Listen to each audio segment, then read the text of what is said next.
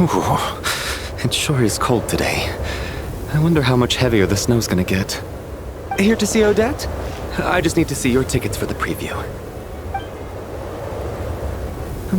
Perfect. Thank you. I'll hold on to your tickets. Come on in. It's freezing outside.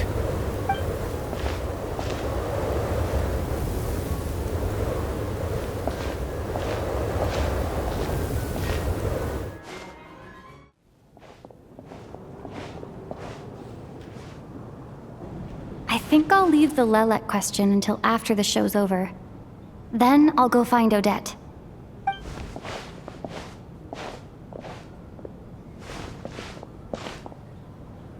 Child said he was originally going to come with Tonya, so I'm guessing Tonya's already here somewhere. Is there anyone here who looks like a Tonya? Let's see. It's a small audience. Makes sense for a preview. But wait, I do see some familiar faces. Mr. Chuganov's back again by the looks of it. Oh, and is that Mitya?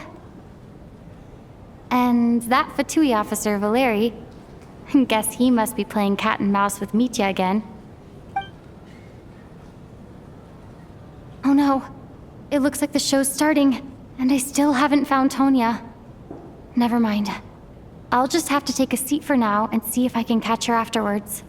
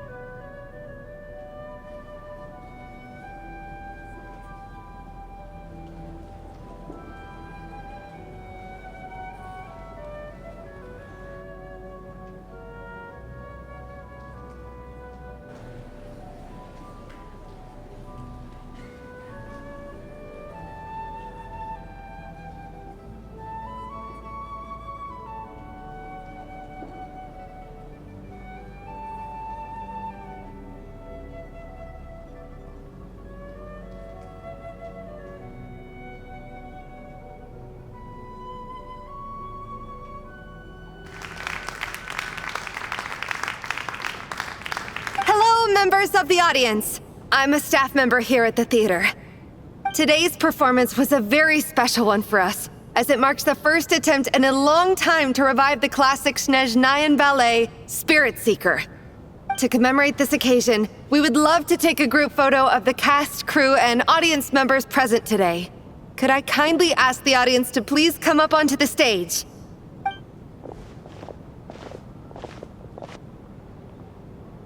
All right, everyone, huddle in a little more. Now, look at the camera. 1, 2, 3.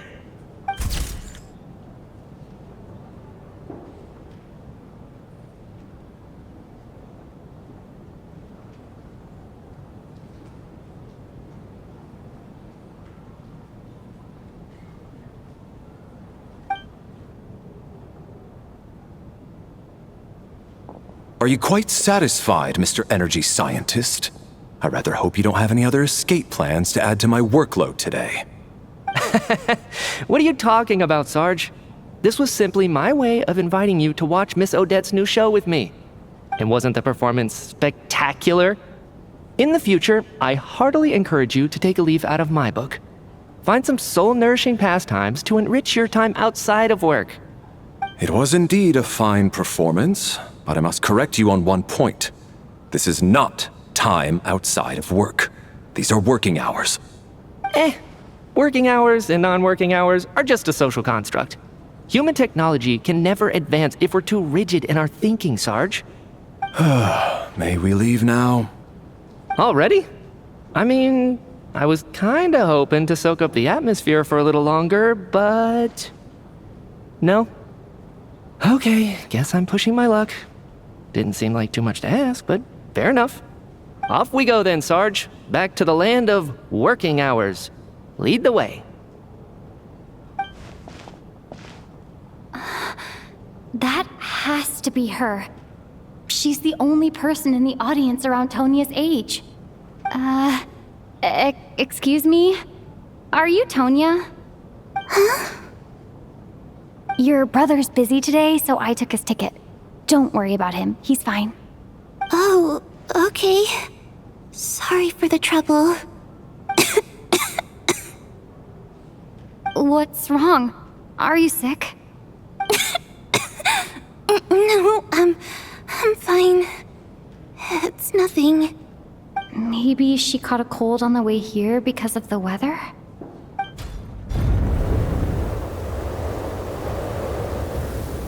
I haven't seen snow like this in a long time. It's most unusual. I know. It's completely white out there. You can barely see a thing. I've never seen such heavy snow in my life. Let's wait it out for now. You'd be lucky not to freeze to death in this weather, let alone find your way. Well, look at that. Maybe we shouldn't be in such a rush to get back after all. What do you think? Let's wait and see. Why do you need to take it so seriously? Fate has given us this wonderful chance to take a break. We owe it to ourselves to make the most of it. Come to think of it, there's a small inn not far from here that always keeps plenty of extra blankets on hand for guests. I know the route well. Shall I head over and borrow a few blankets? That way, anyone in a hurry can wrap up warm for the journey back. Just remember to return them next time you're over this way. Sir, there's really no need to go to all that trouble. Hey, it's no trouble at all. Wait here, I'll be right back. What a kind gentleman. Very good. My wife and daughter are waiting for me at home, so I shall be heading back as soon as I get my blanket. So... are you expecting us to go back to the Armory Palace wrapped in blankets too? Don't worry about that. I made arrangements in advance. Should I not return to the Armory Palace within 3.5 hours after Operation Showtime begins, an armed squad will be sent to collect us. They will escort us back. You are one of our key military personnel, so any weather-related risks must be eliminated. Operation Showtime? So, wait. Every single time you drag me back to work when I sneak out, it's a whole official operation? I gotta say, you've really turned this into quite a moral dilemma for me. It's snowing pretty hard out there. I think you should stay here for now. You seem a little under the weather. Sure. My brother might come pick me up in a bit anyway. Time to get to work. I should head backstage and find Odette. I need to look her in the eye and ask her about Lelek. Excuse me, are you looking for someone? A fan, I'm guessing? Today is just a dress rehearsal, so Miss Odette won't be meeting with fans. She's taking a well-earned rest right now. Sorry, but that area is currently off limits to everyone except the cast and crew. Bad timing, I guess. Well, I might as well stick around. I doubt Odette will be leaving before the snow lets up in any case.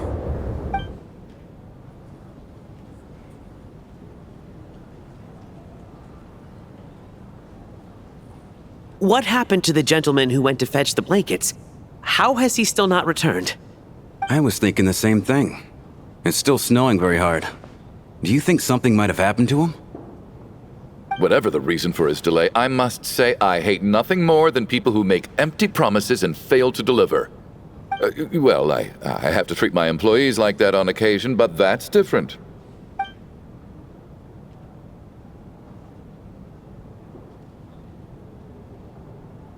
You seem anxious, Mr. Valeri.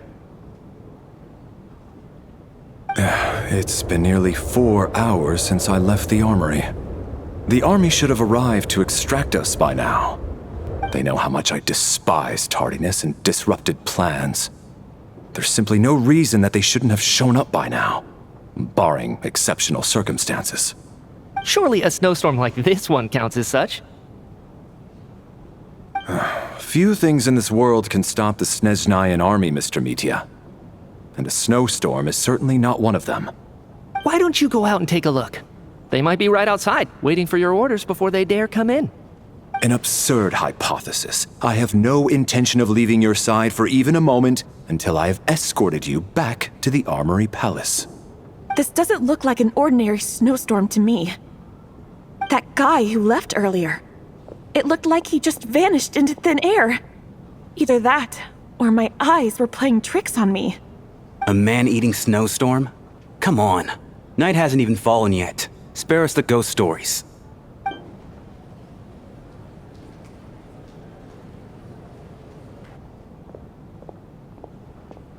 Traveler, didn't know you were coming today. How come you didn't say anything? Oh, right. I assumed you were looking for me and Vodyanica. Odette's still backstage. Whoa, that's quite a snowstorm out there. I've been working backstage this whole time, so I didn't even notice. No wonder the audience hasn't left yet. Huh. Is weather like this rare even in Snezhnaya? Yeah, snow like this. I'm sure I've seen it out in the wild before, but never in the city. Actually, I take that back. I don't think I've seen snow this bad even in the wild. This is something else. It's not normal. If even Alosha thinks snow like this isn't normal, could it have anything to do with that monster people have been talking about? We can't stay cooped up here forever. Someone needs to go out and take a look. No need. I have plenty of experience with snowstorms. Besides, I work here while you're an audience member. I should be the one to do it.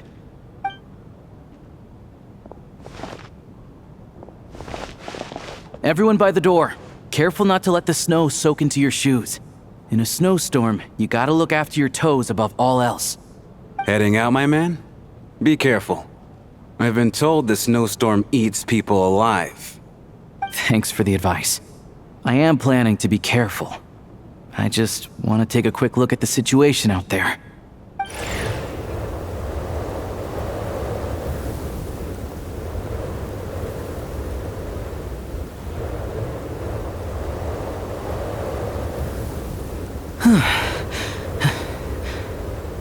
He's back! He's back! How was it? What's going on out there? Did you see any soldiers patrolling the area? Something about this storm isn't right.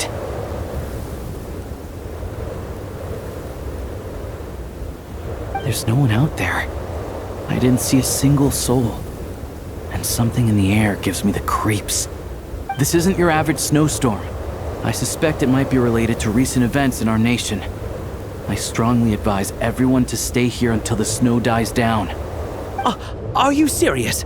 So all of us are trapped here now? That sounds a little far-fetched to me. You want to go outside and see? I, for one, am not risking my neck in that weather. This just turned from a minor delay into a major hassle. We can only hope that our friend who went to fetch the blankets just ditched us and went home. Is it really that bad?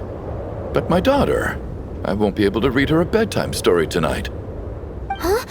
What are you all still doing here? Whoa! It's snowing hard! So now we're stuck here? Oh, this is terrible! Luckily, it was just a dress rehearsal today, so there aren't too many people here. On the bright side, the theater's always well stocked with supplies. If the snow still doesn't let up as we get into the evening, you can spend the night here, everyone. At least, I assume that's all right? Odette? Fine by me. This seems like a sensible backup plan under the circumstances. My thanks to the theater for being so accommodating. What are you staring outside and praying for, my man? You anxious to get home too? Oh, Your Majesty the Tsaritsa, I beg you, please do not let tonight's snowstorm stop. This is a golden opportunity to spend the night under the same roof as the two top stars in all of Snezhnaya. It's a once-in-a-lifetime experience. I think I've changed my mind. Sir, if you so much as look at us funny, you'll be seeing stars in a whole other way. Behave yourself, or you'll be begging for that blizzard. It's getting colder. We need to keep the indoor temperature up. Close the door and lock it tight. Let's head somewhere warmer.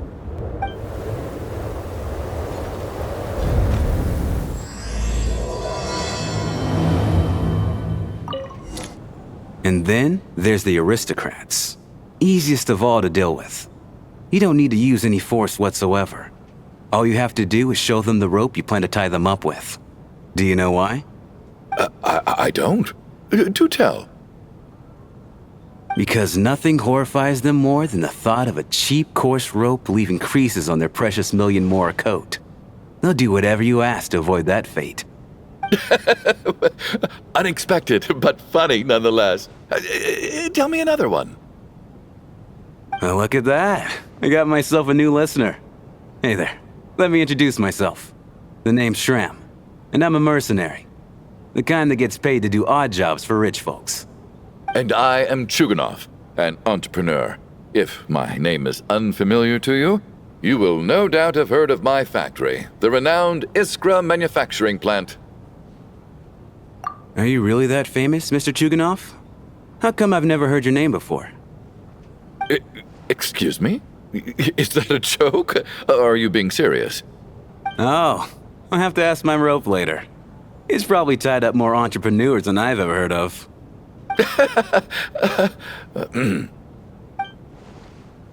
How are you feeling, Tonya? I'm fine. Sorry to worry you. I'm used to it by this point. I take medicine for it. My brother usually helps to get it ready for me. Child must take great care of his sister. He's never mentioned Tonya's illness, though. You know, I actually find this whole thing kind of exciting. Stuck in a strange place thanks to a snowstorm, having to spend the night with a bunch of interesting characters. It's pretty cool, don't you think? Exactly. It's like one of those stories where an ordinary school trip turns into a magical adventure. I've always wanted something like that to happen in real life.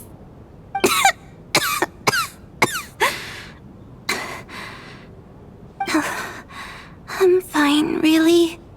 Just got a little overexcited. Look after yourself. Otherwise, your brother will come after me. My husband has major trust issues. To him, I doubt even this snowstorm is a good enough excuse for me to stay out all night. That's the price of marrying into wealth. You'll get used to it. I'm not about to stop you if you want to leave, but don't drag me along. Hello? Can I help you? This is highly irregular. A delay of over an hour during an operation like this theoretically warrants a Harbinger-level response. I wonder what the issue is. The storm, or something else. Sarge, the day you learn to let go and just enjoy moments like this is the day you'll finally understand the meaning of life. Why, hello, ma'am. I believe you were the one sitting at a nearby table back at Podvorye Restaurant. Any friend of the theater's star performers is a friend of mine. It's a pleasure to meet you. I'm Mitya from the Energy Commission. Greetings. Major Valeri, head of the Special Assignments Battalion. Armory Palace Royal Grenadier Guards, 1st Regiment. I am here to ensure Mr. Mitya's personal safety. Please let me know if I can be of any assistance. Miss Traveler, I cannot help but notice that Miss Odette is stealing glances at me. Any idea what that could be about? I've racked my brains, but I can't think of anything I might have done to offend her. Perhaps she noticed me spacing out during her performance? What? You mean I really did do something to upset her? Well, thanks for letting me know. So, Mr. Mitya, is your work related to Project Suja? Yes, that's right.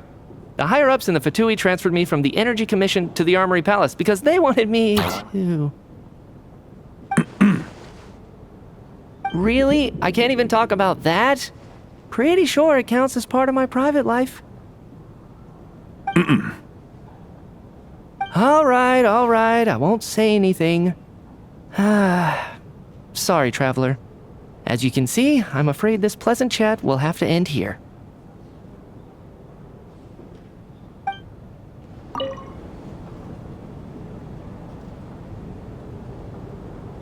I don't think it's ever been this lively backstage before. I didn't know you were coming today. Hey, have you seen Chuganov? I heard he was coming today. Have you spoken to him at all? I'm with you. This could be just the chance we need. Yeah, I gotta figure out a way to coax some more intel out of him.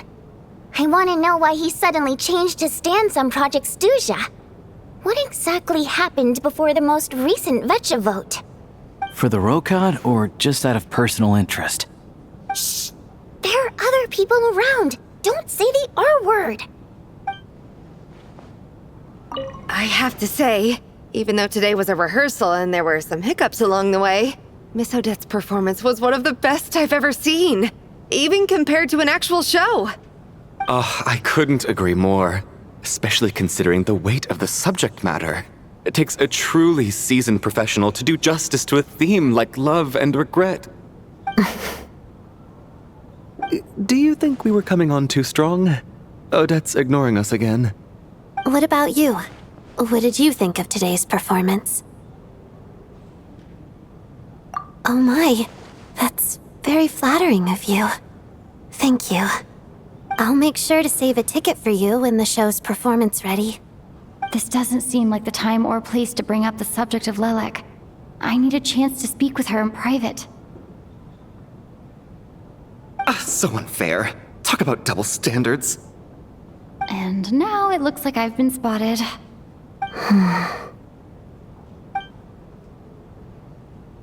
You know Mitya too?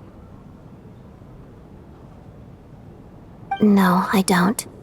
I just have a feeling that he might be dangerous.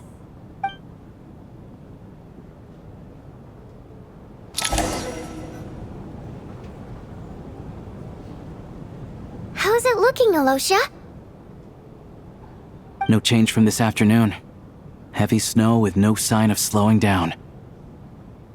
May I have your attention, please? The storm is unlikely to stop tonight, and it'll be even more dangerous outside at night than it was during the day. We at the theater owe everyone here a duty of care.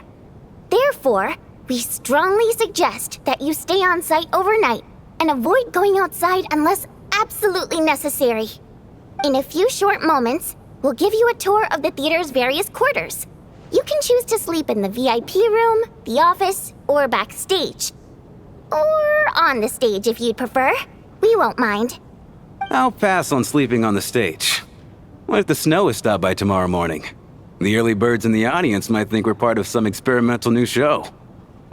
A drama about sleeping? That could be fun. Maybe we could come up with a title for the production. What? Gotta admit, I didn't get that one. Anyone who doesn't wish to sleep on the stage, please follow me. I'll show you to the rooms.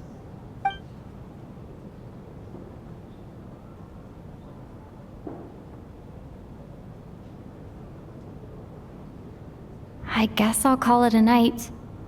Though, I feel like I won't sleep very well without Paimon here. I'm sure she'll be worried that I haven't made it back yet. But as long as she looks out the window, she'll probably realize what's holding me up. I wonder if she's feeling any better yet? At least she hasn't been getting any worse. Still, I should try and get back first thing tomorrow morning.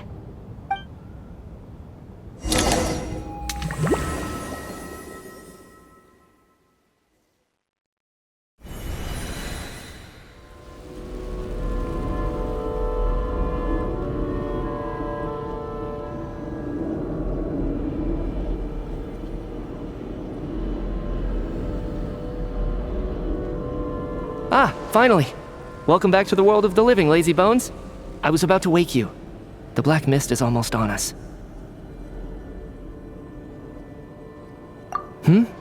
Still waking up, huh? You know, the black mist.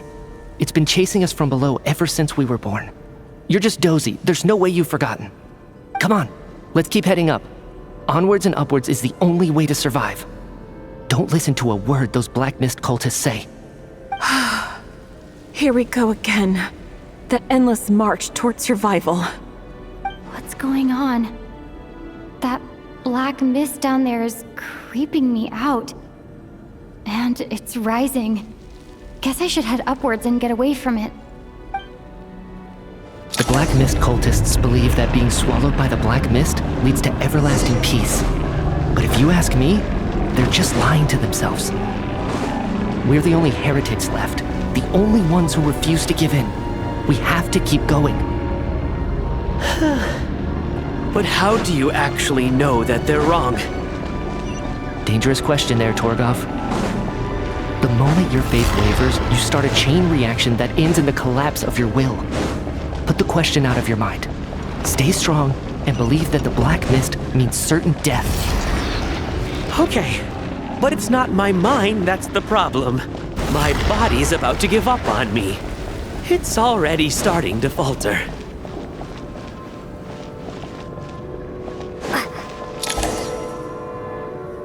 I can't do this anymore. I've had enough of being forever on the run. What's the point of it all? All this will pass eventually, I promise. Keep fighting. It will be worth it. You accuse the Black Mist cultists of being liars. But you're lying too. There is no end to this path. It keeps going up forever. There was never any hope to begin with. The cult of the Black Mist has poisoned your mind, Sobolova. Are you thinking of giving up as well? I am. I think I'll take my chances with the Black Mist over this perpetual torture. As much as I detest the Black Mist cultists, I'm just too weary. Then I bid you both farewell. Let me put my personal opinions aside for a moment and say, I hope that you both find peace within the Black Mist. Fate always appears so impossibly complicated. But at moments like this, its raw simplicity is laid bare. Their fate was sealed from the instant they entertained doubt. From then on, the outcome was both inevitable and irreversible. Let's go.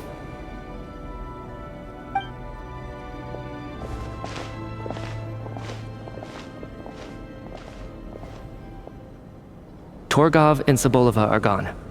I never thought the day would come when even they would be swallowed by the Black Mist. It's just you and me now. Yes, it looks like it's satisfied. For now. This happens from time to time, but it won't be long before the Black Mist starts chasing survivors once again. No one knows how to stop its advance for good. Well, we should make the most of the precious moments of rest that those two bought for us.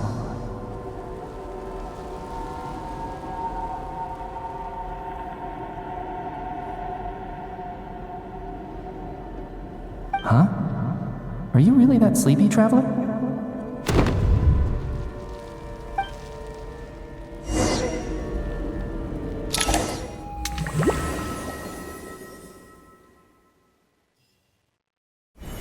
Ah! Help! Somebody, come quick! What is it, Yuganov? What's wrong? Huh? Is it morning already? What's all the commotion?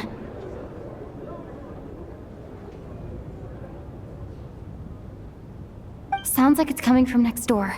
I should check and see what's going on.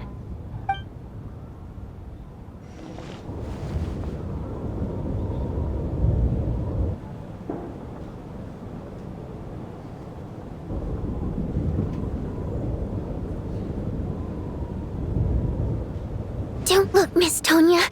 Stay here. Okay. What happened to them?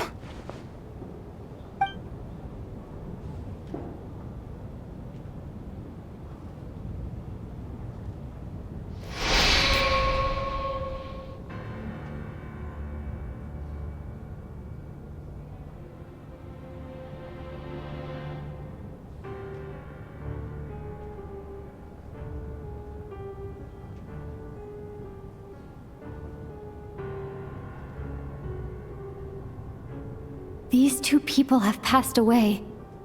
And the strange thing is that somehow I knew this was going to happen. I knew that they would be the ones to die. Have I seen this moment before? Or did I have some kind of premonition? I can't remember what it was. Let me take a look.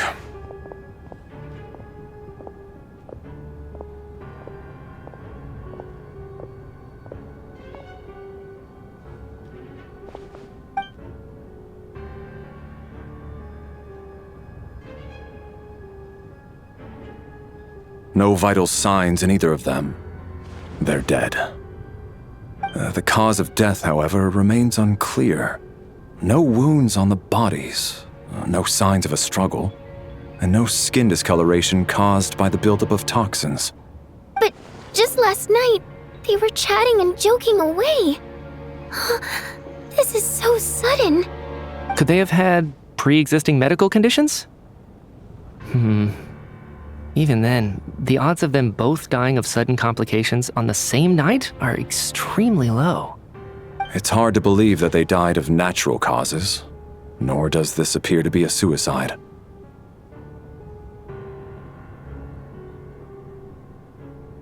Who was the first to discover the bodies?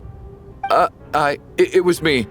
But these deaths have nothing to do with me, officer. I got up early because I wanted to see if the snow had stopped. Then I noticed that the door to this room was open, and it looked like there was a man and woman inside.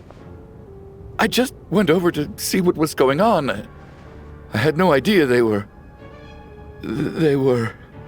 I can corroborate this. I was doing my morning exercises near the stage. When I saw Mr. Chuganov heading this way, I followed him. I can also confirm that I didn't see a single person approach that room before him. The snowstorm was raging all night, and it's still going now. There's no way someone could have come in from outside, correct? You mean an intruder? No, not possible. I slept by the door last night as a precaution. There's no way I wouldn't have noticed if anyone had tried to open it. Everyone, split into pairs and search the theater for anyone in hiding or any signs of suspicious activity. I'll follow up with a full search of my own shortly. Go. There is no time to waste.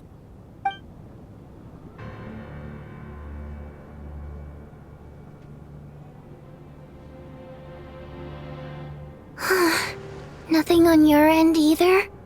Backstage is clear. No signs of suspicious activity.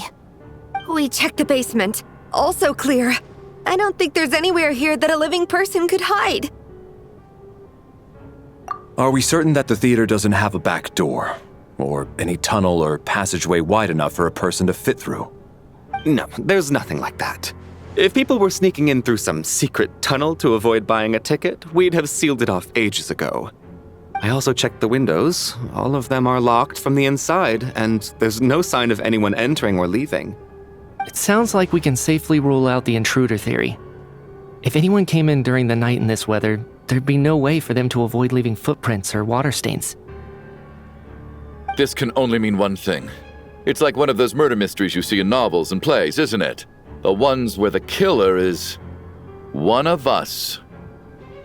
We can't quite jump to that conclusion just yet. Could he be right? It's hard to imagine something like that happening in real life. Set in a theater during a snowstorm, a murder takes place and the killer is among us. It's such a classic trope that it seems unbelievable. Looking at who the killer targeted and the clean entry and exit, it all adds up. I know what this is. It's obvious now that I think about it. What is? What have you figured out? Both victims were wealthy, well-known local merchants. And the door was deliberately left open so I would discover the bodies and witness the crime scene first thing in the morning. Such ruthless methods. This was your doing, wasn't it, Lelik? Lelik? You mean Lelik is among us? And he's the killer? Lelik. I know this code name. Member of the Rokot, anti-Project Stuzha. Always works alone. I've read the case files at the Armory Palace. Walk me through your reasoning, Mr. Chuganov. What do you know about Lelik?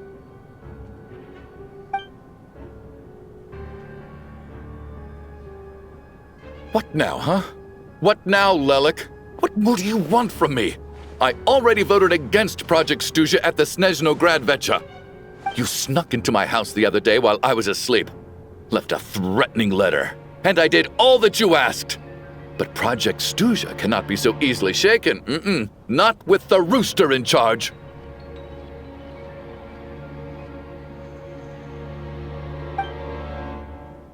So he really was threatened by Lelik. That makes sense. And now you're resorting to murder to threaten me. Isn't that right? I knew it. The Rokot despises the rich. The lives of the wealthy are but refuse in your eyes.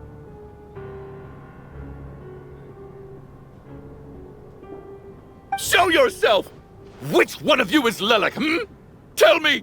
I'll do whatever you want! Just stop playing these mind games!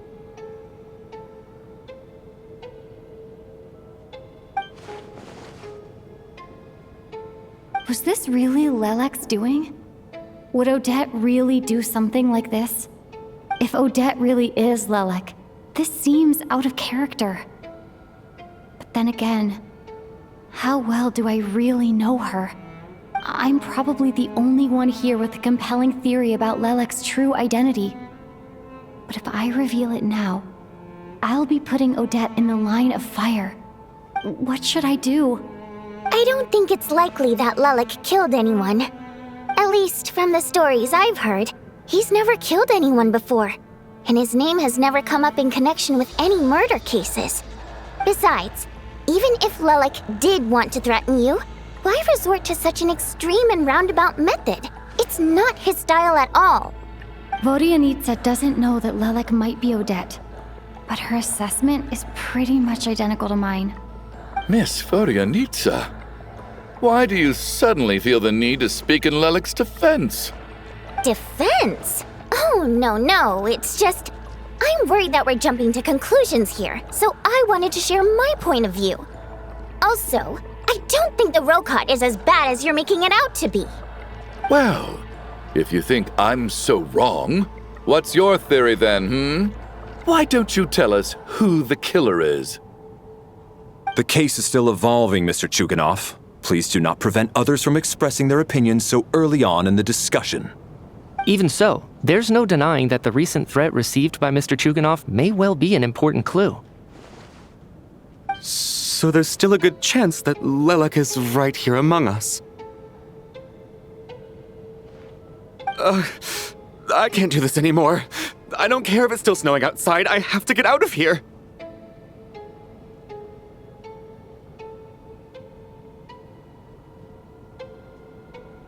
Whoa, take a beat. We all know it's far too dangerous out there. Even the soldiers can get to us. Go out that door, and you might not live to tell the tale. And whoever this Lelik is, they're surely not going to murder anyone in broad daylight. Be sensible, my man. You're safer inside. As much as I regret having to say this, I'd like everyone to cooperate and refrain from exiting the premises until further notice. Because as things stand, every one of us is now a suspect. Unless anyone has further information to share, let's adjourn for now. Feel free to keep searching for clues, but make sure you don't go off alone. You're right, that was my bad. It was a knee-jerk reaction. I didn't think it through. Luckily, no one suspected my identity.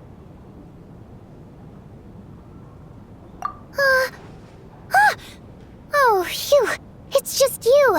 I thought someone was eavesdropping. Since Vodianitsa and I were on the same page earlier, I think I should share my thoughts with the Rokot members first.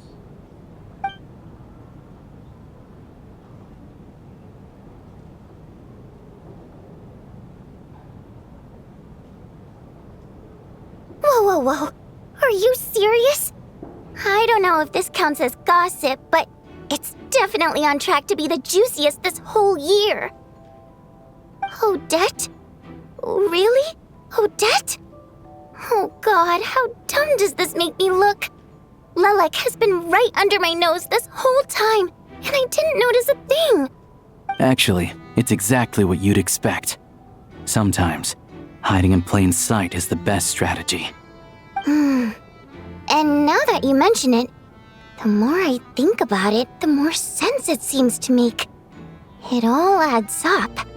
What are we up to now? 1, 2, 3, 4... Odette's identities. She's my coworker, specifically a ballerina, and also a Fatous, a member of the Rokat. Now, Lelek. It must be so exhausting. I just want to give her a hug. I guess since I've always known her as a member of the Fatui, it never even crossed my mind that she could be involved with the Rokat, let alone be Lelek. I don't understand. If she's with the Fatui, what reason could she have for being so opposed to Project Stusha? Probably best if you ask her that in person. Well, since you waited until now to bring this up instead of announcing it to everyone earlier, does that mean we're all on the same page here? Yeah. Lelek may not follow orders from the Rokat leadership, but as far as I'm concerned, she's never crossed the line. If anything, her actions benefit the poor. We need to confront her face to face. Do you think she'd really admit to being Lelek? I don't know. We'll have to see how it goes. For now, we'll work on the assumption that she didn't kill anyone, and see how much she's willing to tell us.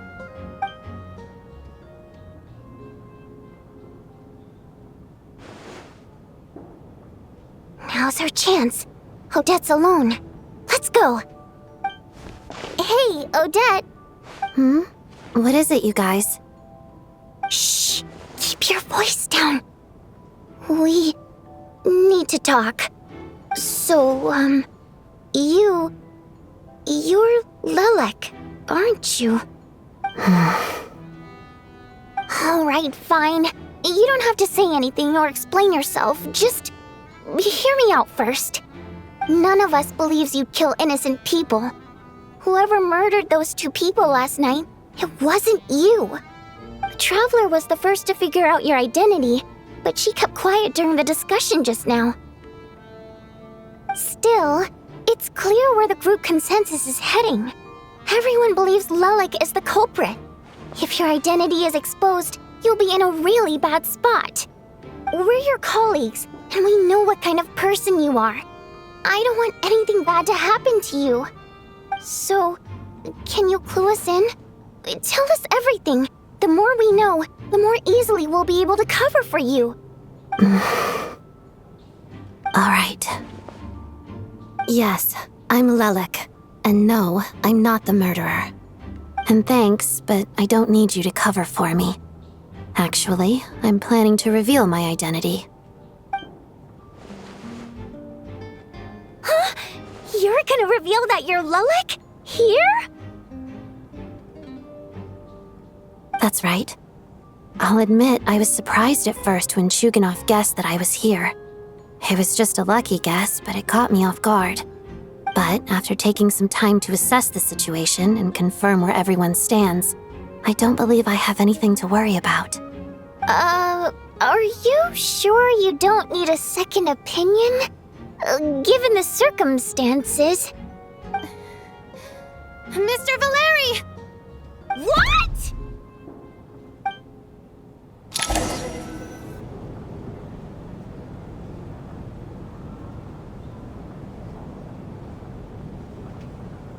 So... Odette is Lelek? I don't know what game you're playing, but you've got a lot of nerve. It's just one identity. So what if it's exposed? I can disappear and adopt a new identity anytime I please. I made my peace with this when I chose to become Lelek. But more importantly, I promise I am not the murderer, which means that someone else is. So, if anyone still insists that I did this, you'd best produce the evidence now. Otherwise, I suggest that you bite your tongue. Because if you really believe I killed 2 people without making a sound or leaving a trace, pointing fingers at me would surely only make you my next target. Is this really the truth, Miss Odette? That's confidence, all right. I believe you. A real no-nonsense attitude. I can see why Marionette said that she's on track to inherit the title of the Fair Lady. Are you seriously buying this? Hey, officer! She just admitted to being Lelik. Aren't you going to do something about this? I do have one question, Miss Odette. Why have you chosen this moment to come forward and reveal your identity? If I didn't say anything, everyone would be focusing all their efforts on finding Lelik. And that is exactly what the real culprit wants. I don't want to be the scapegoat who lets the murderer get away with this crime. Despite all the accusations, she made the smart choice. A remarkable display of rational thinking under pressure. Clearly, Odette's talent extends far beyond the art of dance. She thought so far ahead. Ugh, why do I always feel like I'm one step behind her in everything? You've convinced me. Dealing with the murder case remains the top priority right now. Let's put the name Lelik and all related incidents aside until further notice. Nevertheless, the group still considers you the prime suspect. I assume you have no quarrel with that, Miss Odette? I understand. You're welcome to keep an eye on me around the clock. I have no objections. Mr. Chuganov? For my wife and daughter's sake, I'll let you off the hook for now. But don't think you're forgiven for breaking into my house and threatening me. Just wait till we get out of here, Lelik. We'll settle the score then.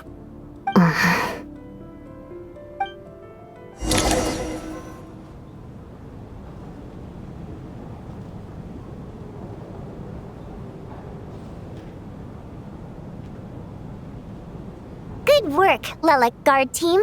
And Lelik too. Here, have some hot water. Turns out Valeri knew about my exploits, so now I've been told I have to guard Lelik with him. Shouldn't you be facing my way if you're guarding me? At the moment, it looks more like you're my bodyguards. If the true culprit is indeed still at large, as you have claimed, we must keep our guard up against them also. Don't worry, Tonya. We'll get through this. Once the snow stops, the officials will step in. The investigation will get easier, and then we'll be safe. But once the snow stops, won't everyone just leave? You're gonna miss us, huh? Well, some of us work at the theaters, so we'll still be here. I'll even give you a special backstage pass. Really, Miss Vodyanitsa? That's awesome! You've made a fan for life. Aw, you're so cute, Tonya. All right, let's swear to it. I promise to give you the pass, and you promise to never change your mind about being my fan. Promise. Don't indulge her, Tonya. You don't have to swear an oath over things like that. You really do get carried away sometimes, don't you, Miss Vodyanitsa? Hey, mind your own business.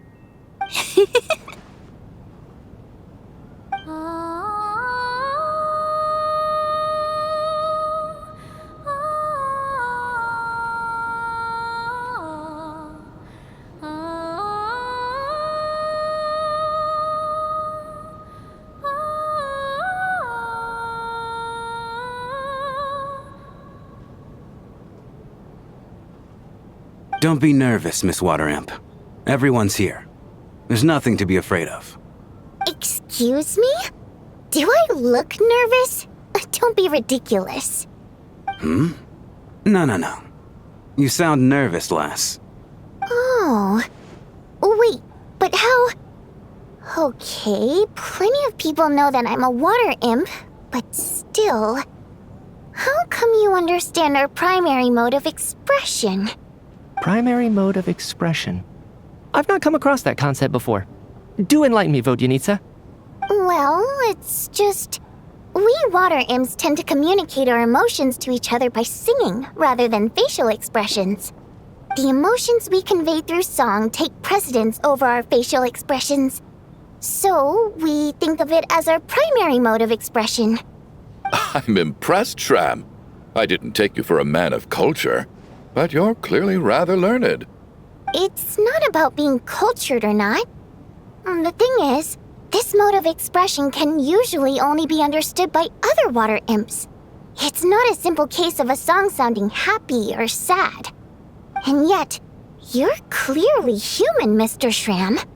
It's really not the big deal you're making it out to be. I think I just have a knack for it. Plus, I have a very close friend who's a water imp. A delightful lady. But keep that a secret. Anyway, we spent so much time together that before I knew it, I noticed I could understand her expressions. Oh, I guess that makes sense. Still, the fact that you have a water imp friend is even more surprising. I'd better watch what I'm singing when I'm around you from now on. Hey, what are you implying? You're not secretly insulting the audience in your songs, are you? Heavens, why would I do a thing like that? It's getting late. We should discuss our sleeping arrangements for tonight. To guard against the killer, someone needs to keep watch. I suggest that we don't sleep in separate quarters tonight. It will be safer if we all stay together. As long as someone keeps an eye on Lelik, I'm quite sure we won't have any trouble. Are you saying that you wish to bet your life on Miss Odette being the killer? Nonsense. Of course not. Then I propose the following arrangement for tonight. The Traveler, Odette, and I will form the Night Watch. We'll sleep in shifts, but 2 of us must be awake at any given time. An excellent idea. This allows us to handle the Night Watch while also keeping an eye on Lelik. Meanwhile, the rule of taking shifts in pairs resolves the other issue. Namely that we can't necessarily trust the Traveler or Valeri either. I expect that plan took you quite some time to come up with, didn't it? Actually, our field combat manual outlines a similar approach. Although the scenario there involves guarding prisoners overnight during field operations. That being said, I must clarify that I harbor no disrespect towards you personally, Miss Odette. In fact, Lelik's numerous covert operations make fine textbook examples for military agents. I care less about respect and more about the fact that you just robbed me of 2/3 of my sleep tonight. I'm calling dibs on being the first to rest. Good night.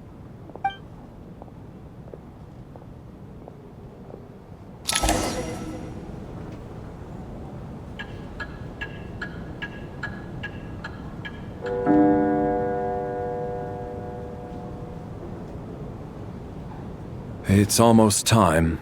We should wake Odette. How are you faring? Oh, not going to argue with that. I'll take a quick nap. If you start to feel sleepy, wake me up anytime.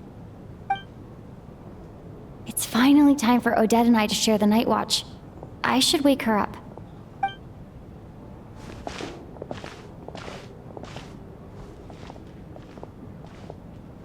I came here to get information from her in the first place. Maybe I should think about what questions I want to ask before she wakes up. How long are you gonna keep staring at me? Couldn't sleep. My mind's been running haywire. Plus, there's something I've been meaning to talk to you about. I had a hunch that you wanted a conversation too. Let's take this chance to clear the air, shall we?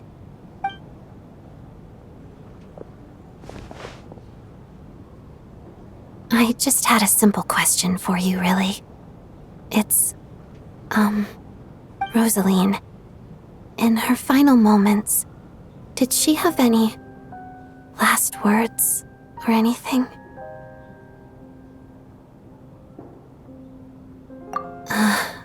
I see.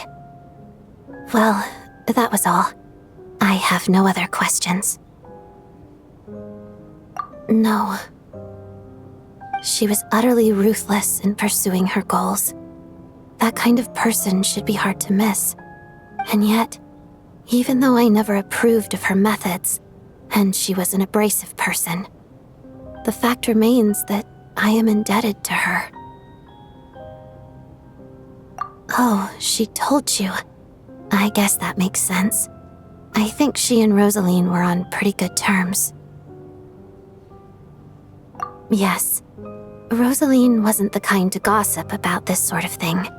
Not that it's any huge secret to me, though. When I was a child, I had to join the Fatui for the sake of my mother and me. I trained under Rosaline. It was extremely grueling, and it didn't exactly come naturally to me. All I could do was try to ignore the biting cold and practice. I was a newcomer who'd managed to make a good first impression on a harbinger. There was pressure to live up to her expectations, to be worthy of the fair lady's reputation. Every day was a struggle against the cold, pain, and fatigue. And most nights, I struggled to fall asleep.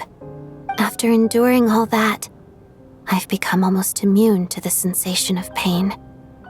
I suppose that was the cost of survival.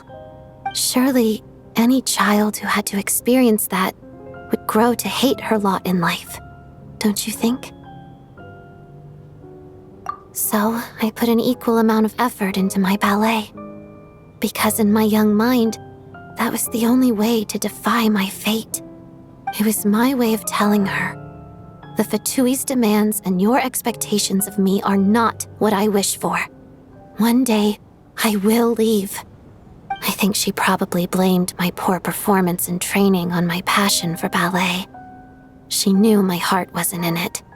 One time, when I was secretly practicing a dance at night, she suddenly showed up.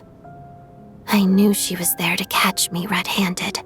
I told her, "You don't deserve to watch the dance I learned from my mother." She looked stunned. I guess she was surprised that I lashed out first, before she had the chance.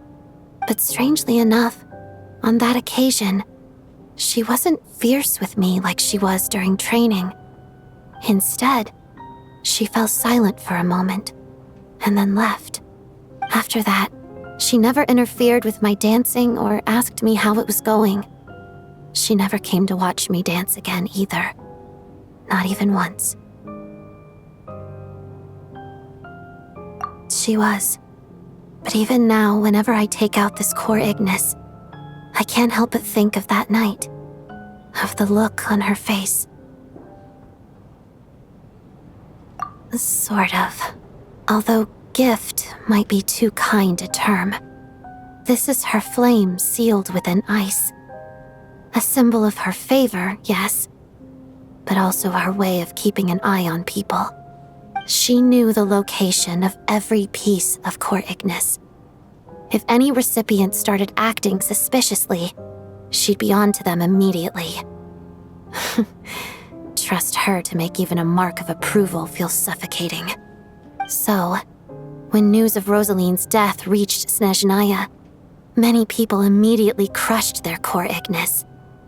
It gave them a profound sense of relief, like they'd broken free from her shackles. But I kept mine. With my sensitivity to pain being as dull as it is, the warmth from this core Ignis is one of the few things I can still feel clearly. I still wonder, did she really come to stop me that night? I wasn't sure, but I was scared, so I said some really awful things. I guess she didn't leave anything behind. Not that I expected her to. It's fine. It's just a bit of a shame that we couldn't settle our differences before the end.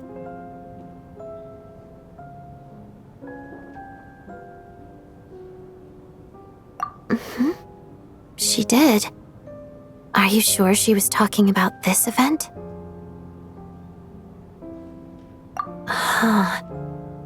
No, she didn't. I didn't even find out that she'd gone to Mondstadt until a while after she'd left. Wait, in that case... Okay, I will. Thanks for letting me know. There's something I'm trying to figure out. I'm beginning to suspect that Paimon's mystery illness is being caused by the energy research behind Project Stuja. Paimon's very important to me, so I have to get to the bottom of this. I figured that since you're Lelek, you might know something about all this. The ultimate goal of this energy experiment is to create a weapon for the final battle. The weapon's construction was completed in Nocturne. Now, all that remains is to arm it with a sufficiently powerful energy.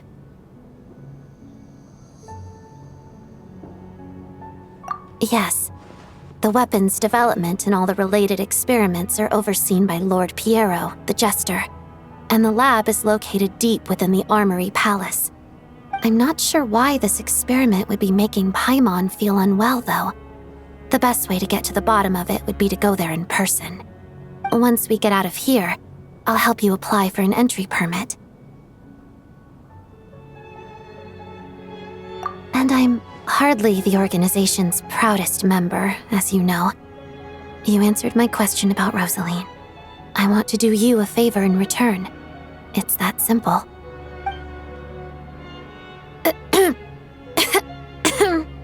Huh? What's wrong? Are you not feeling well? You two seem to be hitting it off. I thought you were sleeping. Of course I was. In the military, one learns to fall asleep quickly, even in the most inhospitable environments. It's vital to staying alert and energized. Why? Is something wrong? Even if he was awake, he can't have overheard us, right? Well, thank you both for keeping watch. Traveler, I'll take over for now. It's your turn to get some sleep. Sure.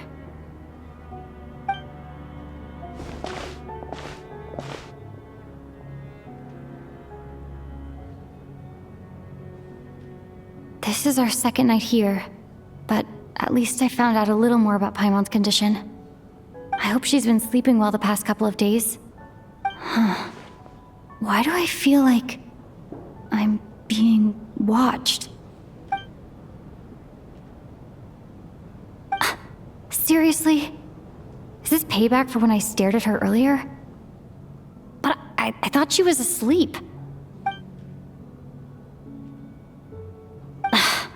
Never mind.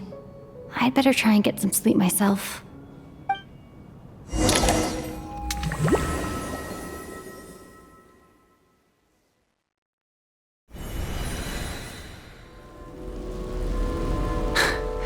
Hey, what are you spacing out for? Are you reaching your limit too? How long have we been walking for? Do you remember? Time's lost all meaning. Ever since we noticed that thing above our heads. What was it called again? A star key? Or key star? Anyway, the person who named it was swallowed by the black mist. Whatever it's called, ever since we noticed it, we've been walking up and up, hoping that as long as we reach it, we can find a way out of this place. But it seems like no matter how far we walk, we never get any closer. Well, we've come this far. You never know. Maybe we're almost there? Come on, enough moping. Let's go. The black mist is catching up.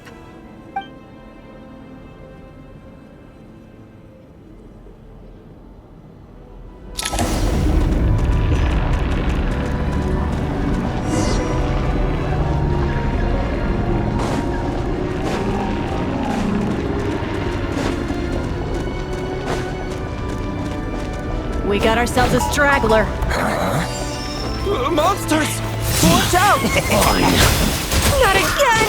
I've lost count of how many times we run into them. Be careful.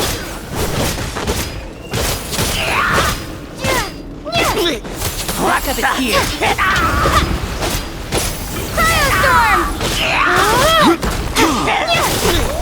What the?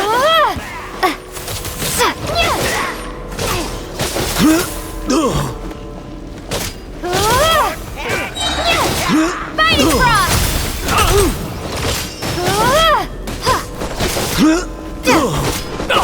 Yeah, and Kate! Shut up! Run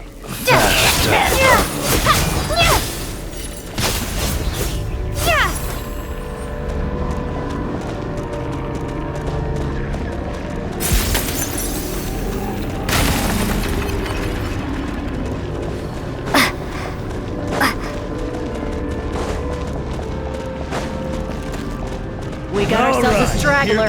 Here they come again! Get ready! You wanna fight? Let's go!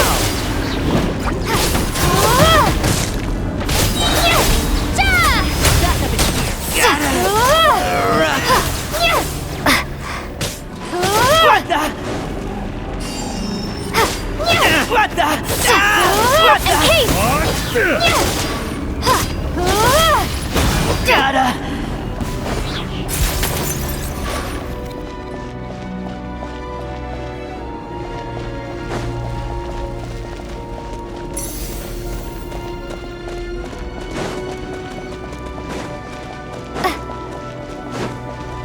Monsters ahead of us. The black mist behind us. Feels like there's no escape.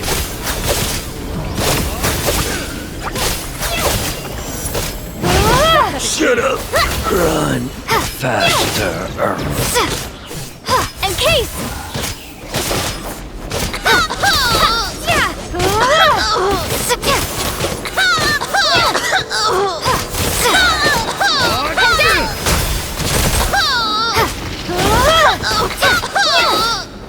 Learned! Are you hurt, Coolish? No. I'm fine. It's just...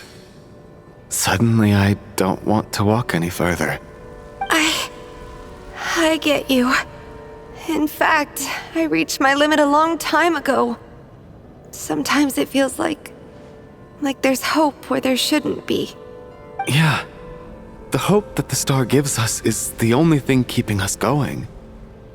But I'm not sure it's real at all. It may just be a collective illusion. Otherwise, why would it always be out of reach? We know you mean well, but you're only saying that to try and encourage us to keep going, aren't you? Thank you, friend. But enough is enough. Please don't give me any more false hope. Hope is poison in this place. You're going to continue, aren't you? I admire that. I've given up, but I wish you the best. May there come a day that you catch up to the star and leave this godforsaken place.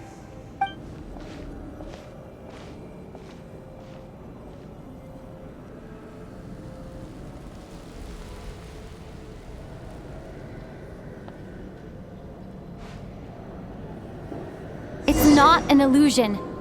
We really are getting closer to the star.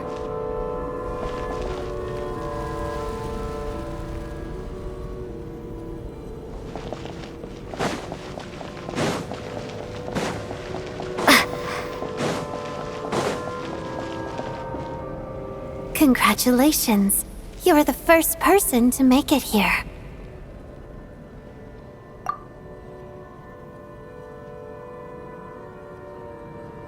I'm the star's envoy. The black mist has stopped rising. Its hunger is satisfied for now, having devoured your two companions. This is a good opportunity. I'll let you get some rest before we continue. What do you mean, leave? The star represents the starting point. It's the waypoint for the beginning. Congratulations on reaching the starting point. Once you are ready, we will head out and walk upwards. I will be right by your side the whole way.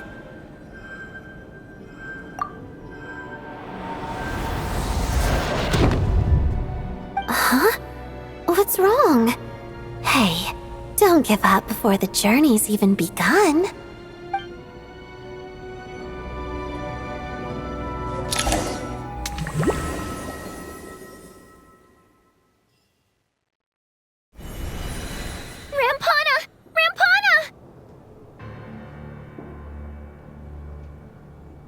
Is that Vodyanitsa's voice? What happened?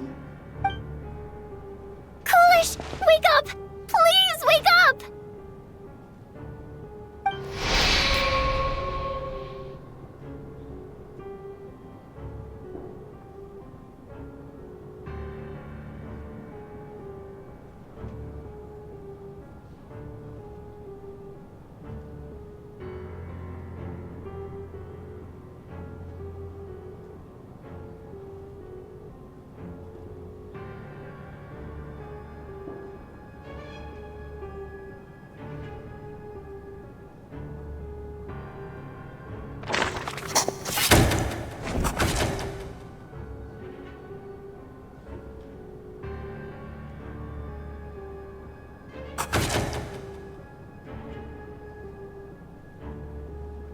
The situation is identical to that of the 2 casualties yesterday. We cannot ascertain the cause of death. At least there are some elements that we can rule out this time. They slept on the stage with everyone else, so I suppose the surrounding environment can't be a relevant variable. Rampana. Coolish. Weren't some of us keeping watch last night? 3 of us, in fact. How could you not notice something was wrong? I'm as confused as you are. Certainly nothing unusual happened on my watch. Likewise, and from what I've observed so far, both Miss Odette and the Traveler can be trusted. To be honest, I didn't get a wink of sleep last night. I couldn't help but think I was the target, so I just laid there with my eyes closed. I heard the Traveler and Lelik chatting, but otherwise I don't recall hearing any commotion during the night. Me too. I didn't want to wake everyone up, so I was concentrating hard, trying not to cough. I hardly slept at all.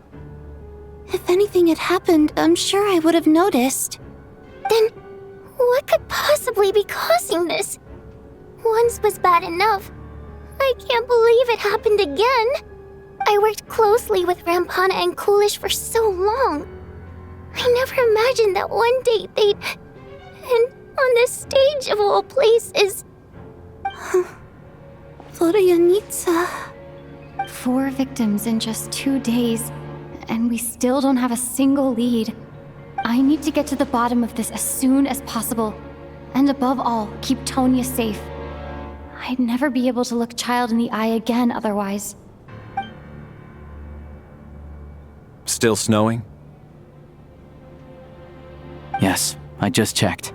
Still no sign of anyone outside either. So we only have ourselves to rely on. If you ask me, this killer can clearly strike whenever they please.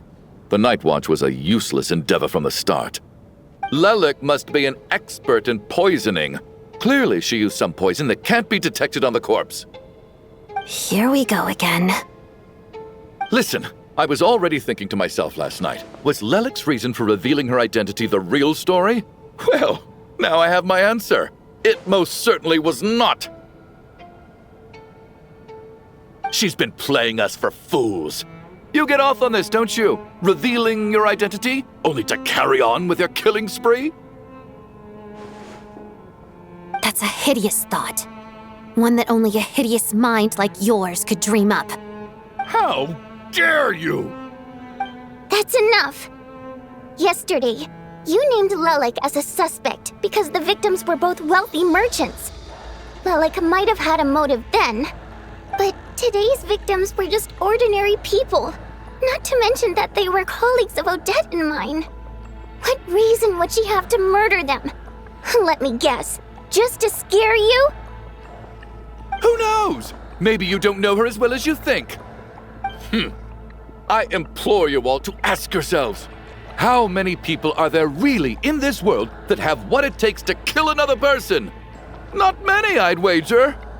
Lelik is well known to be a ruthless operator, and now she has revealed her identity. How could it be any more obvious? Everything you've said so far is still just conjecture, which doesn't constitute a concrete lead. You need to back up your claims with some evidence. How can you defend her, officer? What did she say to you while you were on night watch? Maybe I shouldn't be so surprised. You military types are always colluding with criminals to target the rich.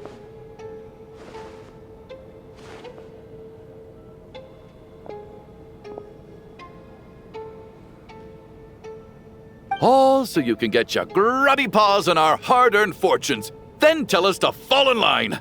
The Thatui, the Druzhna, and the Rokot. Thugs, the lot of you!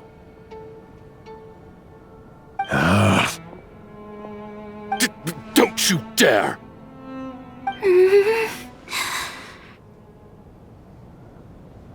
Sir, but you were the one who told us not to stop other people from expressing their opinions yesterday. 4 people have already died. Only yesterday I was chatting with Mr. Coolish. Then we woke up in the morning and he's... Turning against one another is the last thing we should be doing right now. Little girl. Even if Mr. Chuganov is a puffed-up, pig-headed windbag who doesn't have a clue what he's talking about, he's still one of the victims here, isn't he?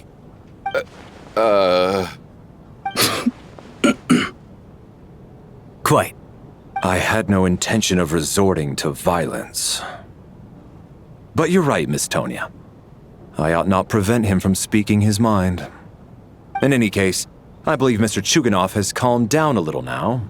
We may resume our discussion. I don't think there's any need for that. What is there to discuss? Nothing about this situation is normal.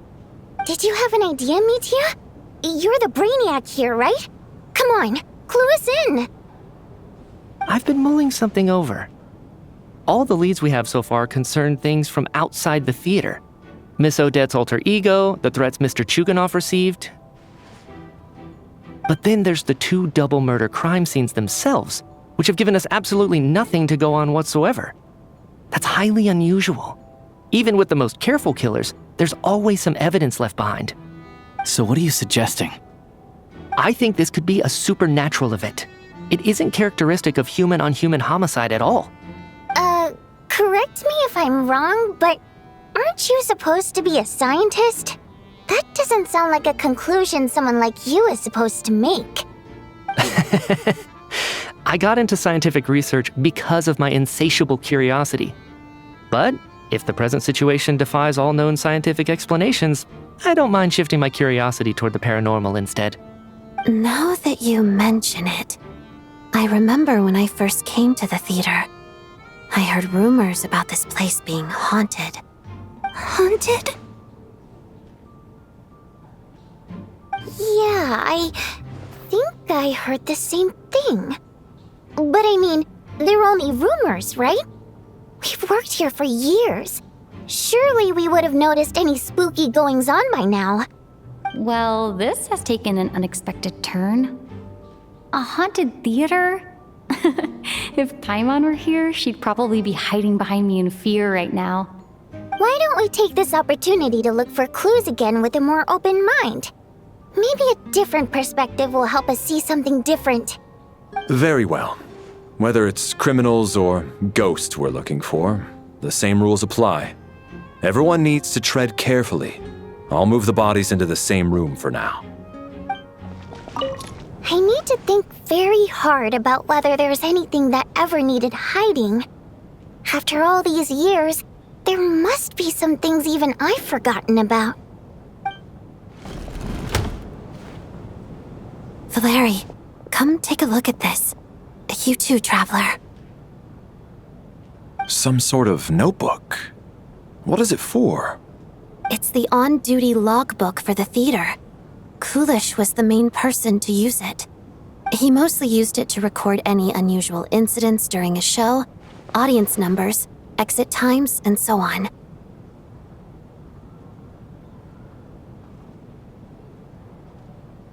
Yes, he'd always have this logbook with him when he checked tickets at the entrance. This should confirm a lot of key details about the recent show. So, you find anything unusual? Yes. The number of people. I've checked and double-checked, but the numbers just don't match what's recorded in the logbook. Apparently, we have an extra person among us. Are we certain that logbook is accurate? Could someone have sneaked in without buying a ticket or something? Unlikely. Coolish took his duties very seriously. I've rarely seen any errors in his work. Not to mention that this was a dress rehearsal, meaning smaller audience numbers and tighter ticket restrictions than usual. Everything would have been well within his control. We no longer have our tickets with us, do we? They got collected on entry. I assume there's no way we can check them again. Unfortunately not. The theater recycles tickets. Once people are in the door, they don't tend to leave until the show ends, so we collect the tickets at the point of entry. Still, I'm inclined to believe that this discrepancy in the head count is significant somehow. Did an extra person just materialize out of thin air? Ah, Traveler. Since you're here, come take a look at this. Alosha found it. We're both curious to hear your perspective. It appears to be an investigation report. And the focus of the investigation was the rumors of haunting we heard about earlier.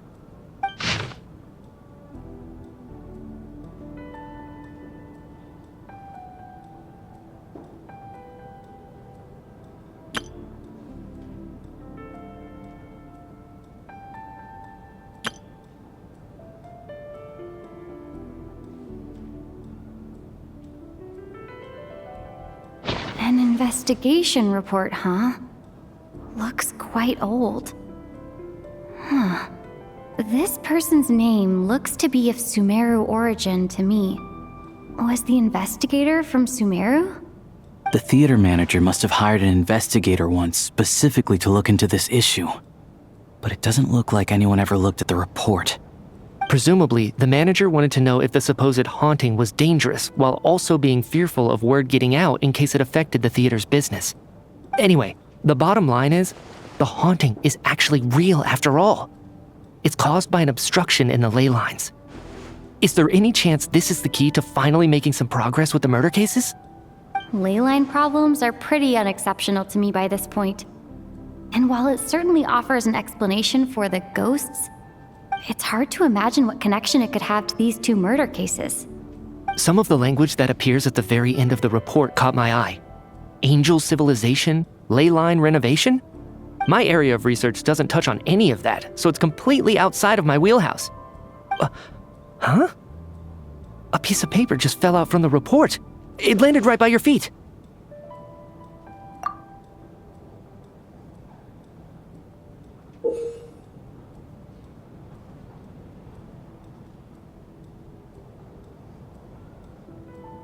How unnerving. It was tucked inside the report, so it must be a note left by the author. Death is near. Is that supposed to be what's going on here? With us, in the theater? But if so, how did the author foresee it? Could he predict the future somehow? Maybe things are more complicated than we thought. No, wait a second. If we take the report and the note at face value, they completely contradict one another. The report definitively concludes that the hauntings in the theater are harmless and cannot affect the real world. But the note seems to be warning of potential danger. The question is, what exactly does the note mean by death? The various ways we could interpret this keyword lead in completely different directions. Let's pause our analysis here for now. I think we need more information. Tonya? Did you find anything? Not yet. Still looking. So... Are we supposed to be looking for something paranormal? I think I'd prefer teaming up with you than looking around on my own. This looks like somebody's notebook. Shall we read it together?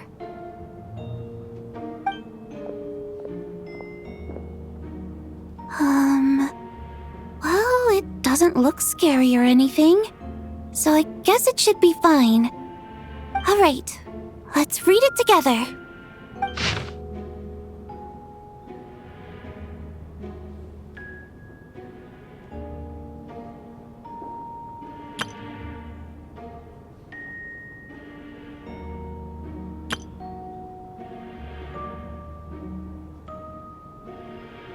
Huh.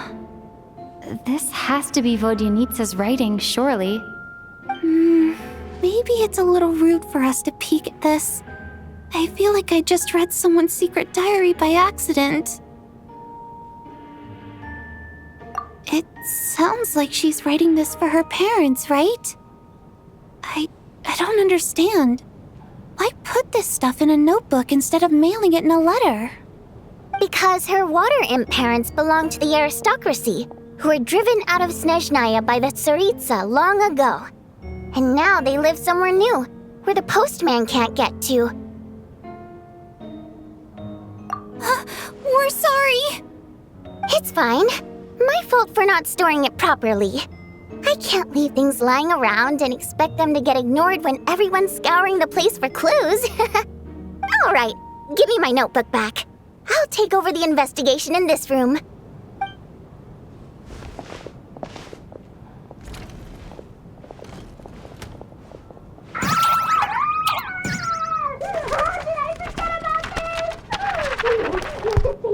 Oh God, and this one. Oh my. Why am I so embarrassing?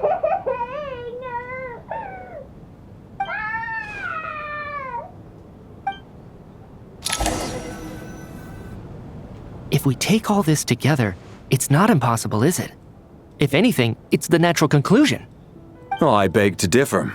This sounds to me like a product of a researcher's vivid imagination. And perhaps it's because I'm still viewing this through the lens of a typical murder investigation. But still, I'm struggling to be persuaded by your theory. Does it really sound that far-fetched?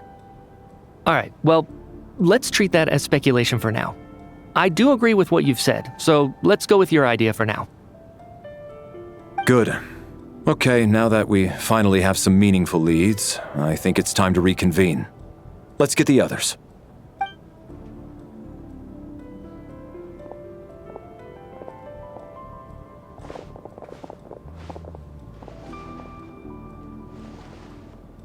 So, that's about everything we've discovered so far.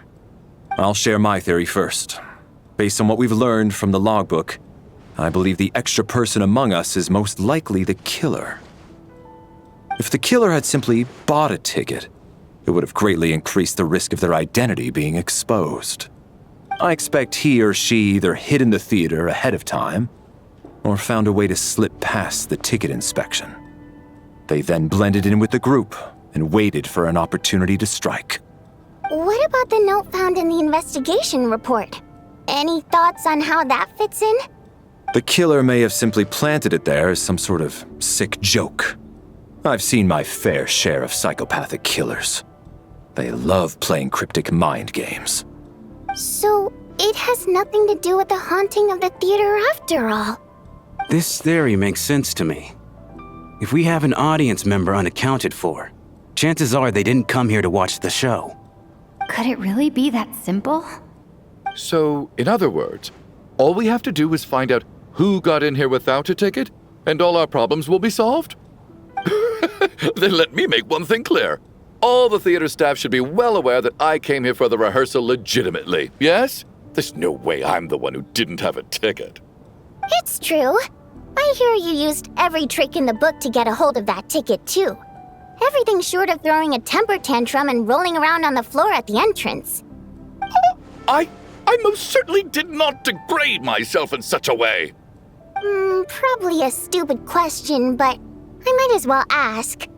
Did anyone here get in without having their ticket checked? Hmm? Guess it was naive of me to expect them to just admit to it. Especially after the unprompted Lelik reveal. Once was already a miracle. Twice would be unfathomable.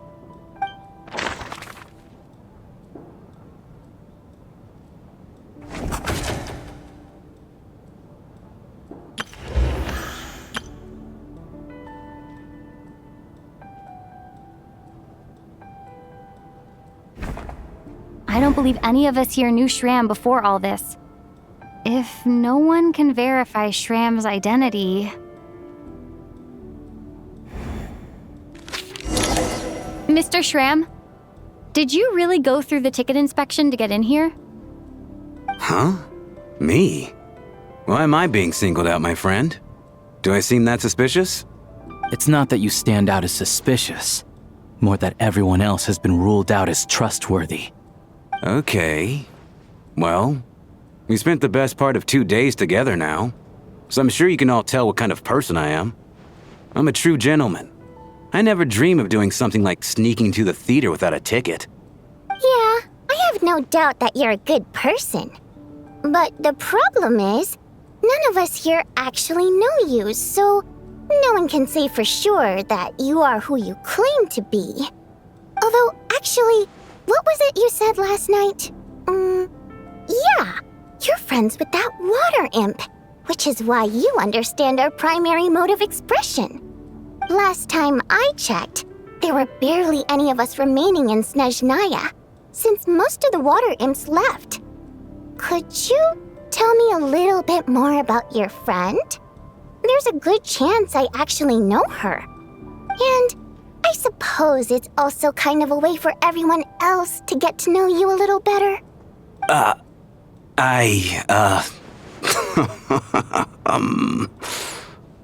Good grief. Are you blushing? Pull yourself together, man. Stop giggling like a teenage boy. It's revolting. Hey, revolting is a little strong. All right, fine. I'll admit it. That water imp friend of mine, the truth is, we're dating. I was just a bodyguard hired by our family. But the stars must have aligned because sparks began to fly between me and their daughter. Never in my wildest dreams did I think I'd get so lucky. We don't need details. Just get to the point. Okay. I'm just a little hesitant to reveal her name, that's all. You know how it is. These are delicate times. Even with me to protect her. If word gets out that she's dating a human, both the Fae and human factions will give her a hard time. Really? Wait, no. That can't be. Huh? Shram, what the devil are you talking about?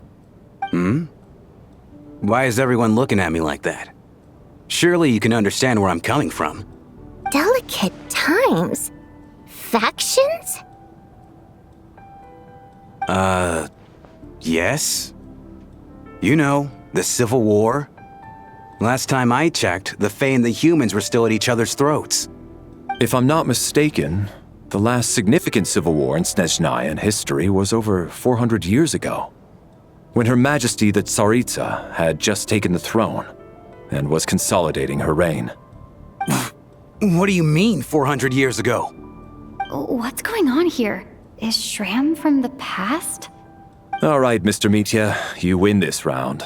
As far-fetched as it is, it appears that your theory may be correct. I'm just as amazed as you are. I didn't even believe it myself, to be honest. Is someone going to explain what's going on here? From the look on your face, you figured it out too, haven't you, Traveler?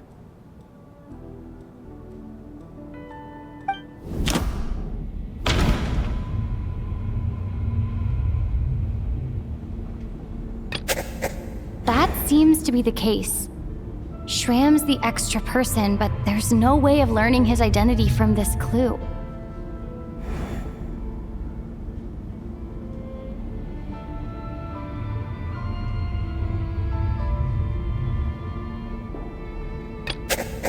Vodianitsa's private letter touches upon the history of the Water Imp aristocracy's exile, but reveals nothing about Shram's identity. The theater's ley lines have been modified to block souls within its grounds from returning to them. Some souls can even wander this place forever.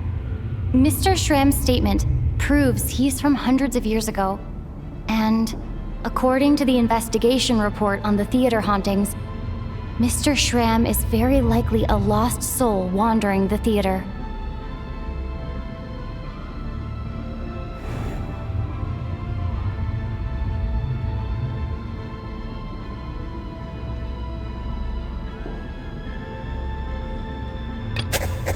I don't think I'm that redundant. That's not it. If that's the case, we're back to square one. This is Mr. Valeri's hypothesis. If there is no supernatural element to this incident, it's very likely to be true. For some unknown reason, the soul that has been wandering the theater due to the leyline issues has joined our group and blended in.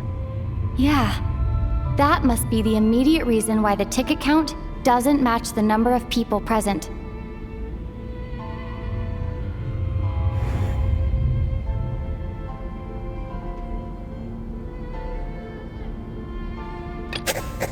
All of last night, Lelek, that is, Odette, was under surveillance, which rules her out. We've basically proven Lelek's innocence. Since we discovered that Mr. Schramm is from the past, it seems we need to broaden our assessment of this incident beyond the bounds of common sense. The death of those victims is an irrefutable fact. It is the outcome of whatever's going on here. What we need to do now is find the truth within this information.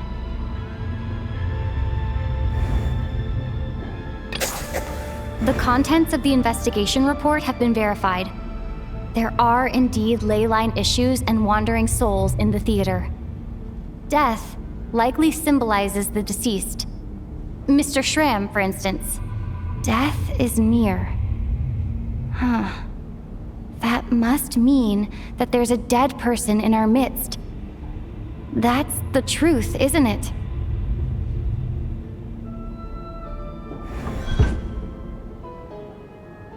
Yeah, the logic is clear now. The investigation report said that there would be souls stuck wandering around the theater because the ley lines were cut off. Mr. Schramm must be one such soul who died in the theater a long time ago. In which case, that also makes him our extra person. So when the note said death is near, it must have been referring to death as in the deceased, people who died a long time ago. Someone who died a long time ago.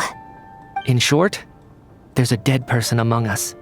The extra person we've been searching for is a ghost from the past. You mean I'm a ghost? No. Don't make jokes like that, my man. There must be some mistake. But even if I was dead, I know for a fact I didn't kill anyone these past 2 nights. Yeah, even if all that's true, the report also said the souls inside the theater can't affect reality, right? They're harmless. Then what if the problem isn't the souls at all, but the ley lines themselves? The ley lines have a powerful ability to attract and devour souls. Let's say that the ley lines are like a black hole, constantly seeking to engulf souls. But the souls that don't want to return are trying to avoid being sucked in. Why does this analogy sound so familiar? What happens when the black hole can't achieve its goal?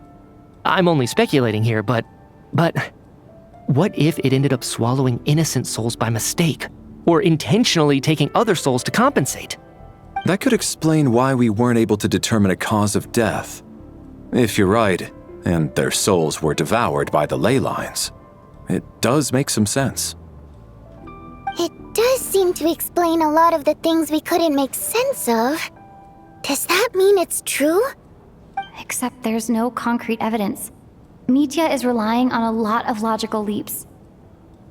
Still, it seems like the best explanation we have under the circumstances.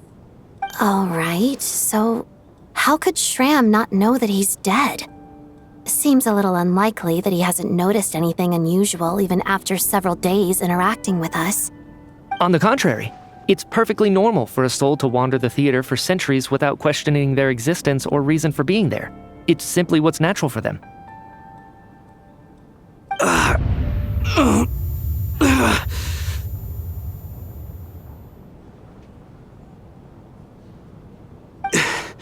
You know what, Mr. Brainiac? I think you might actually be right after all. I'm trying to remember and... even though my head feels like it's going to explode, I think... it's all coming back to me.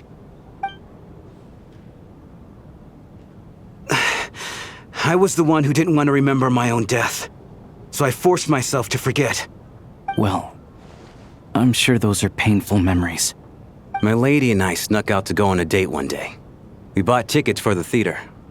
It wasn't really my thing, but I was just happy to be together. All of a sudden, a group of people burst into the theater, shouting for all the water imps to get out, performers and audience members included. It was clear the conflict between humans and Fae had reached a boiling point. This time, the extremists were even coming after the water imps who had nothing to do with the war. I thought I could pull one over on them, so I took off my jacket, draped it over my lady, and tried to sneak out amid the chaos. But I got caught. They started shouting, calling me a traitor to humanity. But I was going to do whatever it took to buy her a chance to escape, no matter how many people stood in my way. I had to, both as their bodyguard and out of love. It's all right, friend. You can stop there if you want. You don't need to dig all that up again. It's just... Even now, I'm still struggling to accept the truth. How could I be dead? I'm sorry, everyone. If I'd known I was a dead man walking, I wouldn't have dragged you down with me. If I'm the cause of all this death, then punish me however you see fit. But, Mr. Shrim... No. I refuse to be a burden. I know what I have to do. You said I've been wandering the theater for centuries, right? I guess it's high time I got a breath of fresh air. Out there, I mean. I'll leave this place and take all this death with me. Go out on my own terms. Mr. Shram, I'm sure we can figure out a different course of action. My good sir, we both know I'm not supposed to be here. I should have accepted my death long ago. One way or another, this has to end. Unless you're saying this goes against another one of your military principles somehow. No, I'm speaking on a personal level this time. Let it go, man. Oh, wait. One last thing. Miss Waterimp. My lover. Her name was Litia. Litia Ozarova. Do you know what happened to her? Ozarova. Oh, Auntie Ozarova. That's what we all called her. I remember her as a very kind elder. She had a bunch of kids, too. I'm so glad she survived. And she had lots of kids? Good.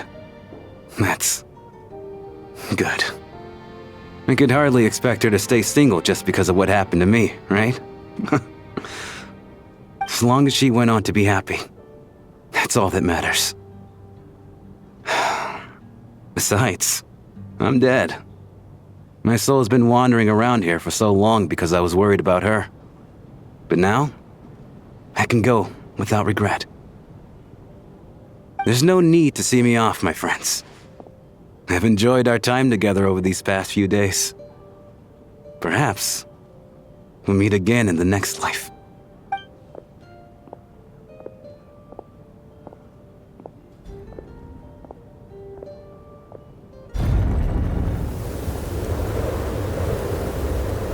Take care, my man.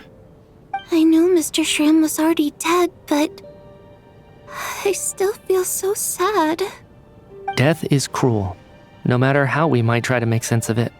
So, was the conflict between Fae and humans really that bad back then? I was only little, so I don't remember much. It's terrible to think that so many innocent people had their lives turned upside down. Even the historical records about that time period don't say much about it. All people know is that the Tsaritsa founded the Fatui, drove out most of the Fae aristocracy without explanation, then used used her terrifying power to suppress the humans. It seems to me like the Tsaritsa chose to make herself the enemy. She downplayed the conflict, directing whatever animosity both sides had for each other at herself instead. That's also why, despite how brutal the conflict was at the time, there hasn't been much lingering tension between humans and Fae since. Things have been fairly harmonious for the past few centuries. So, the Tsaritsa banished the Fae to protect the Fae living in the city? She offered herself up to be hated in exchange for peace. Maybe it's not quite as bad as it sounds. I don't think Her Majesty is too concerned if mortals hate her or not. And besides, there are very few who truly do. All this time, I had no idea.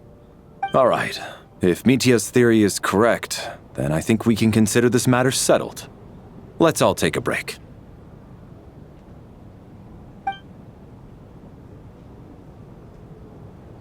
Ugh, if only this blasted storm wasn't still raging on. I was actually planning on hiring him as my bodyguard after we got out of here, you know. Oh, poor guy. Even though Shram was already deceased, his decision to walk into the snowstorm was still a sacrifice, and a very brave one. This is one of the few times I don't feel at all happy to have my theory proven true. Well, at least it seems like Mr. Shram stayed optimistic until the end. The information he revealed, it's given me a lot to think about. At least the lingering regret that kept him here has been put to rest. That's not necessarily a bad thing.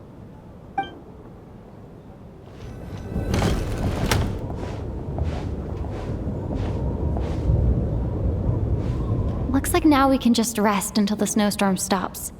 I still can't believe Shram turned out to be a ghost who'd been in the theater for hundreds of years. To think he was dead this whole time. What a strange turn of events. Knock, knock.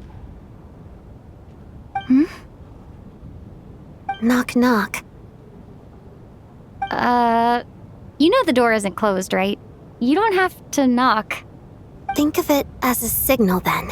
When I'm entering someone else's room and I knock, I'm here as Odette. If I don't knock, it's Lelik. Thanks. So, why did you come to find me? Is there something I can help with? Vodyanitsa said you knew about my secret identity from the start. But when everyone was discussing who Lelik could be, you were worried that revealing what you knew would be unfair to me, so you kept it to yourself, right? Yes, I'm extremely grateful for that. It's nothing. I mean, you didn't hold what happened to the Senora against me, so I should thank you for that as well. Actually, there's something else as well. I found myself in a situation similar to the one you were in when you helped conceal my identity. So I thought I'd come and ask you for advice. It's about Mitya. Before all of this, the last time I saw him, he was dead. As I'm sure you know, my goal as Lelik was to stop Project Stuja. Well, when I found out the tech lead for the experiment behind Project Stuja was Mitya, I immediately started planning to track him down and threaten him to back out. I often saw him around the theater, but I soon concluded that making my move there would risk exposing my identity. So I decided to infiltrate the Armory Palace and go directly to his lab. That way, the threat would be much more effective. Well, I suppose there was a bit of luck involved, but I am a Fatus, so I already had some familiarity with the building's layout. But when I finally made it to his lab, Mitya seemed to be dead. I checked his breathing and his pulse. He had no vital signs whatsoever. I'm certain of that. I thought maybe another anti-Project Stuja activist had beaten me to it, and chosen a much more brutal method. so I made myself scarce. That's why you were so on guard around Mitya that first night here. Yes. When I saw him sitting in the audience during the performance, I could barely contain the shock. To me, it was a miracle. Somehow, he'd come back from the dead. But then, the murders started happening and things got so complicated that it wasn't really at the front of my mind. That is, until Mitya himself said there must be a dead person among us. Then I couldn't ignore it any longer. And yet, you thought that bringing it up right away would single Mitya out, just like when everyone was suspecting Lelek. Exactly. I thought there could be something I was missing.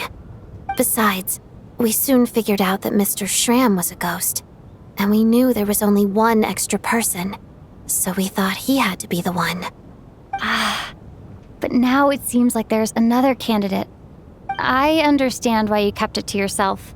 There was so much information being thrown around during that discussion. Bringing up Mitya would have just introduced more confusion. So, what do you think we should do? Let me confirm one thing first. When was it that you found Mitya dead?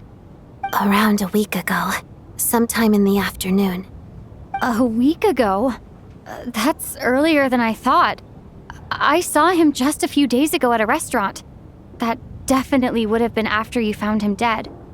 He seemed completely normal to me, chatting with Vodyanitsa, trying to avoid Valeri.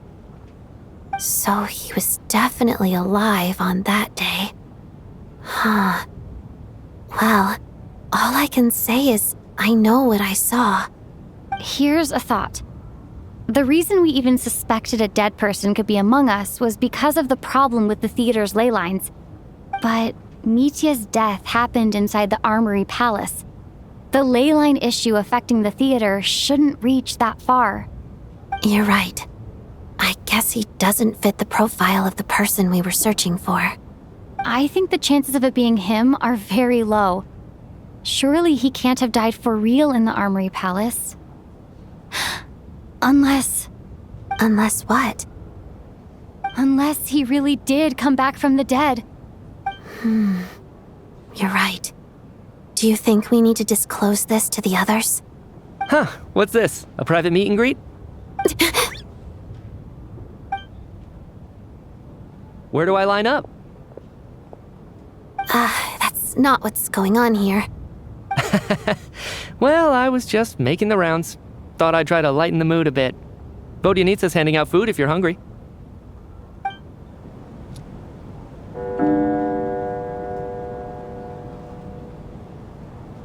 What is going on with this storm? Could it be connected to that monster that just arrived in Snezhnaya? I almost hope it is. Her Majesty the Tsaritsa left to vanquish that beast herself. We just need to wait for her triumphant return. Do you think people still feel the cold after they die? I'm wondering about Shram. Oh, maybe we should have given him a coat before he went out there. Death itself is cold, isn't it? I'm sure the storm will embrace him. Well, I hope he has a safe journey. I'm going to miss him, I think. It's not like we can blame him for Rampana and Kulish's deaths. Thinking back on it, we barely made it out alive ourselves. Once we get out of here, how are we going to explain what happened to their families?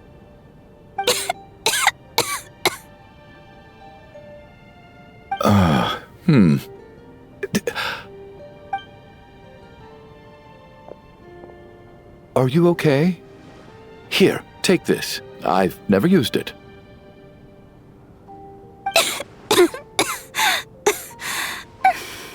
Thanks. Look who's Mr. Nice Guy all of a sudden. Is it because Tonya stood up for you this morning? At least you know how to return a favor. Yeah, without Tonya, who knows how badly he would have been hurt. I told you already, I never intended to resort to violence. Duh, bunch of rascals. Little girl? I was rather surprised when you spoke up for me this morning. I didn't think I had many admirers here, so, thank you. Oh, no need to thank me. I said some bad stuff about you too. I've been, too embarrassed to admit it, but, you remind me a lot of my daughter. So kind to everyone, but never lets her old man off the hook. Unless my wife and I are having a fight, then she's always on my side. Especially when she was little. Every time I took her out...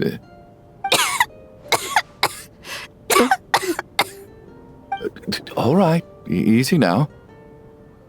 How long have you had that cough, Tonya? I don't know. It's probably been a while. I'm fine. Are you taking anything for it? Yeah. I'll be fine once I see my brother. He's gonna pick some frost fairy flower leaves and brew a tonic for me. I'll feel much better once I drink that. I see. That's good to hear, then. We should probably discuss arrangements for tonight. Now that the deceased has left our midst, there shouldn't be any more incidents. However, out of an abundance of caution, I'll keep watch. Shouldn't we take shifts? I can take one if needed. No need. I managed to get a nap in earlier, so I have plenty of energy right now. After all the tension of the past few days, everyone else should just focus on getting a good night's sleep.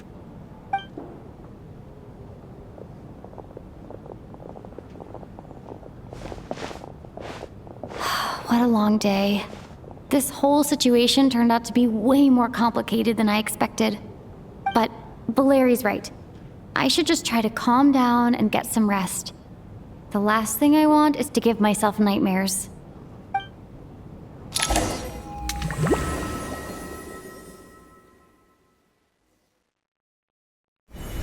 She's awake.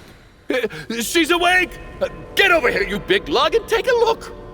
If you must call me something, call me Mr. Door. The Black Mist is coming. You need to go. Are you all right? Can you walk? We just got attacked by monsters on our way up. That Mr. Door fellow protected us. He just seemed to come out of nowhere. Not much of a talker, but when it comes to taking down monsters, that man doesn't hold back. Curses! The Black Mist is catching up to us. We need to keep going. Mr. Door, I don't believe I've ever seen you around here before. Why is that? There's no need to try to get to know me. I'm just Mr. Door. I have to find the door that belongs to me. Oh, well, anyway, we're lucky to have you here. Thanks for saving us earlier. Mr. Door! Looking for trouble? Get rid of them! I can just push these walls.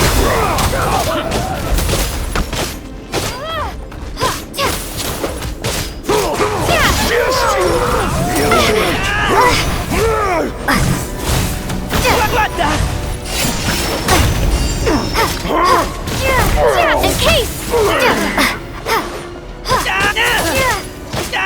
What the? What the?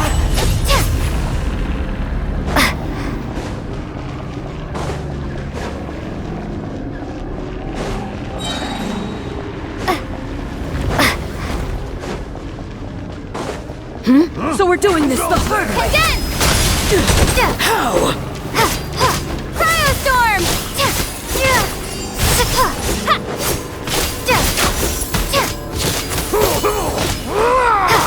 You asked for it! Remarkable work, Mr. Door. If I had your muscles, I'd do the same.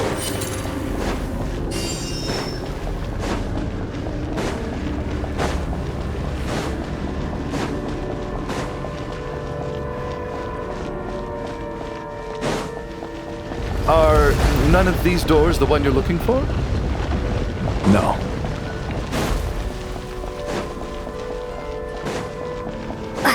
In case!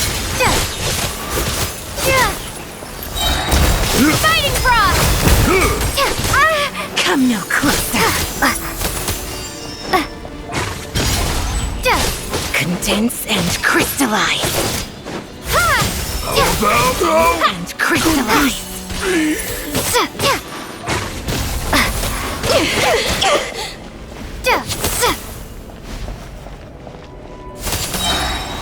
Condense! Impossible! Cryostorm! Impossible! I'm so exhausted. And the black mist is still rising.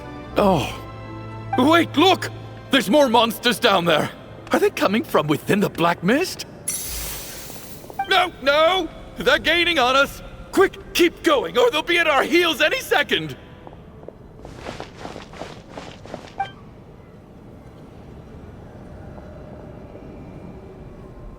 Mr. Door, what are you doing? We need to get out of here. They're coming! Found it. This is my door. What? You mean you're going to stay here? I am a door. This is where my duty lies.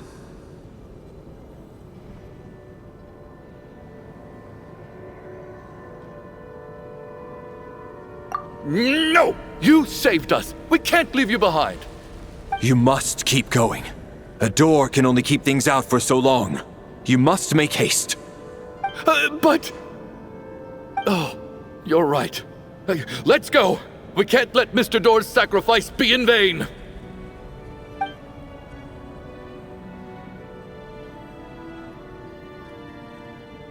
The black mist isn't moving anymore. Looks like both the monsters and Mr. Door are gone. I didn't just imagine all that, did I? Surely I wasn't so scared out of my mind that I hallucinated a door as a human being. Oh, okay, good. There's no way we both hallucinated the same thing. Getting sleepy? Well, looks like we're safe for now. Go ahead. Let's get some rest.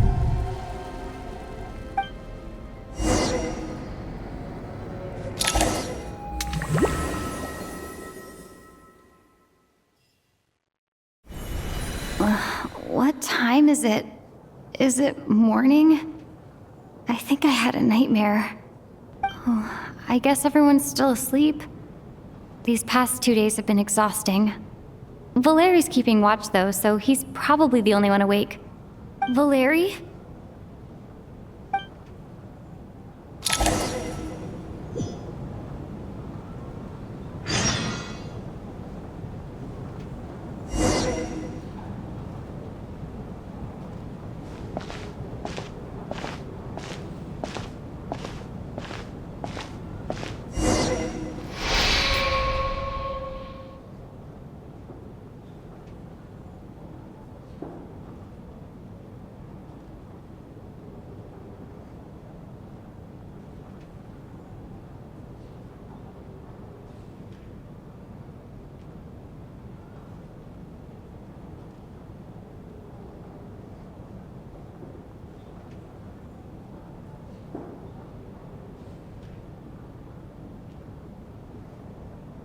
Wake up! Everyone needs to wake up! Just like the last 2 nights. No clear cause of death. I've been a real thorn in your side, haven't I, Mr. Valeri? Now you can rest in peace. But for me, life will be all the duller for not having to run away from you, my friend. How's Tonya? Is she okay? I just checked on her, and it doesn't seem like anything serious. She's just exhausted from the past couple of days, and she's still recovering from her illness. We should let her sleep a bit longer. That means Valeri was the only one who died last night. If Valeri was awake and keeping watch, it would have been impossible to kill him without waking everyone else up. That much is certain. This is so frustrating. Why has nothing changed since yesterday? I thought we already dealt with the dead person causing all this. Actually, one thing has changed. There's only one victim this time, not 2. Does that mean...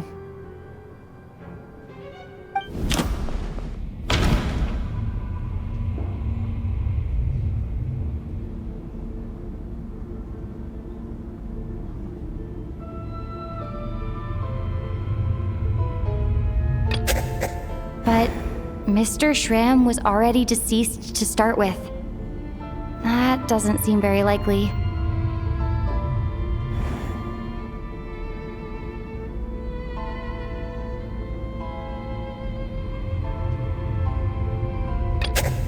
Can a death at night even be defended against? This logic seems baseless to me. No similar cases have ever been confirmed, so this theory doesn't seem to hold up.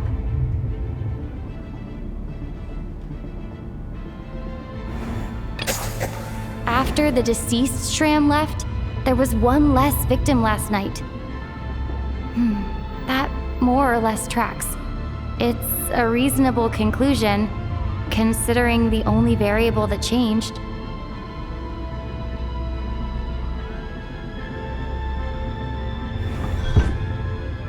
Oh, the number of people who die each night is equivalent to the number of dead among us.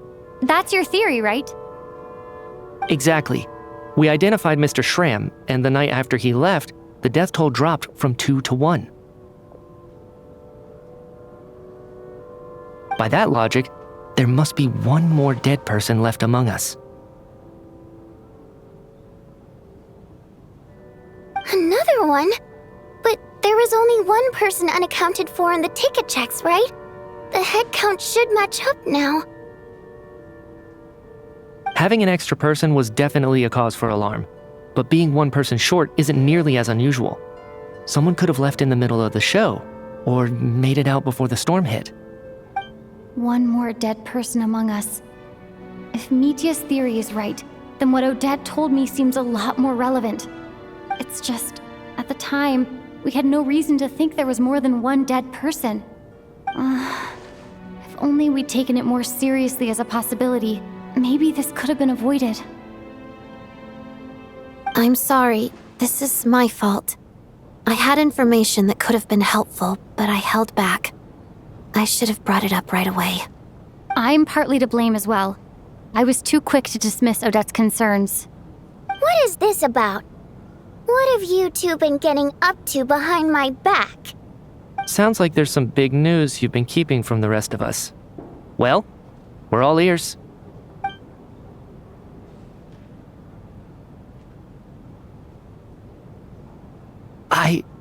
I'm the dead person?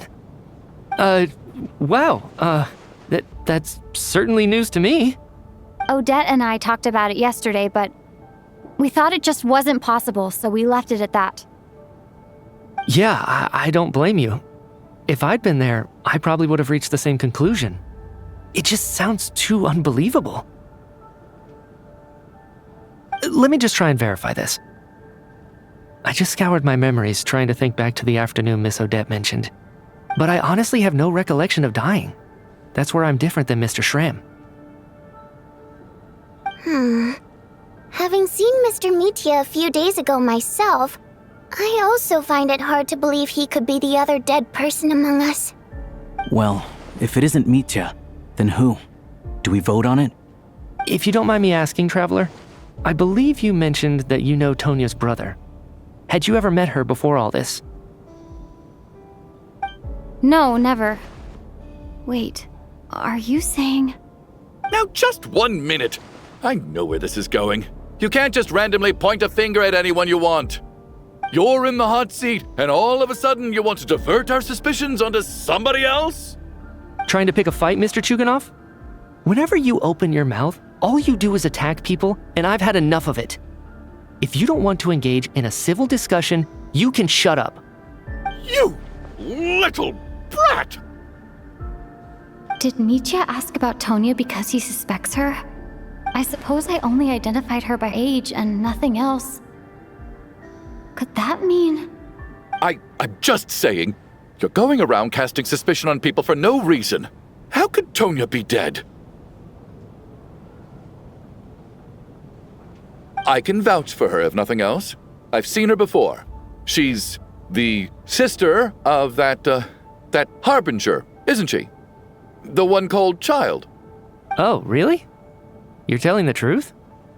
Since being here, I don't think I ever mentioned she was Child's sister specifically.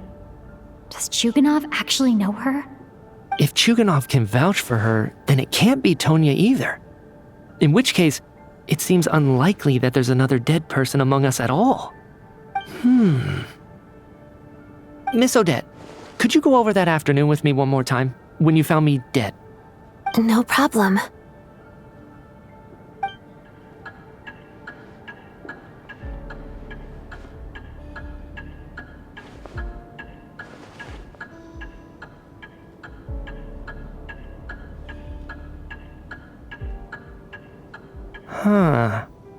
No matter how hard I try, I just can't remember anything about dying. But I do remember something else. Miss Vojanitsa, during our last meal together, I told you how some of the researchers were suffering from temporary memory loss. Do you remember that? Oh, yeah. You said it was hindering the progress of your experiments. You thought they were just under too much stress or something. Right. And even though I don't remember dying that day, I'm pretty sure I experienced something like amnesia. Some of my memories from that afternoon are missing. Are you suggesting you're missing the memory of your... Of course. How am I only just realizing this? Humans aren't necessarily aware of their own death. You mean being silently assassinated, or dying in your sleep? Situations like that? The researcher's amnesia. Suddenly it all makes sense. I must thank you, Odette. I think your perspective just helped me reach a breakthrough on a series of issues that have been troubling me for quite some time. All right. It's decided then. I'll be the one to leave today. Oh, leave? Hey, wait a minute. Aren't you rushing into this? What if you're wrong? You'll pay with your life. Come on, kid. Aren't you gonna fight for your life? This seems like a rash decision. I have other reasons beyond what's been discussed. In fact, thinking back, I remember during Miss Odette's performance, while I was sitting in the audience stalls, a brilliant new idea for my research popped into my mind. But then, my train of thought suddenly cut off. I can't remember it now at all, and I didn't take any notes. I guess that must be another instance of temporary amnesia. No. Hold on. I see where you're going with this. You're suggesting that each instance of temporary amnesia is a death, right? There's a glaringly obvious flaw in that idea, no? How can one person die so many times? I believe Miss Odette's account. During the period where my memory is blank, I must have been either dead or in a similar state. All it would take is for the same thing to happen in the theater, and I would come under the effect of the ley lines in this vicinity. This increases the likelihood of me being the deceased, does it not? But... There's no evidence to suggest that anyone other than me is a candidate for the deceased. So allow me, as a scientist, to treat this as an experiment. Please relax, everyone. I don't think things are as bad as they may seem. If I really am the deceased, then to leave the theater will be a relief for me. If, on the other hand, I'm still alive right now, well, apparently you've all witnessed my resurrection recently anyway. Who's to say I won't return from the dead again this time? Mitya's right. This is the only thing we can try right now. I think he's deliberately downplaying the gravity of the situation, though. He probably doesn't want to burden everyone. What is a scientist if not someone who gambles on experiment after experiment in an attempt to obtain the truth?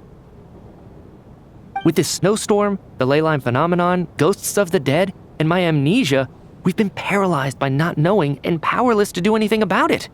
It's a terrible feeling. But if I do get resurrected, you can be sure that I'll come back with the truth of all this. Just you wait.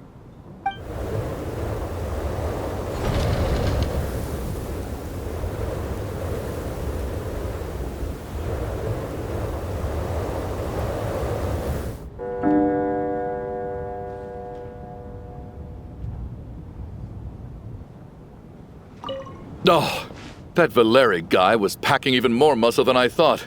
I can't believe how heavy he was. Hauling him over there nearly killed me. Oh, curse this confounded snowstorm.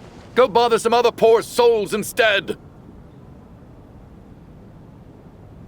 What do you want? I'm not in the mood to talk right now. What's on your mind, Odette? You haven't said a word. I was thinking about Mitya. If he'd been unwilling to sacrifice himself by walking out into the snowstorm, that would have made more sense to me. After all, it seems like the dead don't perceive things any differently from the living.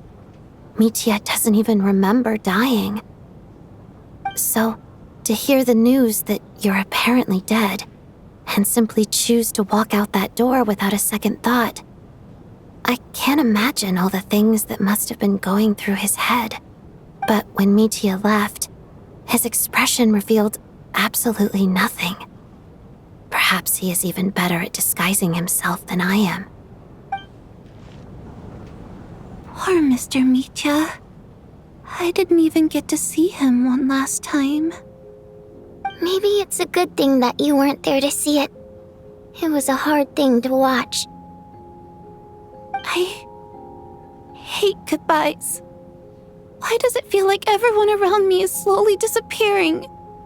Not just in here, I mean. In the outside world, too. Maybe it's the realization that, at the end of life, everyone has to face it alone. Come to think of it, the main reason we're still alive right now is pure luck.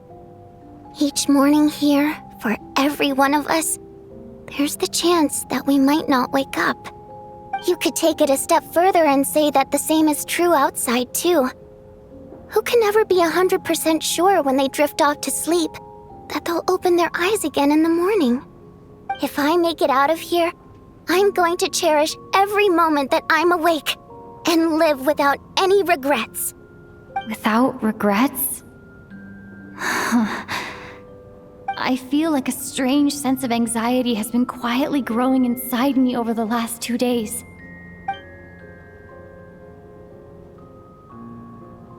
Are you okay? You look really glum.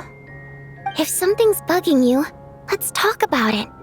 There's only a few of us left here now. After everything we've been through, what's the point in keeping things bottled up? I have a travel companion named Paimon. Alosha and Odette have met her before. She's been feeling unwell recently. You're worried about her, aren't you? That makes sense. We've been trapped in here for days. To be honest, I used to feel like I was just a spectator in this world, watching everything that happens from the sidelines. Maybe it's because I'm a descender? A descender? But with Paimon by my side, over time, I slowly felt my connection to this world growing stronger. She loves eating, sleeping, and having fun, but she's also a great guide. It's her authenticity that makes this whole world feel more real for me. Over the last few days that we've been apart, I've often caught myself wondering, what would Paimon say if she were here right now?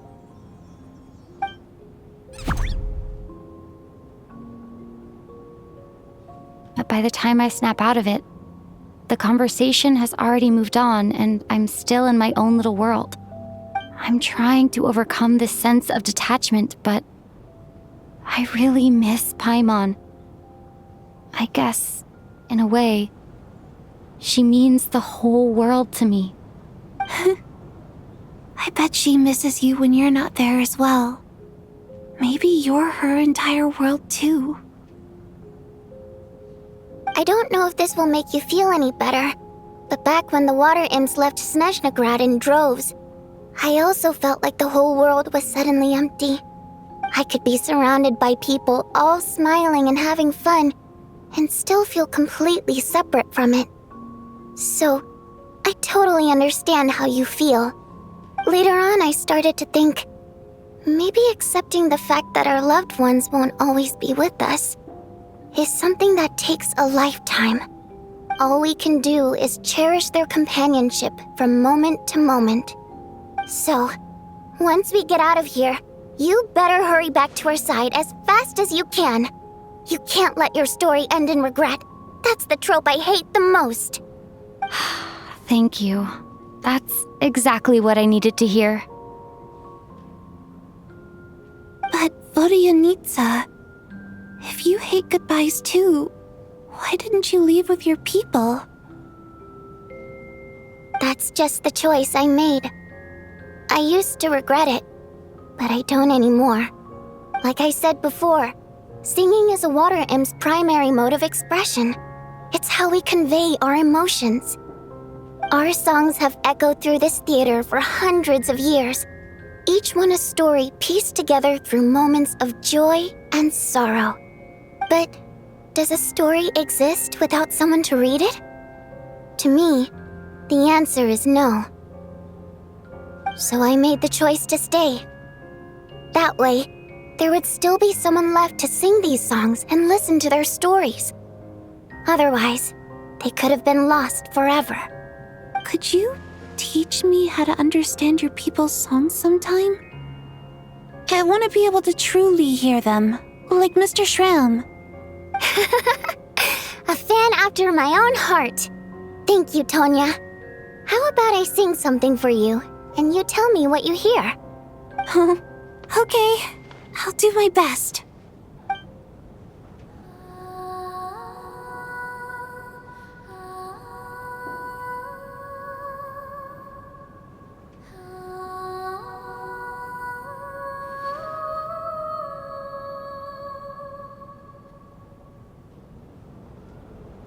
I've never heard that one before. I feel like I can hear a sense of longing somehow. I wonder why that is. Color me impressed, Tonya. You're a keen listener. Most people can only tell if a song is happy or sad. I didn't think you'd be able to pick up on such specific details. So, what's the song about then? Come on, tell me! I've actually never performed this song in the theater before, because it has more of a ceremonial purpose for our people. It's not meant for the stage. It means something like, "May those we have lost watch over us, and follow this song back home in the night, so that we might be reunited once more."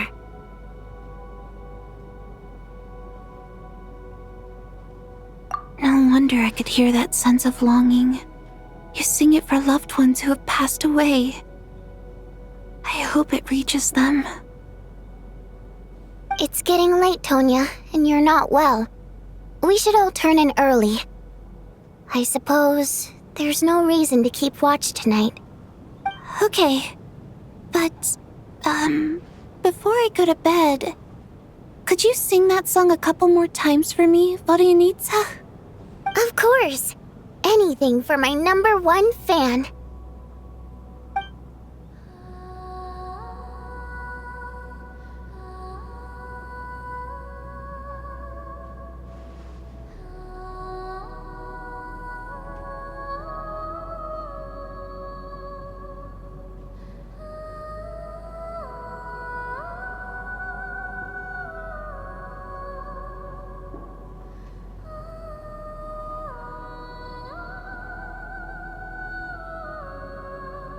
Once I get out of here, I definitely don't plan on ever coming back.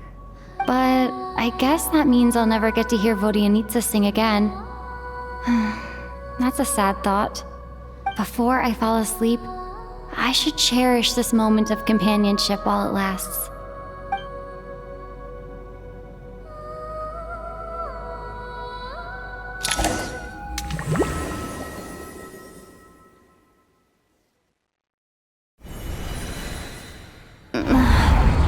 Where am I?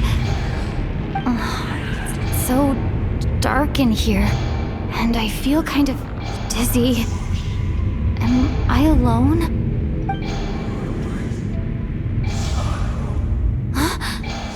What was that noise?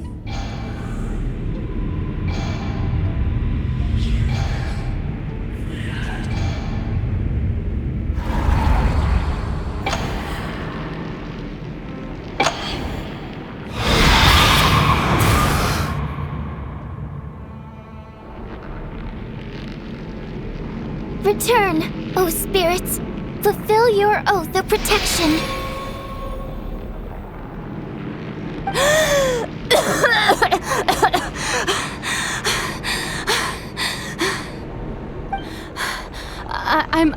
I'm alive? What just happened? No time for questions. Quick, over here. Turn on the switch. We need to bring back the light.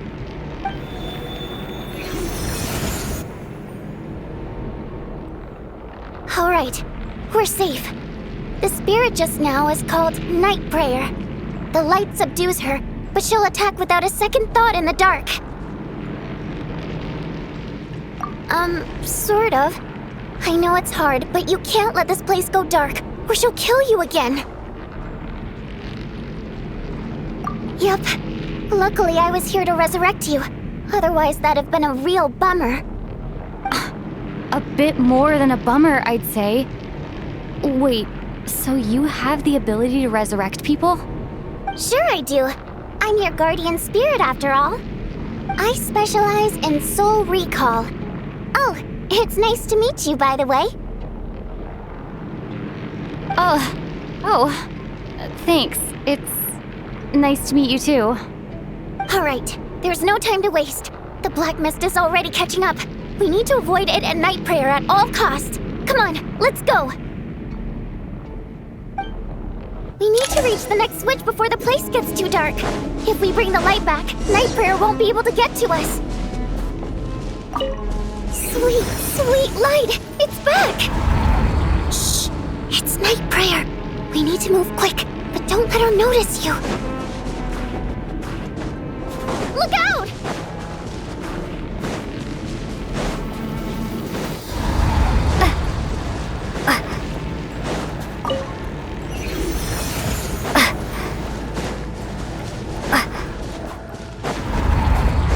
The next switch is over there!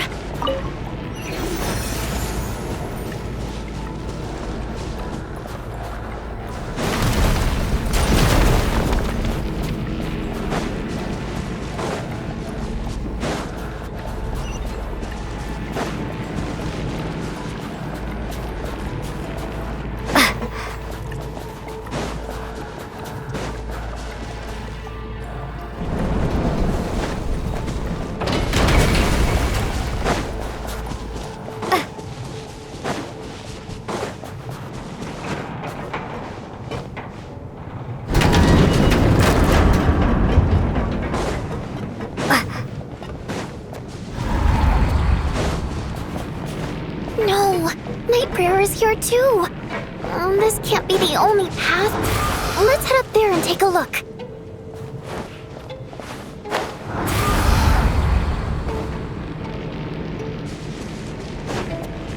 Hip. Hip. The switch is just up ahead. Hurry! It's too dark. We're not gonna make it. Come on, faster!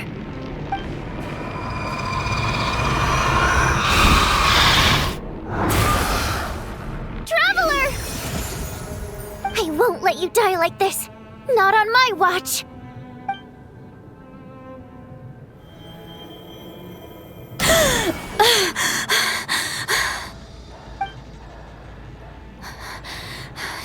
Even though it's not permanent, dying is definitely not a pleasant experience.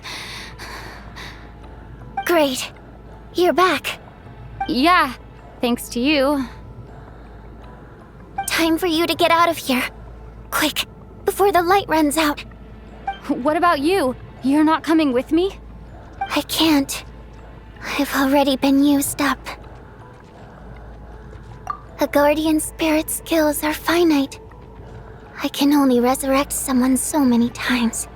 I might not look any different, but my essence has been exhausted. Now, I will slowly start to fade away. I can go no further. The black mist is where I belong. It's okay. Why didn't you tell me sooner? Because it wouldn't have changed anything. that knowledge would have just burdened you.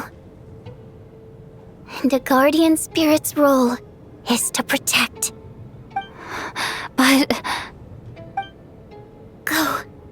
Now, before it's too late. I already hear night prayer approaching.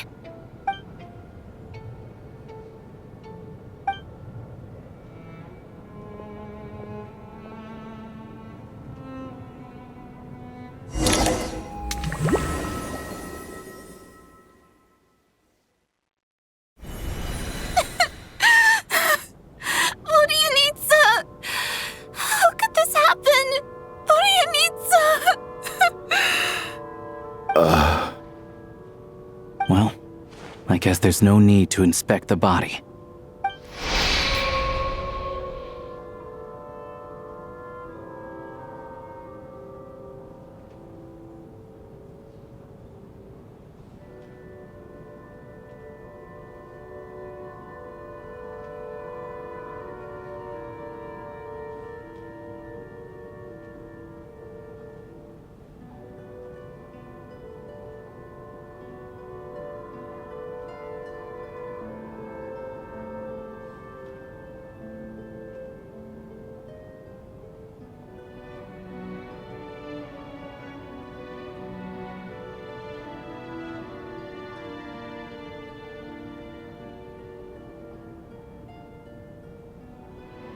This wasn't supposed to happen. You lied to us, didn't you, Chuganov? You've been lying from the start. Take a long, hard look at yourself before you go around accusing other people. I suspected you on day one, Lelik, and now look where we are. By some strange coincidence, you've never been targeted. You just happen to have survived this long? No, you should be the prime suspect. And you, little hunter, ever so content with staying on the sidelines. Yet you were the one who stopped us from leaving from the start! Why are you trying to keep us here? Now you're just lashing out indiscriminately. That's either a sign of anxiety or a guilty conscience. Where was all this passion and bravado before? Decided to fight until the bitter end. Is that it? Is that a threat? Fine, bring it on. You think I'm afraid to die after all this? You want to kill me? Go ahead. I'd like to see you try. After all the trauma of the past few days, everyone's been pushed to the breaking point. Valeri and Mitya aren't here anymore. Someone else needs to step up and take charge. But first, I need to think this through. Considering everyone left, who's the most likely candidate for the deceased?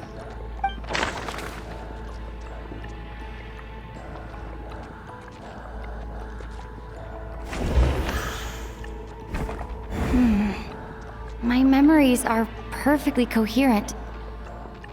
Even after racking my brain, I can't recall any scenes of my own death.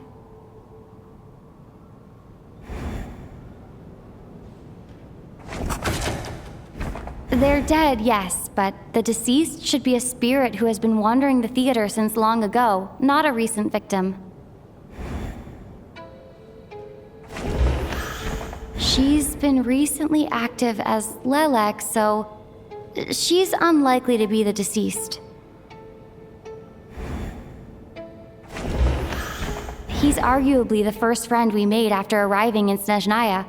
While he works at the theater, we've also met him outside of it, so he can't be the deceased.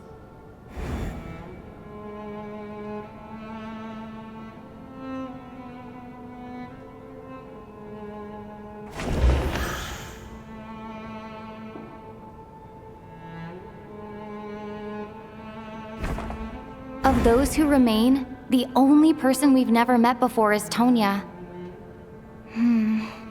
There is room to doubt her true identity. People are easily misled by first impressions. Now that I think about it, Child's sister was in fact a label I imposed on her due to my own assumptions. But Mr. Chuganov vouched for Tonya's identity yesterday, with basically no other possibilities left. Could it be...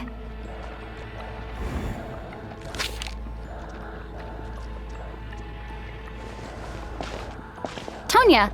How's Tusser been lately? Tusser? Your brother Ajax must have mentioned me in his letters home, right? Did he say anything about a blonde traveler? No. And my brother's name is Razik, not Ajax. Ugh. Chuganov, looks like it's your turn to do some explaining. Yesterday you said you could vouch for Tonya. Why did you give us a false testimony? I knew you were behind this, Chuganov. You've been lying through your teeth from the start. Everything about you is fake, down to the wife and daughter you're always talking about. Your entire family man persona is a charade, isn't it? That night, when I infiltrated your place as Lelik, I noticed you were home alone. Didn't think much of it at the time, just thought everyone else was out. But thinking back on it now, that doesn't seem very likely. My guess is, you live alone, don't you? Even that was a lie? But why would he lie about having a family? Oh! Curses! Oh, why is there no end to this blasted snowstorm? If it would just stop! If it would just stop. I think I remember now. I know how I ended up here. It feels like a distant memory. But at the same time, it's just like it was yesterday. The reason I'm always coughing is because I got sick with frostbite. The locals usually call it the snow cough. It's not a very common illness. It's partly genetic and partly caused by the cold climate, but it can be fatal. They sent me to the hospital as soon as they found out I had it, and I spent so long lying there in that hospital bed. After a while, I felt myself growing weaker and weaker. Nothing seemed to be working anymore. Neither the treatment that the doctors were giving me, nor the medicine my brother was brewing from frost fairy flower leaves. So one day, I told my brother that I wanted him to take me outside for once, so things could be like they used to, just for one day. I wanted to meet loads of friends, experience new things. He agreed. He snuck me out of the hospital, and we escaped. We got to the theater, bought tickets, and went inside. Oh, it was all so exciting. I remember the show very clearly. It was amazing. But I found myself getting sleepier and sleepier. Oh, Tonya. When I woke up, I couldn't find my brother anywhere, so I guessed he'd already left. But there's no way he'd leave me behind. So I decided to stay here and wait for him. At the time, I figured he'd probably gone to brew some more medicine for me. I was planning to chew him out for abandoning me when he got back. Tonya, it sounds like by then you'd already... Yeah, I know. I understand now. Dead, aren't I? This cough and the feeling weak, it's probably just my body's memory. After all of that, it turns out I can't blame my brother after all. I was the one who abandoned him. I'm sorry, everyone. I realized this much too late. It seems like death skewed my perception.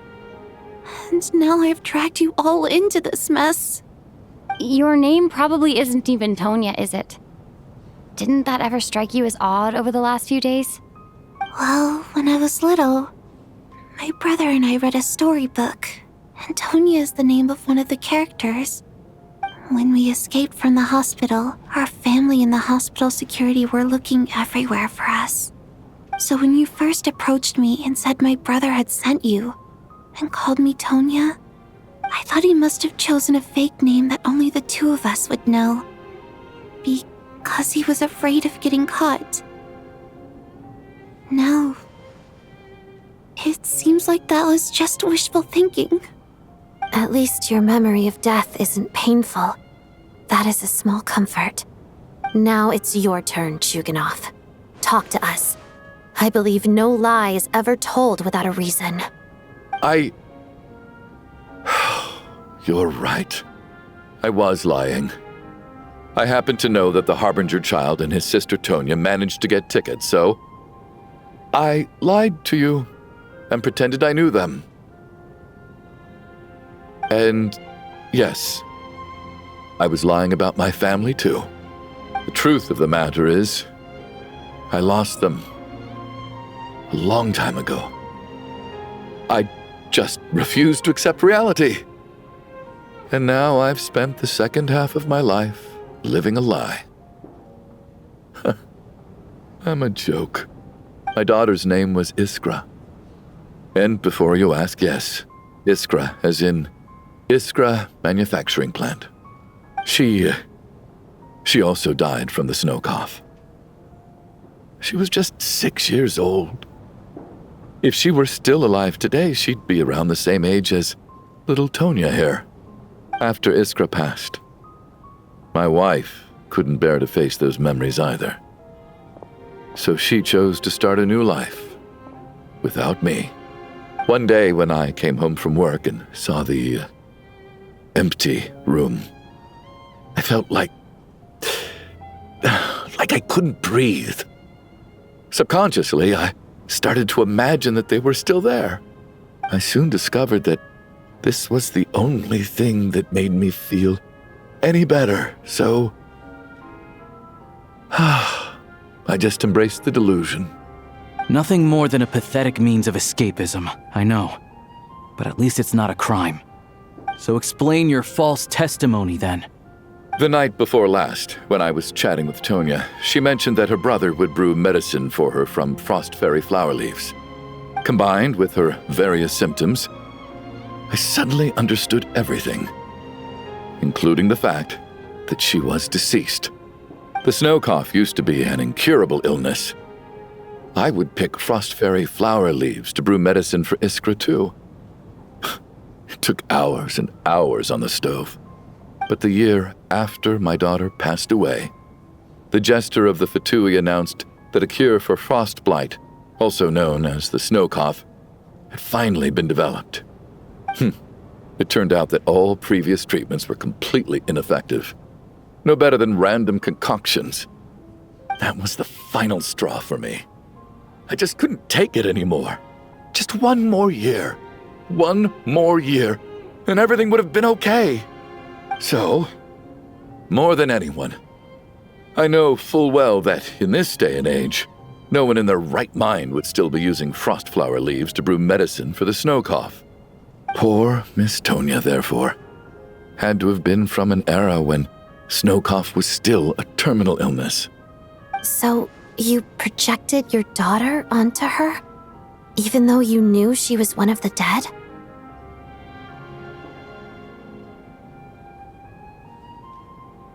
That doesn't make any sense. You knew she was already dead. What did you hope to achieve by protecting her? I just don't believe in your crackpot theories, nor do I approve of your actions. How can you just declare a living person dead and throw them out into that snowstorm? Nitia's gone. My good buddy Shram's gone. And now it's Tonya's turn, isn't it? The others I can make my peace with, but little Miss Tonya, here she is, standing right in front of us, alive and breathing, and fighting her own battles. Yet you're quite happy to say she's dead? I just want her to live. Once this snowstorm is over, the very moment it stops, I'm going to march out that door and find someone who can fetch the very best medicine for her snow cough. I'll be damned if I'm gonna let you cast her out into the snowstorm before I have the chance to cure her. Not again. Not this time. Not when the cure is right within our grasp. I'd never be able to forgive myself. Mr. Chuganov, stop. I can't let you do this. Tonya. By the sounds of it, you've known I was dead since the night before last, right? I really liked Mr. Valeri, Mr. Mitya, and Miss Vodyanitsa. And now they're all dead because of me.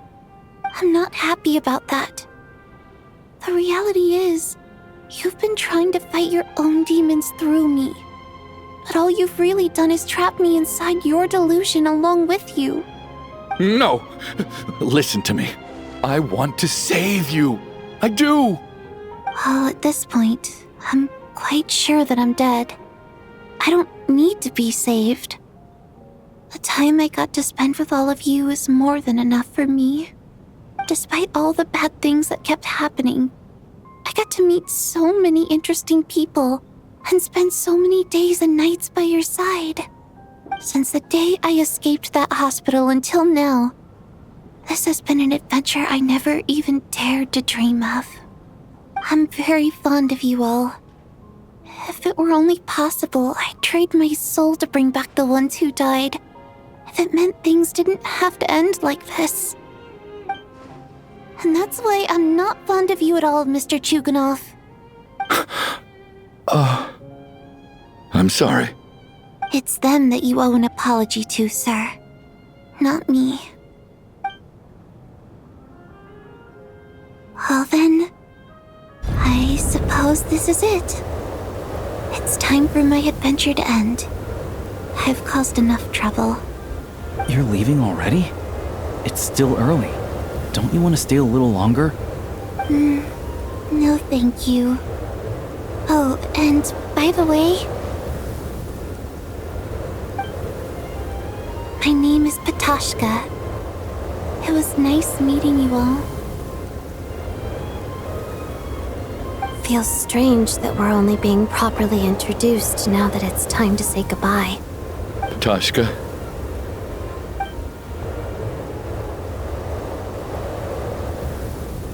What are you doing, Chuganov? Are you crazy? Let me leave. I can't keep lying to myself anymore. In your dreams. Don't think you're getting off that easy when you had a hand in the deaths of so many people. The Fatui have honed quite an array of enhanced interrogation techniques since they were founded. Once we're out of here, Lelik will personally give you a taste of every last one.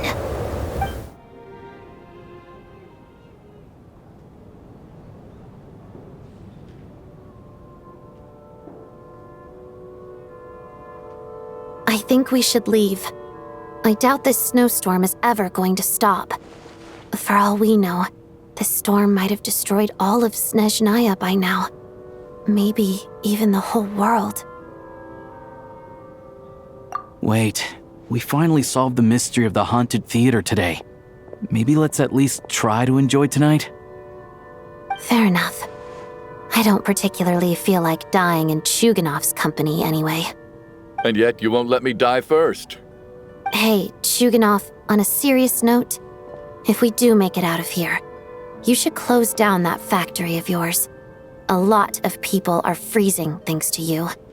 Is this really the time to be discussing my factory? All right, fine. I'll shut it down.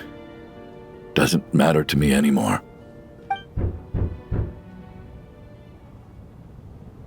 Am I hearing things? Or was that a knock at the door?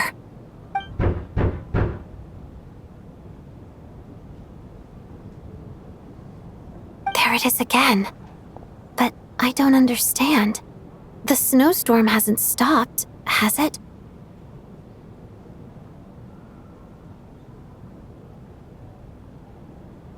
Should we open the door? Is this it? Is this nightmare finally over? If the last few days are anything to go by, I probably shouldn't be getting my hopes up. Whatever lies beyond that door at this moment, it could be something even more terrifying than everything we've been through so far.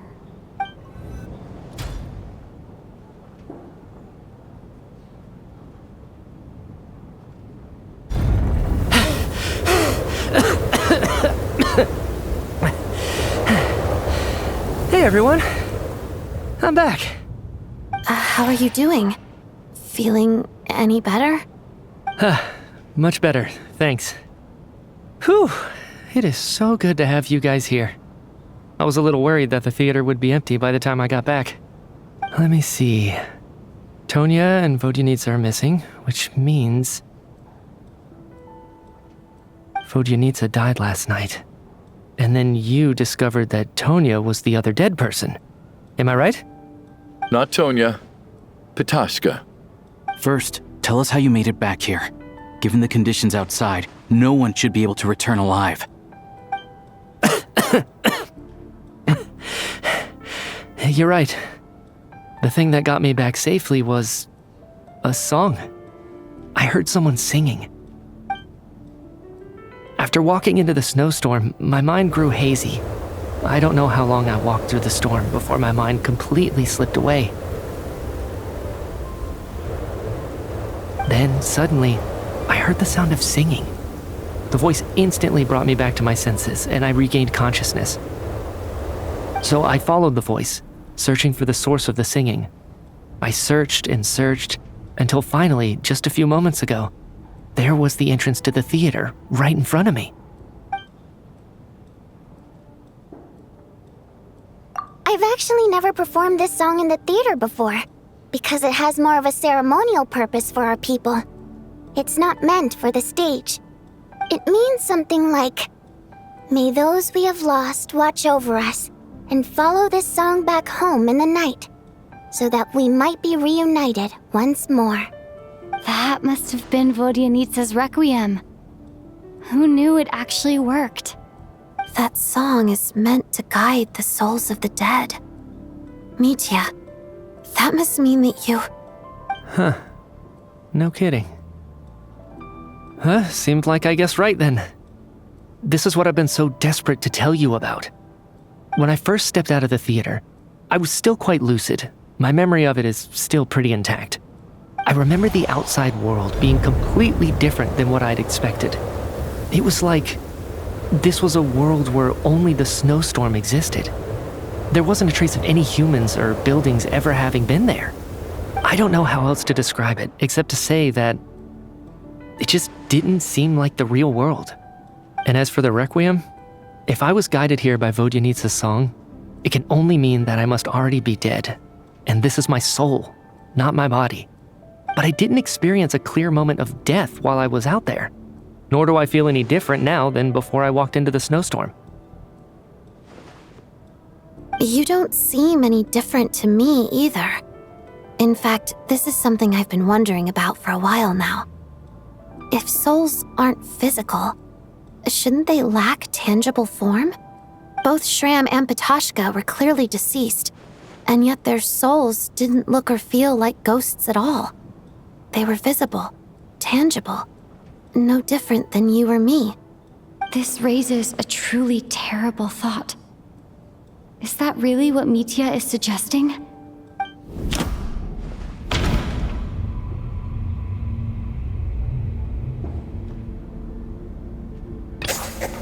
Mitya's soul was summoned back by the Requiem, confirming that he is indeed already dead. And yet, he looks no different from us. Of course, if even the long-deceased like Mr. Shram can blend in with us undetected, then maybe we've all been dead from the very start. And all of us are now souls wandering the theater.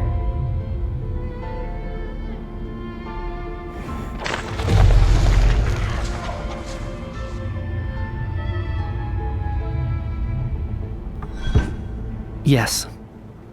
I think that this is probably the afterlife. What did you say?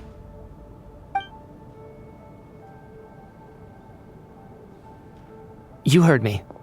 We died in the theater. All of us did. But due to an obstruction in the theater's ley lines, our souls are trapped here, while an endless, infinite snowstorm rages outside. It's ironic, really. All that time, we were working so hard to figure out who the deceased among us were, when the truth was, we were all deceased. The only difference being some of us died more recently than others. Do you remember that note, "Death is near"? Seems like we misunderstood what it meant after all. Death was nearer than we wanted to think all along. The note simply meant that all of us were already dead. So all our attempts to survive, our search for the deceased, it was all for nothing? Hard to say. At the very least, we hope 2 lost souls find clarity and go to where they belong. The presence of those 2 is probably what caused our souls to be drawn in by the ley lines. In which case, the deaths we've awoken to over the past few days were just souls returning to the ley lines for good. If what you're saying is true, doesn't that make us the lost souls now? Huh, no wonder. This afternoon, when I was moving Vodyanitsa's body, I noticed that the other bodies in the room hadn't decayed one bit after all these days. That's further proof that those aren't physical bodies at all, but merely our shells here in the afterlife. Am I really dead? This doesn't feel real to me at all. No, that's impossible. This cannot be how it all ends. I still find it hard to believe that all of us are dead. How exactly did we die in the real world? None of us have any memories of dying, right? Not even knowing how we died is preposterous. Good grief! Surely there has to be some reason. Exactly. It's hard to rest in peace when you don't even know how you died. It gave me lots to think about as I strode out into the snowstorm. I racked my brains trying to remember the cause of my death, the exact moment I died, the root of all of this, right up until my consciousness faded. Wait. Hold on. Right before I lost consciousness, I think I saw something. I can't remember. And I think I lost my notebook and pen. Mitya, your hand. Is that blood on your fingers? Huh? You're right. There's blood on the fingertips of my right hand. Looks like it's already dried. When did that happen? What the? I guess this was what I saw. I must have desperately drawn it in my own blood right before losing consciousness. What's wrong? Do you recognize the symbol? It's Renova, the ruler of death. Alosha, do you still remember that Snezhnayan folktale you told me about? It was about the Grim Reaper. When someone's about to die, he appears as an incarnation of someone familiar to guide their soul into the afterlife. And as soon as you recognize his face, your life is over. I heard a similar tale when I was little. You think the Grim Reaper in this story refers to the ruler of death you mentioned? That's right. In which case, death is near could also mean that the Grim Reaper is here, disguised in a familiar form. Death, the deceased, and the Grim Reaper? So it's a triple entendre. When I first saw this note, I thought it contradicted the investigation report. But now it seems like that was the whole intention. So the Grim Reaper deliberately misled us. Then we started suspecting each other and searched for the deceased while they hid in plain sight. By that logic, the one person most likely to be the Grim Reaper incarnate is...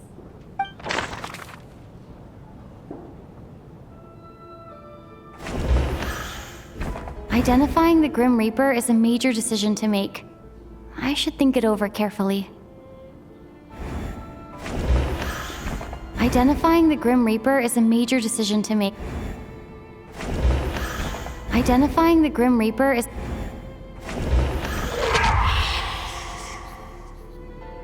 No doubt about it. It's Alosha. Looking back at how everyone has acted over the past few days, Alosha is most likely the Grim Reaper lurking among us.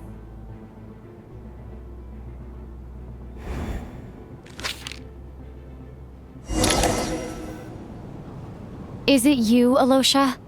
You were the first to discover the investigation report, and you had plenty of time to slip the note inside to mislead us. So? Surely you can't suspect me based on that alone. What if someone else found the investigation report first, slipped the note inside, and then put it back without telling anyone? There's no denying it. The note could easily have been slipped in much earlier than it was discovered. That's not all.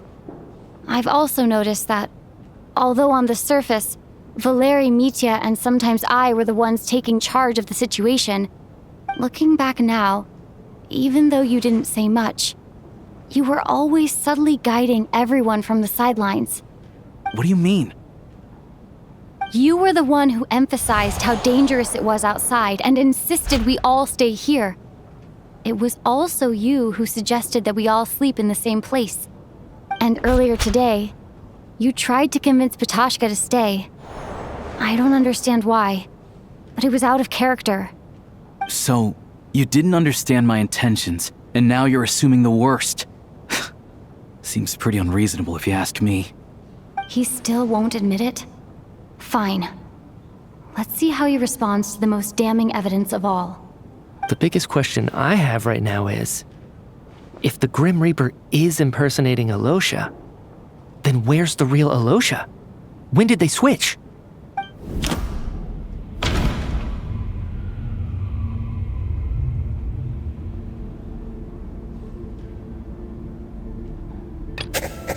No. Nothing related to Alosha happened that night. I should think about this again. That's right. This was the moment. Right at the start, before any victims had even emerged, Alosha was switched with the Ruler of Death while everyone's guard was still down.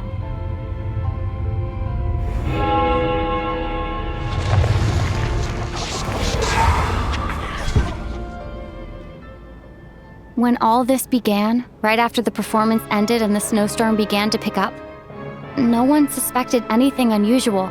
We just assumed we were snowed in. It wasn't until we discovered the bodies the morning after that we realized something out of the ordinary was going on. But it's clear now that the oddities actually started earlier than that, when Dimov walked into the snowstorm and never came back. Right. So Mr. Dimov was the first victim, not Sobolova and Torgov. And if we pinpoint that moment as the beginning of this incident, then one thing becomes clear. Alosha, you are the only person who walked into the snowstorm and came back without the help of Vojenitsa's Requiem. More precisely, Alosha never came back at all. The one who came back was the Grim Reaper. Not bad. Well, since you've backed me into a corner, I suppose there's no point in keeping up the act anymore. Alosha? You're the Grim Reaper? I am no such tired cliché. Mortals should address me as the Ruler of Death.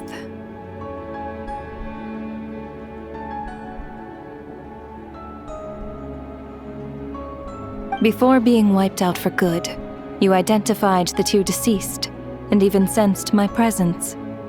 A commendable achievement. Far beyond what I expected. I heard you can ferry souls. Those deaths each night. Were they your doing? Your initial conclusion was correct.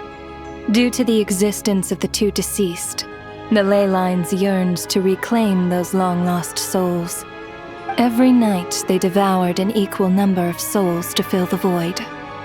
This required no intervention from me. Though, of course, ferrying souls is indeed my authority. Here, take a look.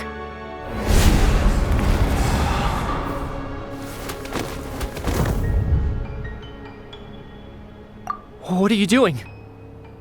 That takes care of today's too. Don't get so worked up. You are already dead, and your souls must return to the ley lines. I know we're already dead. You murdered us, didn't you? Murdered? No. Murder is when mortals usurp my authority. Death is my jurisdiction. If I require someone to die, I need not resort to such laborious methods as murder.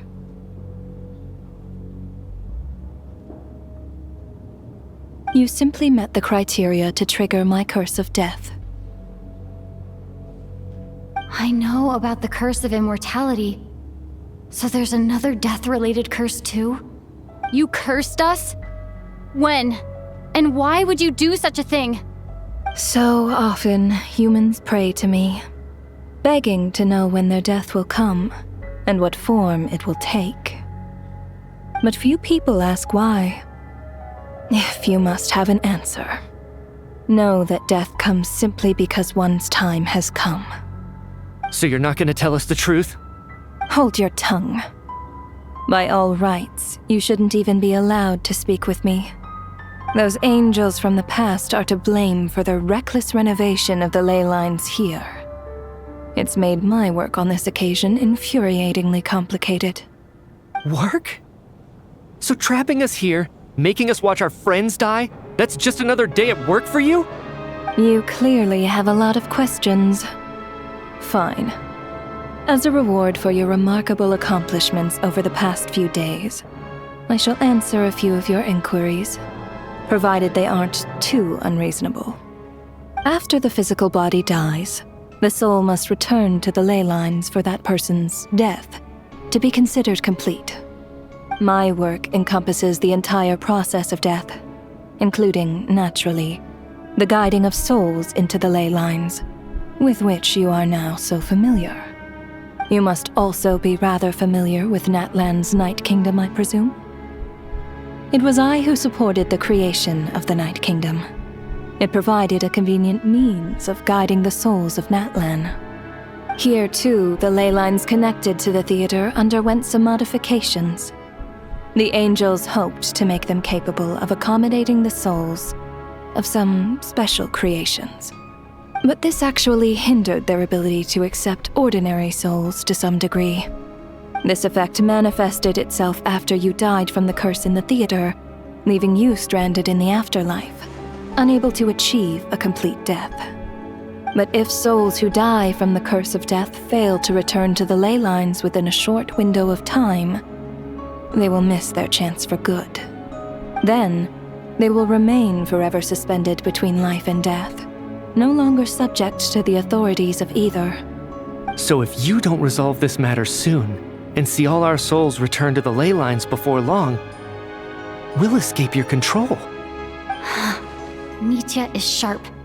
This must be what Renova was worried might happen, and the reason she got involved to begin with. But if you have the authority to guide souls, why didn't you just show yourself and get it over with? Why hide among us in the form of Alosha? You seek to understand the mind of a god. Very well. I'll tell you. This is a theater, and I decided I wanted to watch a show about death. That's why I encouraged you to take the events to the stage. I found myself getting quite immersed. I suppose the entertainment you provided makes up for all the trouble you've caused me by being so defiant in the face of death. There. Are you happy with my answer? Can't say I am. Really? But it fits the stereotypes you humans have about gods. Just moments ago, you were complaining about how infuriatingly complicated your work here has been. Work is work, I get it. There are times when it's a huge pain, but you just have to get it done, right? That's a rather unique perspective for a human. You are in fact correct. There is a pain point in this case. Due to the obstruction in the theater's ley lines, there is a hard limit on the number of souls they can receive each day, making it impossible for me to ferry all your souls at once. Revealing my identity too soon would inevitably have led to futile resistance, and there was a risk that any souls who chose to run would disappear.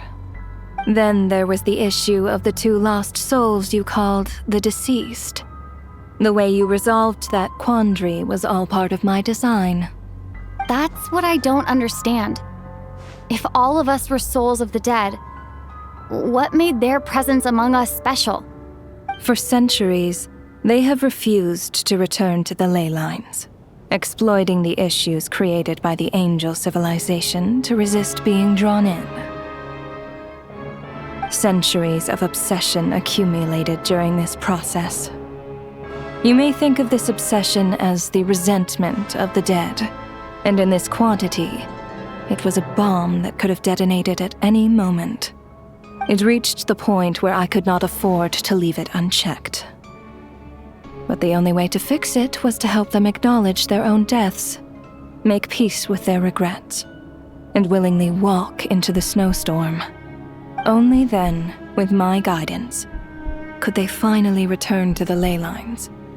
Otherwise, you would not like to know what the consequences would have been.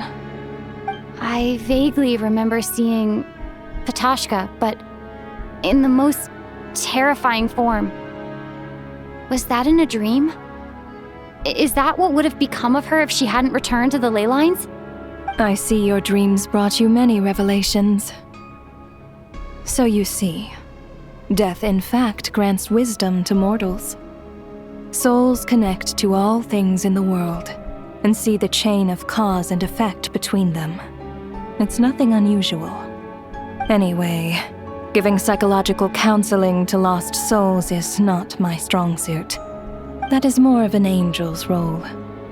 It was something I could not resolve directly using my authority, so I decided it was easier to leave the bomb defusal to you. Meanwhile, of course, their presence caused the souls of other members of your party to return to the ley lines each night. From where I stand, that was killing two birds with one stone.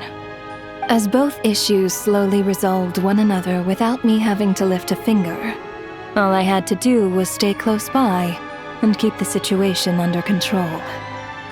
Then use my authority to wrap things up at the end.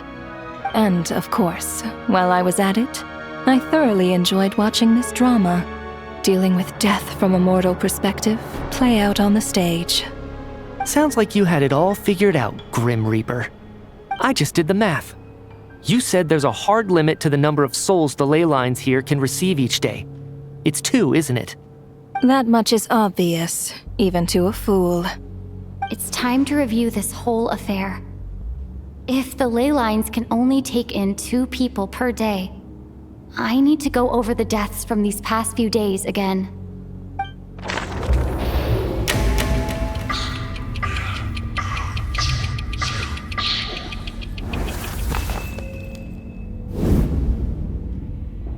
Looking back now, none of us had the faintest idea at the time.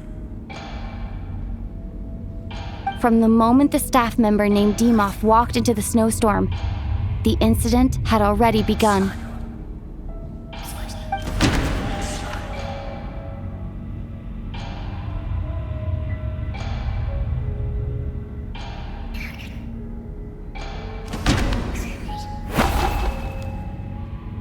No. Let me go over this again.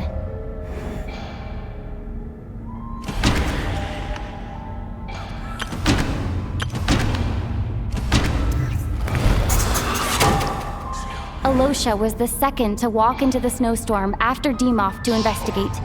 During this process, the ruler of death assumed his identity, making him one of the victims.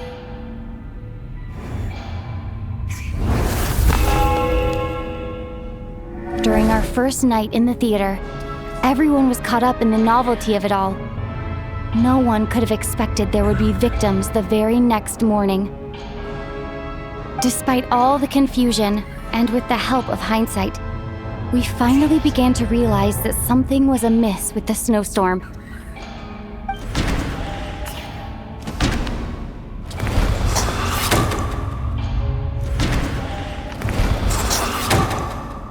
The ley lines devoured Torgov and Sobolova on the first night. At the time, we thought this might be a murder case connected to Lelek.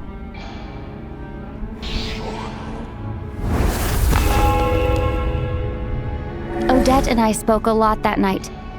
3 people were on watch, but in the morning, we discovered that someone had fallen victim all the same.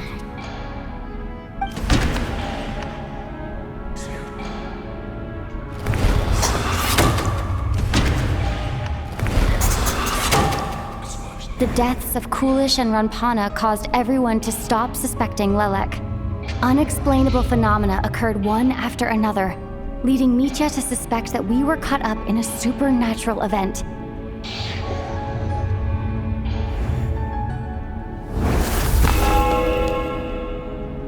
Later, we discovered that there seemed to be an extra person among us, and subsequently discovered the existence of the deceased.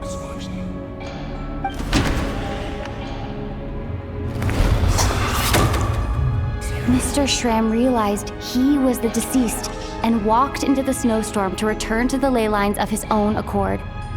It turns out there really was a dead person among us.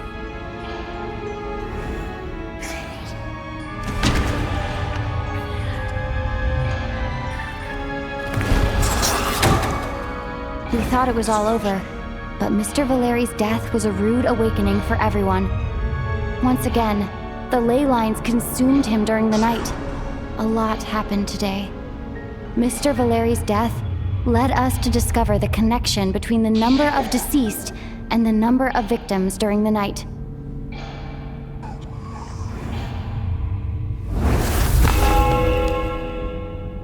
The fact that there was more than one deceased seemed to bring us back to square one. Odette revealed some information she had been keeping to herself.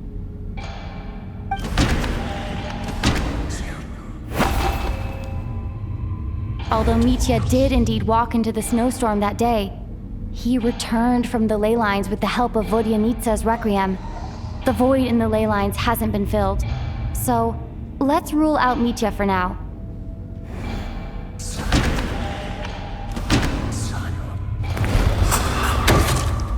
Vodyanitsa was swallowed by the ley lines in her sleep, but the requiem she sang before falling asleep was quite a game changer.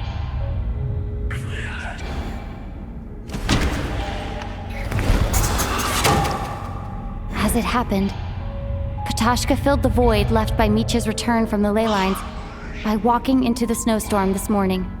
The girl I thought was Child's sister, Tonya, turned out to be another of the theater's deceased. Come to think of it, Patashka was about to walk into the snowstorm at that time, and Renova, unaware that Mitya would return, was concerned that her soul would overflow from the ley lines. That's why she used Alosha's voice to try and persuade her to stay behind. Looking back, I suppose that was an early slip-up on her part.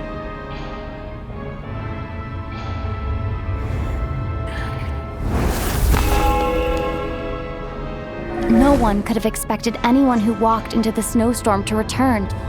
But just after nightfall, Mitya returned, bringing crucial information with him.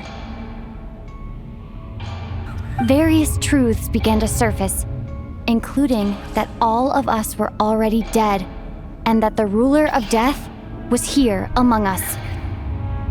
Then, after revealing her true form, Renova callously claimed 2 souls.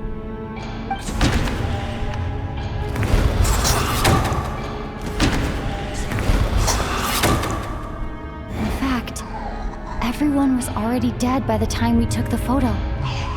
And in the days since, we've experienced many more partings in the afterlife.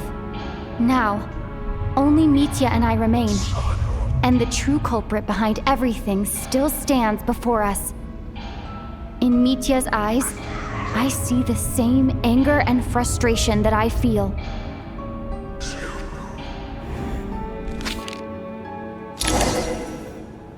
That covers everything. It's all clear now. Your work isn't finished here yet, is it?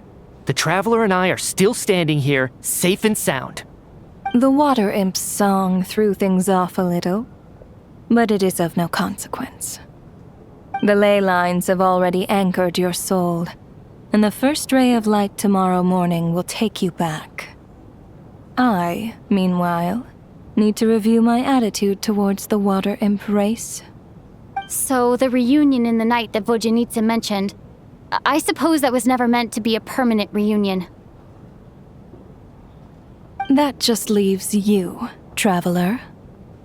My power only allows me to temporarily separate your soul from your body. The ley lines of Tevat would not accept you, and your soul is firmly anchored to your body by your will. For a descender like you, who is not bound by Tevat's rules, your death can only be brought through the most violent of means, such as directly destroying either your body or soul.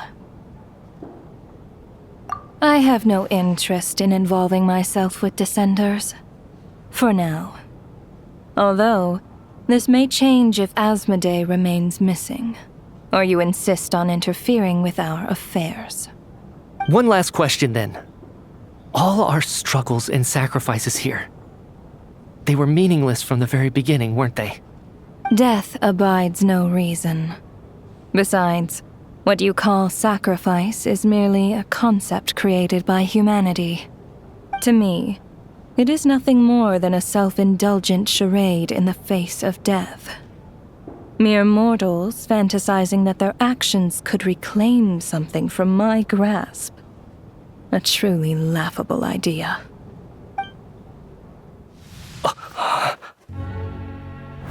Grim Reaper, you really know how to get on my nerves. I'm not here to ingratiate myself with you. I kill merely because your deaths are necessary. Oh, you've made that quite clear. But humans don't take well to being scorned. Not even by the gods.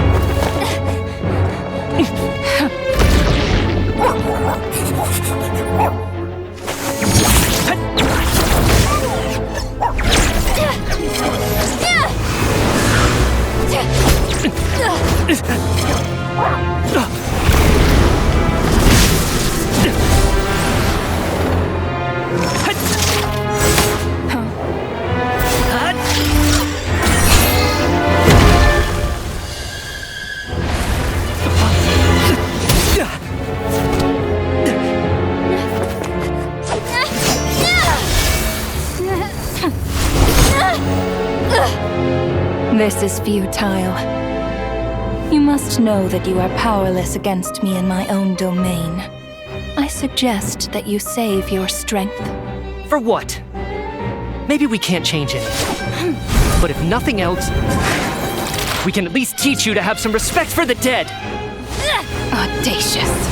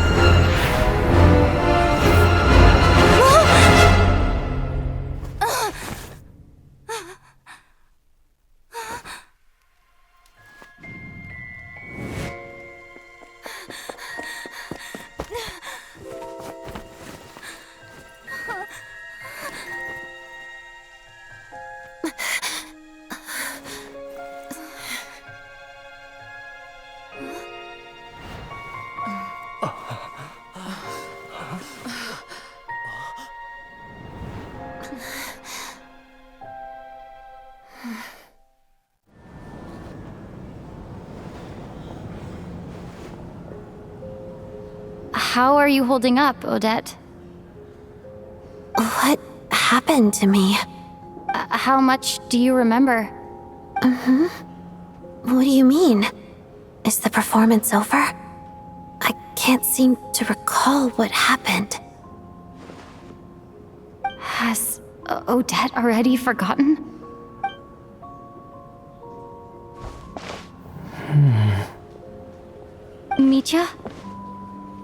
Hmm? I'm sorry. I guess I spaced out there for a second. Remind me who you are? Don't you remember anything?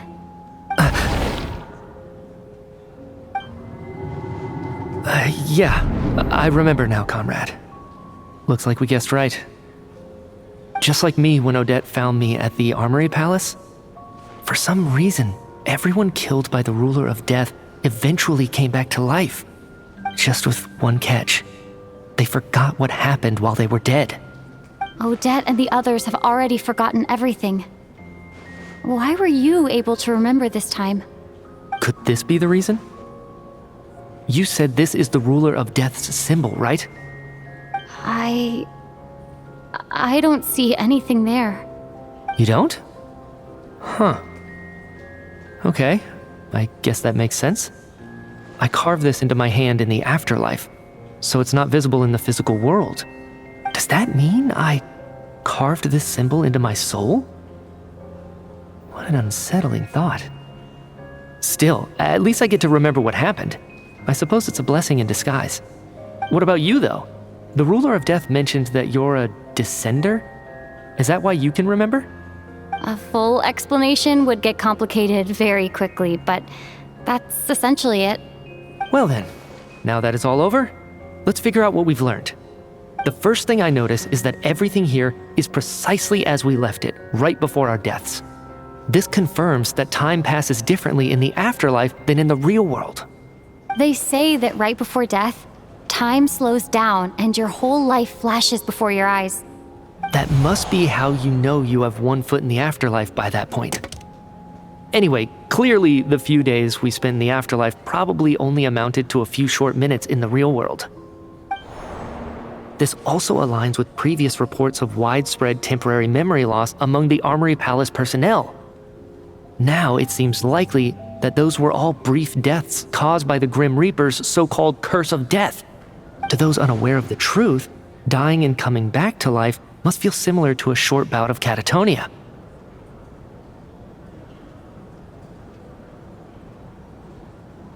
This leaves me with a couple big questions. What are the conditions that trigger this so-called curse of death? And why are we resurrected after we die? If nothing else, I think it shows that killing us wasn't her ultimate goal. We still don't know her true reasons for subjecting us to death. Right. This time only got complicated because of the situation with the theater's ley lines. That's why she had to approach it differently. If the previous incidents of amnesia among the researchers are anything to go by, killing us is usually a pretty routine matter.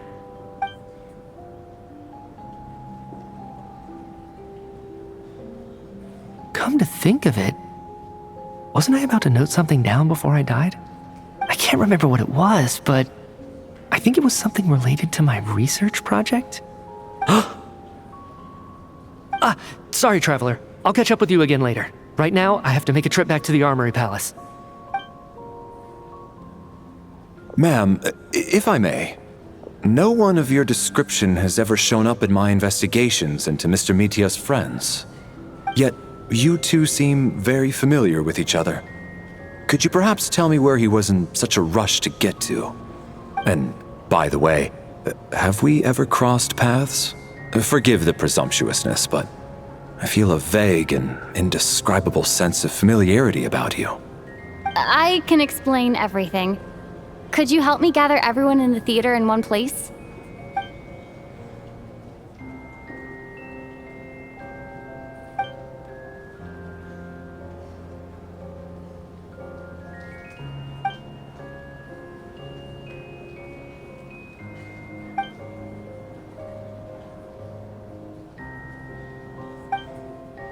So Chuganov really is going to shut down the factory. I guess this theater incident actually did us some good after all. So, you said I promised to take you to the Armory Palace while we were in the afterlife, yes? I believe you. I think I even have a vague memory of it. Agreed. Let's check in on her first. The whole reason for our trip to the Armory Palace anyway is to figure out what's going on with her health.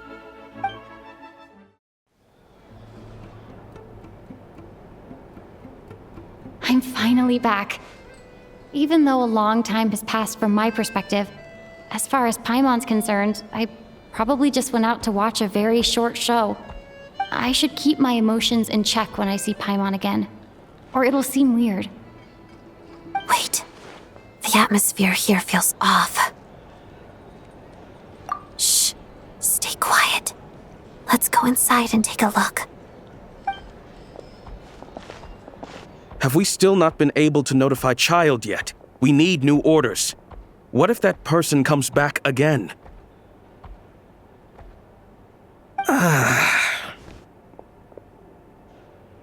I'm so sorry. Under the circumstances, there was really nothing we could do. Tell me, what happened to Paimon? It was the Jester. He came here in person and escorted Miss Paimon away. He's the director of the Fatui. His authority supersedes all others and cannot be questioned. There was nothing we could do. How long ago did he leave? And what was Paimon's status? It was about an hour ago. Miss Paimon was fast asleep at the time. The Jester simply walked off with her as if it was only natural. I assure you, he absolutely did not use any force. Do you know where they went? The Armory Palace, most likely. Lord Piero, the Jester, has been overseeing the experiments there lately, keeping a close eye on their progress. Everyone in the Fatui has heard about it by now. I'm surprised he came in person. Whatever his reason for taking Paimon, he'll most likely return to the Armory Palace first, which is exactly where we were headed anyway. Then lead the way, Odette. Okay, let's go. It's just up ahead. Quick, let's get inside. No, I'll go alone. You know I'm planning to force my way in. You're with the Fatui, so you should stay outside. I was hardly planning on taking you through the official channels anyway. I'm here to force my way in, just like you. I may be a Fatus, but I'm also Lelik, enemy of Project Stuzha. Paimon's safety is paramount right now. With me around, you'll have an extra pair of hands. There might be devices inside that are easier for an insider to deal with. If you say so. Let's go. There's no time to hesitate. Hey, who are you?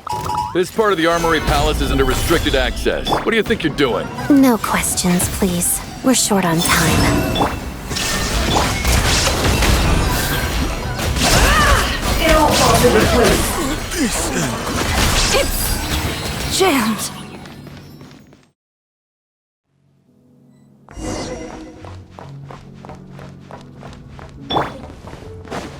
Now what's the other pass? Where are you coming from? So, you're intruders, huh? Blame me for what happens next!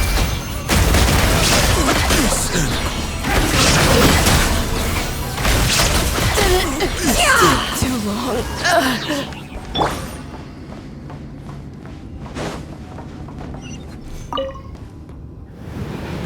The Armory Palace is hidden this deep in? This place is much bigger than I imagined. They're conducting top-secret research, after all. The deeper it's hidden, the better, is standard Fatui logic.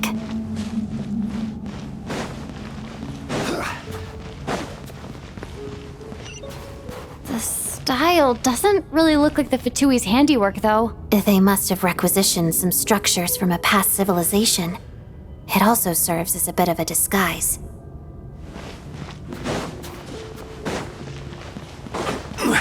Looks like we're in for a Intruders! tough fight. Stay alert!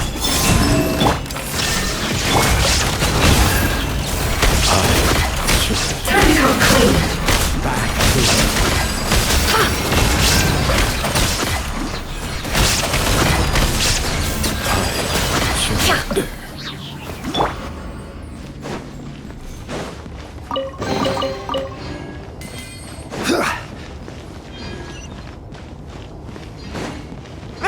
Intruders?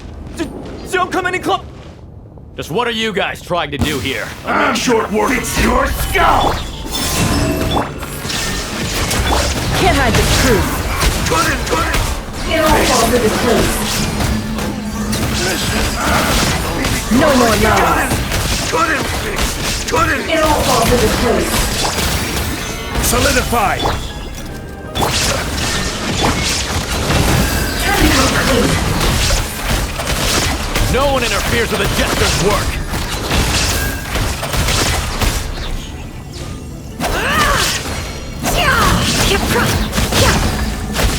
You're pretty sharp.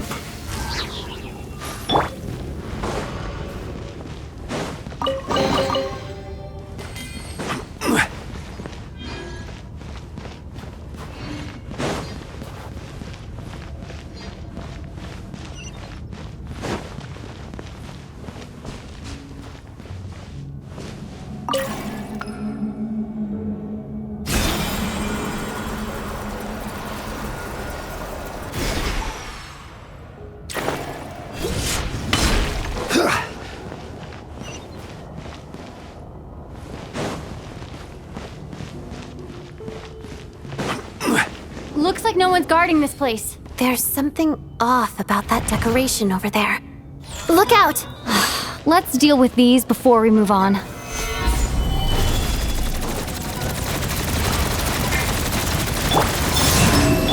Shine down! Can't hide the truth.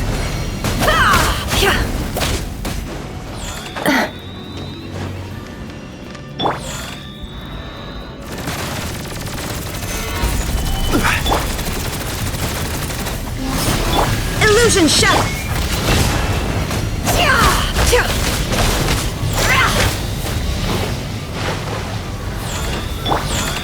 Stabilize!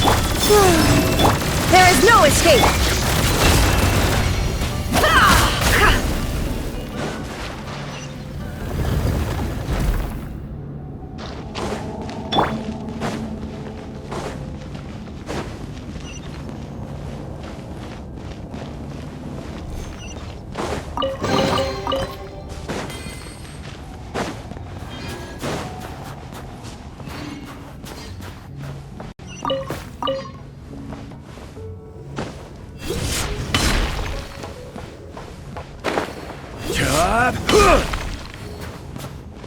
The researchers here probably don't know that we're uninvited guests.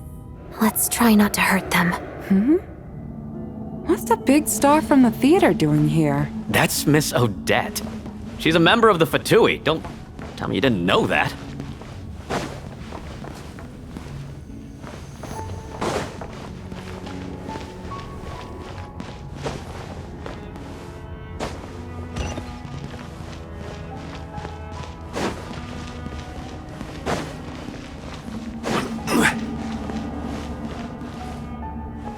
Was the whole reason for Project Stuja to support the research here at the Armory Palace? Just what are the Fatui and the Tsaritsa planning?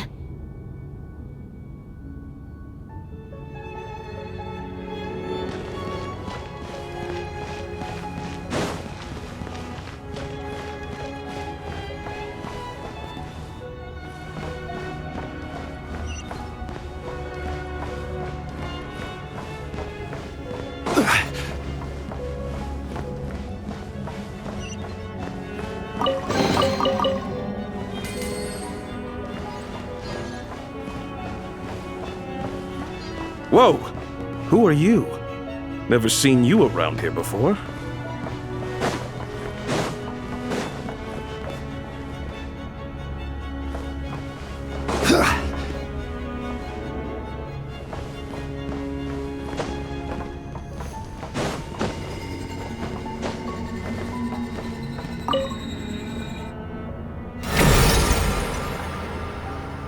I think I see some images. It's the prism's power at play, causing images of the past to reappear, albeit only as illusions. Let's make our way through here.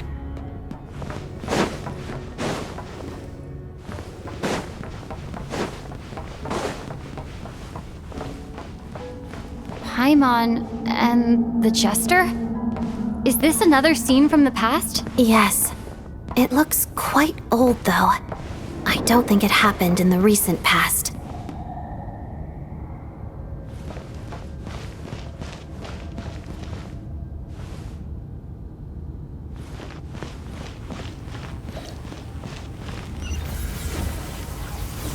What's going on here? What happened? The source seems to be the Armory Palace. They must have started some large-scale experiment. Wait, what if this has something to do with Paimon? We need to hurry!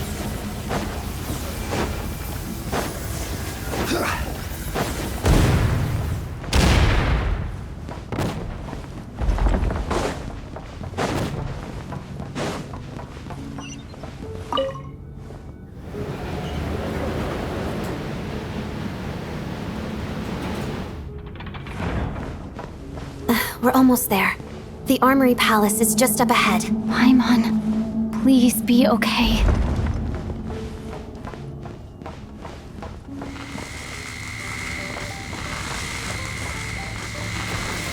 Solidify! Surge! Illusion shattered!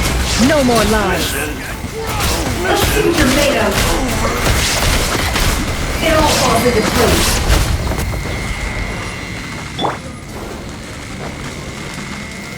Stabilize!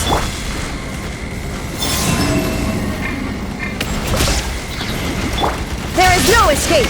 It all adds up. Time to come clean.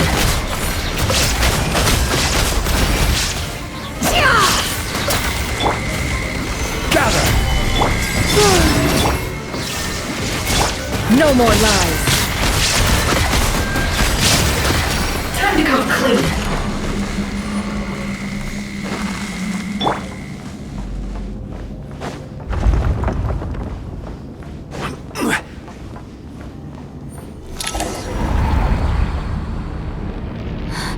What's going on?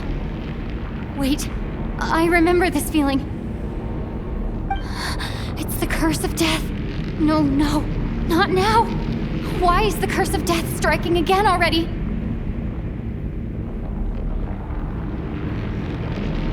Odette?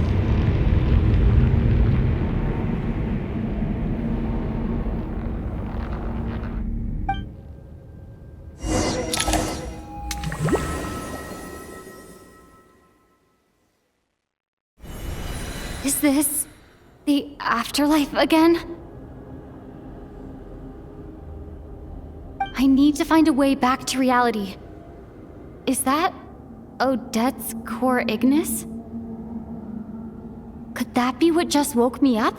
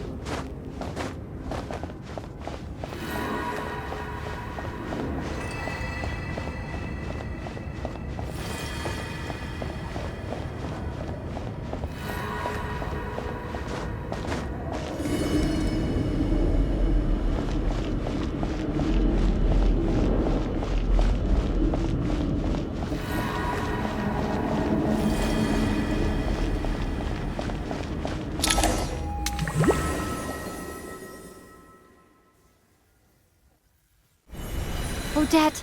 Odette! No signs of life, but past experience says that she should be resurrected before too long. Right? Did Odette intentionally use her core Ignis to guide my soul? I feel like something similar happened in a dream I had before. Thank you, Odette. If not for you, my soul wouldn't have found its way back to my body so quickly, and I might not have woken up so soon. But I'm sorry. I don't have time to protect you. I have to use the time you bought me to get Paimon back.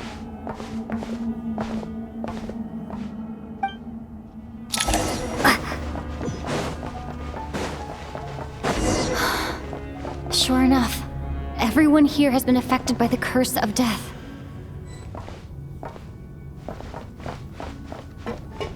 Paimon! Paimon! No, wait. Paimon probably didn't escape Renova's curse either.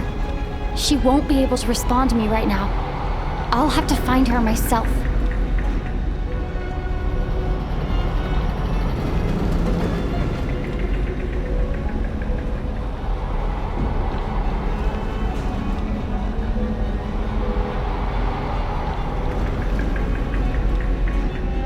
Nitya! Is this the laboratory he works in? What happened here to trigger the curse of death again so soon? I'll have to ask him when he wakes up. Finding Paimon has to take priority now.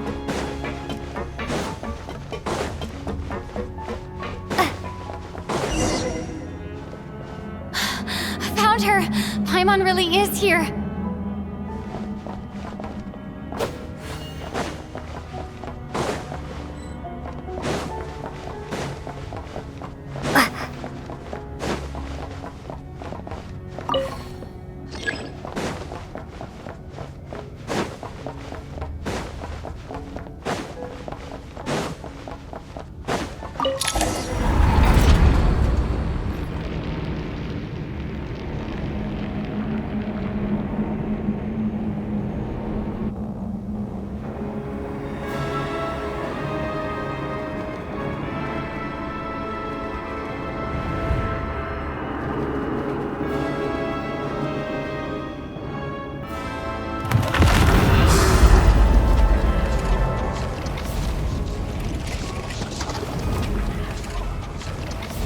You don't learn, do you?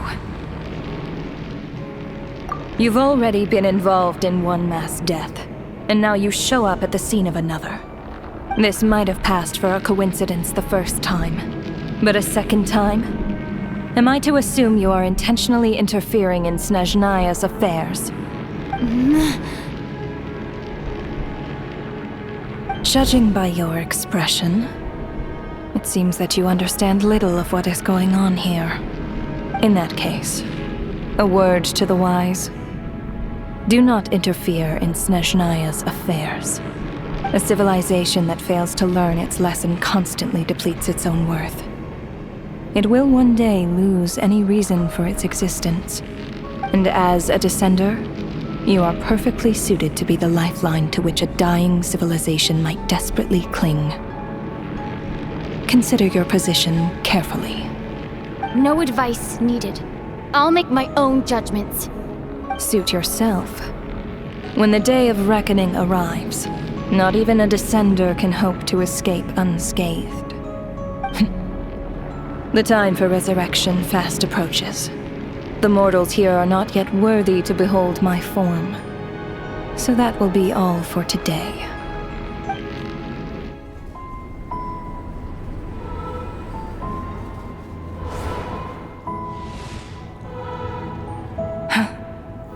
That thing is coming with me.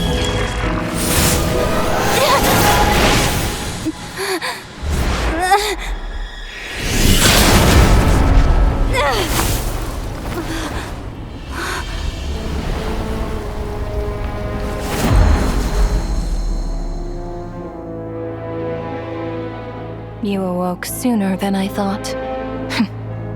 The curse of immortality is stubborn, unable to enter the ley lines, yet not content to remain a spirit.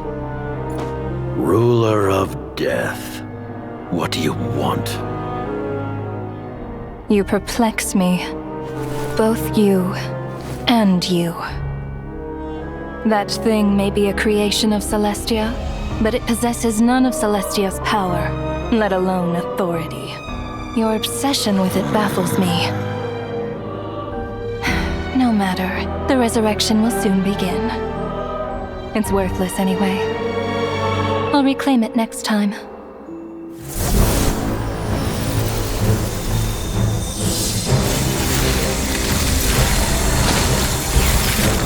Hey, who says there'll be a next time?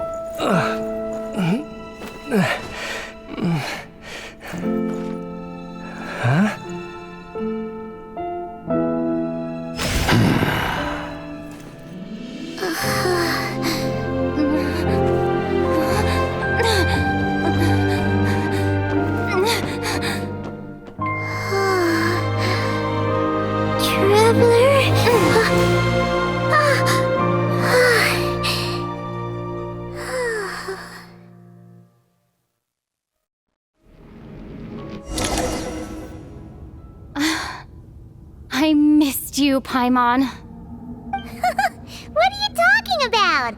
We haven't even been apart for that long, have we? It was different this time. You seem to be in pretty good shape. Yeah, Paimon's back in tip-top condition. It's the weirdest thing. Paimon fell asleep earlier, and when she woke up, she found herself here. The jester and that guy talking to him used some kind of energy on Paimon, and she could kind of feel it canceling out that other thing that was making her feel unwell.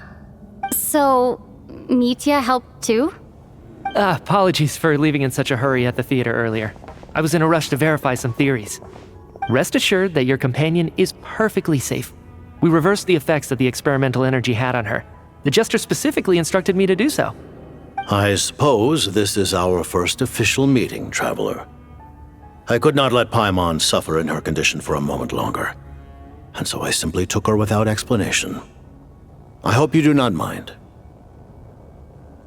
But why would a big shot like you care about what happens to Paimon? As I said when you first arrived in Snezhnaya, we once spent some time together in the distant past. Oh yeah, you did mention that. And Paimon did think you seemed strangely familiar the first time we met. I'm afraid the reminiscing will have to wait. Mitya, let us continue with the report. What conclusions, if any, did you reach from conducting the final experiment of our energy research ahead of schedule? The good news is, my hypothesis regarding the Ruler of Death has been verified. As for the bad news, I recommend we suspend the experiments and Project Mistleton until further notice. Currently, we have no means with which to make a breakthrough. I say this purely as a scientist, guided by reason alone. I will trust your judgment. We shall put the project on hold until the ruler of death has been eliminated. Wait, what are you guys talking about? You want to get rid of Renova? Like, how? By killing her? By whatever means necessary, so long as it removes the threat she poses to us. Until then, everything we do will be in vain. After what just happened, I've ascertained Renova's goal, or rather, the trigger condition for the Curse of Death. Okay, let's hear it. What she's doing is blocking Snezhnaya's technological progress, preventing us from possessing any means with which to threaten the heavenly principles. Just like the little lapdog she is. So, any ideas, research, or experiments that lead to technological progress can trigger the curse.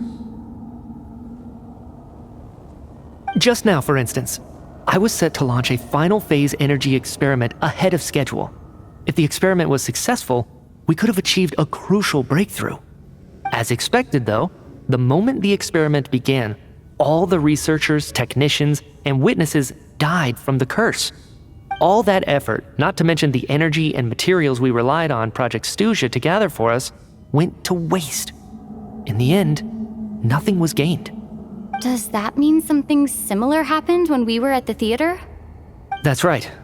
During the performance, I thought of an important breakthrough regarding the experiment, and wound up dragging everyone into this. So the nature of the curse seems to be something like, when moments of technological progress occur, all life in the vicinity is taken away. What a violent method! Of course, that meant the curse was normally limited to the Armory Palace. Since outsiders are forbidden from entering, this mass death phenomenon went unnoticed, until Odette came along. I believe she was the first witness. The curse of death was triggered just before she infiltrated the Armory Palace that day. But you mentioned something about a final stage experiment. Doesn't that mean you've actually made some progress? That's right. Even with the gods locking certain key components out of reach, humanity can still advance technology in incremental steps accumulated over time. But, as I'm sure Renova anticipated, even incremental progress has its limits, a point where the truth you're seeking must be put to the test in an experiment. You mean, the experiment you were just about to do? Yes, we were at a critical juncture, a moment where the quantitative was about to translate into fundamental qualitative change. With this single experiment, we could have brought everything we've worked for to fruition. But now, after already being forced to fumble around in the dark all this time, it feels like we've truly hit an impenetrable wall. As long as Renova's Curse of Death persists, we won't be able to advance the experiment or obtain any results. And with Project Snezhnaya having been in effect all this time, at our nation's current strength, repeated trial and error is simply unsustainable. Only by eliminating Renova first will it be possible to continue advancing our plans. But she's the ruler of death! She can just kill whoever she wants, right? That's gotta be the scariest power ever! Is it even possible to beat her? We'll see. But one thing's for sure. She definitely can't just do whatever she wants. The best proof of that is me, standing here, very much alive. You're saying... Wouldn't it be easier to just kill all of us researchers for good? Why resurrect us over and over again? Why let us advance our technology to this point? So, you're saying even the ruler of death has limitations we don't know about? Exactly. And I think that's where the key to our breakthrough lies. Regardless, the ruler of death has always been an obstacle we must overcome. Indeed, we must face life, death, time, and space. After all, our goal is the heavenly principles. The Fatui want to challenge the heavenly principles?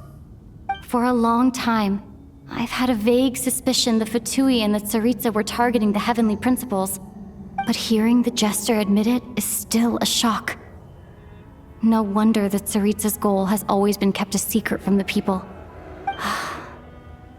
What kind of road will that lead Snezhnaya down? In that case... Lord Jester, I would like to request some leave.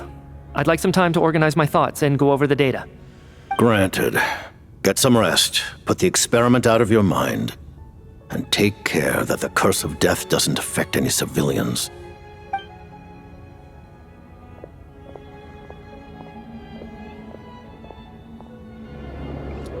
While there is yet time, allow me to offer you my hospitality, honored guest of Snezhnaya. Is there anything you wish to know? I remember hearing the term Mistelton from Columbina. Yeah! Paimon wanted to ask about that when the name came up just now. What is it? Paimon's heard of Project Stuja, but not this one. As you know, Project Stuja is a series of measures enacted to consolidate our nation's resources, the greater purpose of which is to serve Project Mistelton. Many of the things you have encountered thus far are essentially for the advancement of that project. This includes the Kuvaki Experimental Design Bureau in Nocturne. Researching Kuvaki was merely a facade. Its core objective was to use local resources and research findings to build Mistelton itself. And that's a weapon built for the final battle against the Heavenly Principles, isn't it? Huh? How did you know that? I was given some intel, and I made some deductions. Wait. You must mean that thing over there. Oh, Paimon's gotta take a closer look at this thing. Especially after you guys sent so many people to Nocturne to work on it. Kuvaki alone will not break through Celestia's defenses, let alone challenge the Heavenly Principles. The Heavenly Principles are no doubt accustomed to combating the power of the Light Realm, and elemental energy is simply the power of the human realm, converted to that form by the Heavenly Principles themselves. Any attempt to use this power against its creator would be a futile endeavor. For now, therefore, we have set our sights on the form of energy associated with the Third Descender and the Stellar Linchpins. This may hold the potential to allow Mistelton to contend with the Heavenly Principles. You could say that by reverse engineering the Stellar Linchpins to extract the energy within, we have obtained a source of anti-Celestia energy. The Kuvaki Experimental Design Bureau, Project Stuja, and the new energy experiments. Huh.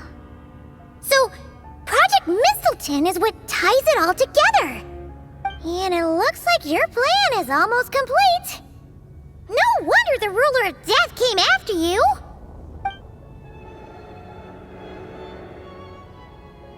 Her Majesty the Tsaritsa has embarked upon an expedition to vanquish a monster. Were it not for this, I imagine she would have been delighted to grant you an audience. Seems like the powers that be in Snezhnaya don't intend to hold my past conflicts with the Fatui against me. The Harbingers have been granted significant autonomy in retrieving the Gnosis. But by the same token, they do not completely represent Snezhnaya's official stance. You read my mind. Speaking of the Gnosis, Paimon's been dying to ask this question since forever. Why exactly does the Tsaritsa want to collect them? Is it something to do with the fight against the Heavenly Principles? The Gnosis will undoubtedly serve as a key bargaining chip when she confronts the Heavenly Principles. Beyond that, you had best ask the Tsaritsa herself. I am not sure if this information is mine to disclose. What do you mean, not sure? Don't you make the rules? You're the highest-ranking Harbinger! Ugh, never mind. Taking on the Heavenly Principles is something most people wouldn't even entertain in their wildest fantasies. Why is the Tsaritsa so fixated on this? Into that today, civilization is nothing but an illusion. Something whose very existence can be negated at any moment. Our civilization may very well be destroyed in the struggle, but as things stand, the Heavenly Principles could choose to negate our existence on a passing whim. And we must not sit back and accept that fate. Only by changing the state of affairs, only by overthrowing the heavenly principles, can our civilization truly be said to have taken root. Otherwise, the fate of the people of Conria and Hyperborea is a cycle doomed to repeat itself. Accepting potential destruction in return for getting to control your own fate. Furthermore, perhaps this is still somewhat difficult for you to understand. Are you aware that all the rules of this world are made up of curses? Huh? All of them? Paimon knows about the curse of death you mentioned, and the curse of immortality that you and Dainsleif have. Then, the birth of the Hilly Churls, the rules of Natlan's Ode of Resurrection, those are curses too? Farina's long life seems to stem from a curse placed on her by Focalor as well. Yes. Even a god's love for humanity is a curse the heavenly principles inflicted upon the gods. What? The Tsaritsa has always had ample reason to hate the heavenly principles. If she can seize their authority, she will reconstruct the entire world, and when that time comes, humanity will be completely liberated from curses and lies. Look forward to it. It will be a world beyond your imagination. Though the ordinary people of Snezhnaya may not understand these details, in this frigid land locked in a ceaseless struggle against the environment, in this nation to which the gods have never shown favor, we all believe that standing in solidarity with the Tsaritsa in our shared struggle will surely usher in a new and better world.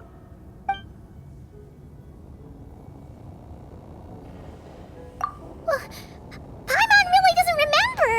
He's basically a stranger. You've got to believe Paimon. Allow me to explain. The reason Paimon reacted to the anti-Celestia energy developed by the Armory Palace is because she comes from Celestia herself. More specifically, she is one of its creations. Paimon? A creation of Celestia? Oh, right. I was blinded by anger earlier, but thinking back on it, Renova also said that Paimon is a creation of Celestia, but she lacks Celestia's power or authority. As you know, the lunar fragments in Nodcry were pulled down from the sky using Fatui technology. But the first application of this technology was in Conria over 500 years ago. I used this technology upon the heavens, and the response I received was none other than Paimon descending from Celestia. I presented her to the Vinster King, but he took no interest in this gift, nor did it satisfy him. Paimon then took up temporary residence in my palace until, of course, the arrival of the Cataclysm. Wait, Paimon's a little confused. You're talking about things that happened in Conria 500 years ago. You're saying Paimon was there for that? But Paimon doesn't remember any of that. Falling from the sky, being given away as a gift, none of it. Having lived through the Cataclysm, perhaps you too were burdened with some manner of curse. Although, losing your memories would indeed be the smallest price I've ever seen paid. But it's not just her memories from Conria. Paimon doesn't even know how she spent the last 500 years. She only has memories from the past few years. No matter how hard she tries to remember. What was Paimon like back in Conria? Did she know a whole lot because she came from Celestia? Was she super smart? Unfortunately, When you arrived in Conria, your consciousness was like that of a newborn infant. None could say what kind of being you once were in Celestia. During the time you lived in Conria, your personality was no different from how it is now.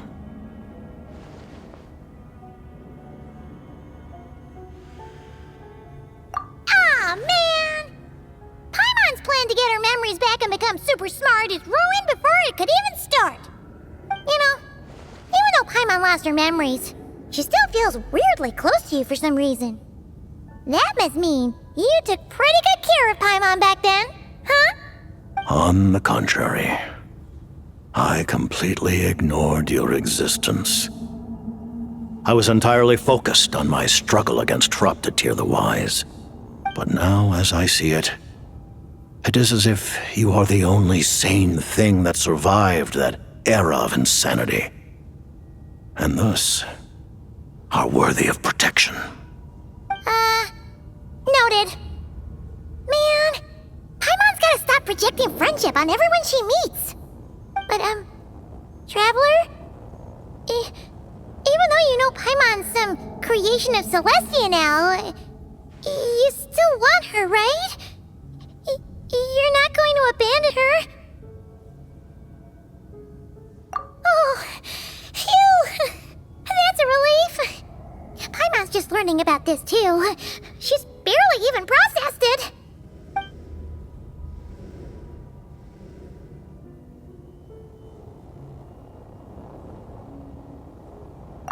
Thank you for telling me so much. I'm a bit surprised, honestly. I didn't expect you to be quite so transparent with me. Given the circumstances, the Fatui need not hide anything from our allies. Allies? To advance Project Mistleton, we must first resolve our issue with the Ruler of Death. And, if I presume correctly, you have no intention of letting her actions go unpunished either, do you? That's right. Ever since she said she intends to reclaim Paimon when we next meet, I figured reconciliation was out of the question. Against an opponent of this caliber, deliberating over our allegiances would waste time we do not have. We must join forces unreservedly with whomever we can, if we are to stand anything like a fighting chance. You're going to challenge the Ruler of Death? Just for Paimon?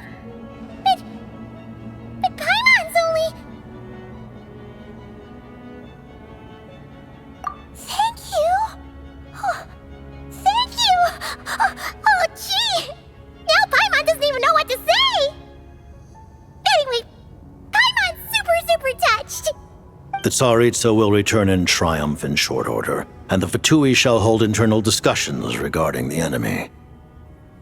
The time for us to meet again will come very soon. Got it. Thanks for your help with Paimon. I'll be sure to look after her for you. There was just one other thing. Well, it's just a request, really. Paimon really wants to see what this Mistleton thingy you're gonna use against the Heavenly Principles looks like. Of course, Paimon knows it's top secret and stuff, but she just had to ask. It's okay if the answer's no. Certainly you may. Oh, for real? Actually, maybe it's best not to. What if her Nova suddenly pops up again? She might take this chance to... While the technology is not yet fully developed, it has nevertheless reached the stage where Celestia's creations are unable to damage it. In that regard, you may rest assured. Oh. Wow. No wonder Paimon felt so out of sorts recently, even though it was super far away. Alright then! Paimon's ready to take a sneaky peek at this top secret super weapon!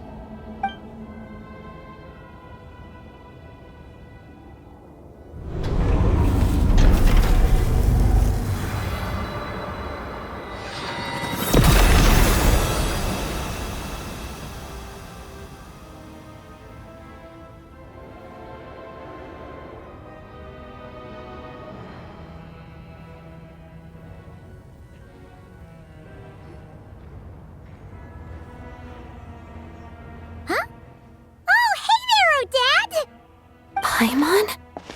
You're okay. Thank goodness. You look well. Have you recovered?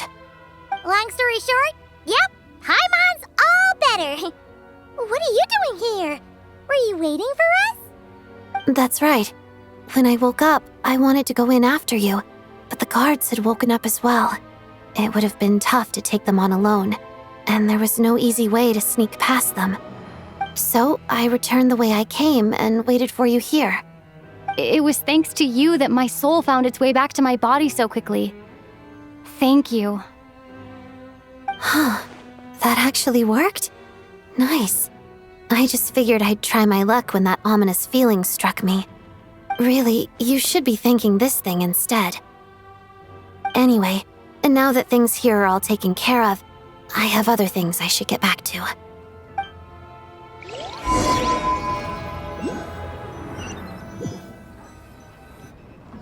Ah, Director Chuganov, you're back. We just received notice that Project Snezhnaya has been suspended, so we've convened an emergency meeting. This is the preliminary plan. In addition to expanding production capacity, we've also discussed feasible layoff plans to optimize revenue and expenditure structure. Our calculations indicate that the factory's profits will increase by at least 30%. Just give the word, Director. That won't be necessary. Leave the energy for those who need it. Whether they use it just to get by or to run a business, that's up to them. Start preparing to halt production and lay off the staff. Make sure the workers are able to land on their feet and that they are duly compensated. Thank you all for your hard work during this time. Am I hearing you right? Why? After all the tough times we made it through, now is exactly when we should start to turn a profit. I just suddenly don't want to do this anymore. Huh. Does there have to be a reason? Iskra, it's time to rest.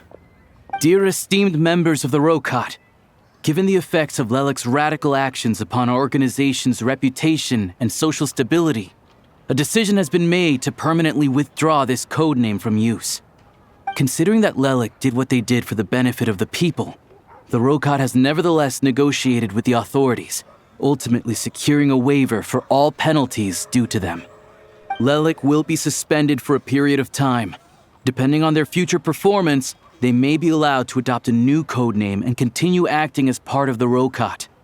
The purpose of this notice is to remind everyone once again that motives and methods are equally important when one operates in the shadows. Even with Project Snezhnaya's suspension and our interim operational victory, we must guard against complacency and rashness and work to consolidate the progress we have made so far. We act only for the greater glory and solidarity of our nation. May the aurora shine ever on, and the tundra always stand firm. We act only for the greater glory and solidarity of our nation. May the aurora shine ever on, and the tundra always stand firm. Looks like it's finally over. You mean for us? Just thinking out loud. I've never seen the Snezhnaya Vecha so lively before. I never once thought I'd come here. But I understand everything now, Rosaline.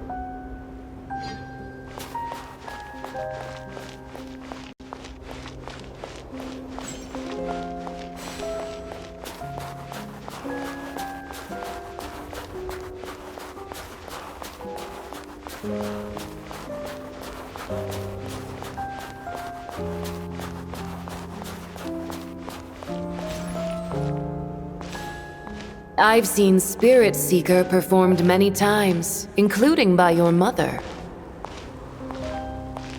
Why do you bring that up all of a sudden?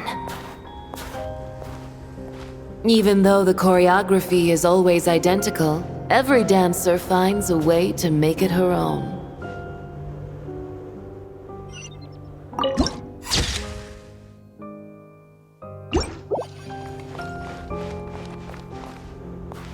So you actually want to talk to me about ballet? I just think it would be a pity if the dance was lost to history. She didn't teach it to you, did she?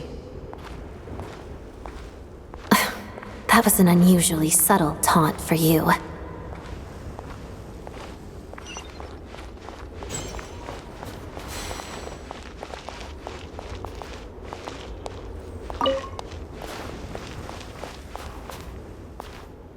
We embraced one another on the snow-swept plains, melting the ruthlessness of time. But when our bodies, in pieces, are cast to the winds, what of our love will remain behind?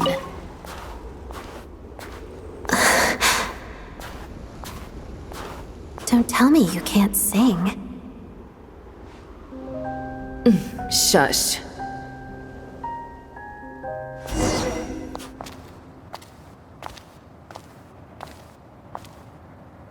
I understand her hatred. The Fatui robbed her of the life she should have had. I never opposed her dancing. Yet still I became an enemy of her ballet. I'll just keep my distance. Many despise me. I'm used to it. You're certainly not one to shy away from confrontation.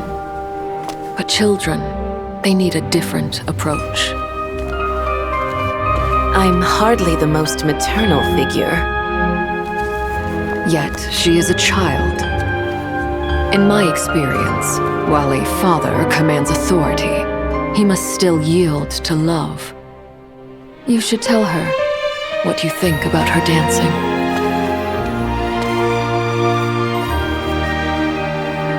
Odette will soon take the stage at the Korolyevsky Theater. This could be your chance. Geonosis secured. It went smoothly. I'll be there. Have them send me an invitation.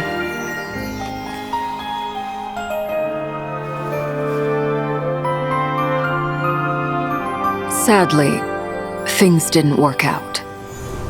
Her final words are inside that block of ice. This? Aren't these for monitoring her subordinates? Not yours.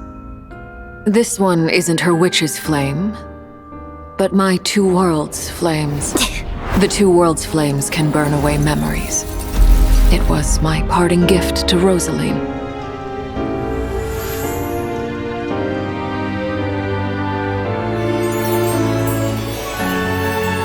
If all goes to plan, she and I will both live to see the Tsaritsa succeed.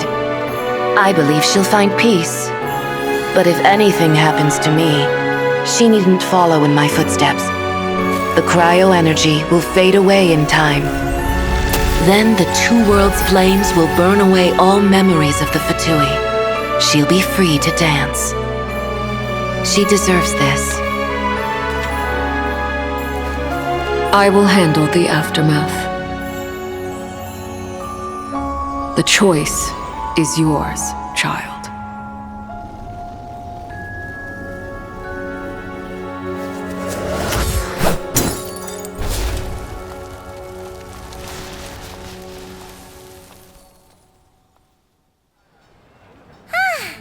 Fresh air at last! Paimon's head isn't spinning anymore, and the fever's all gone. Paimon's finally free to fly again! Oh, it's nice to finally know where Paimon came from, too. It did make Paimon a little nervous at first, but it's such a relief now. Like, who cares if Paimon's a creation of Celestia? She's probably not anyone that important. Probably just the fairy of food and fun or something. And like you said, this doesn't have to change anything between us. You're not gonna just... Hey! Hurry up! Why are you walking so slowly?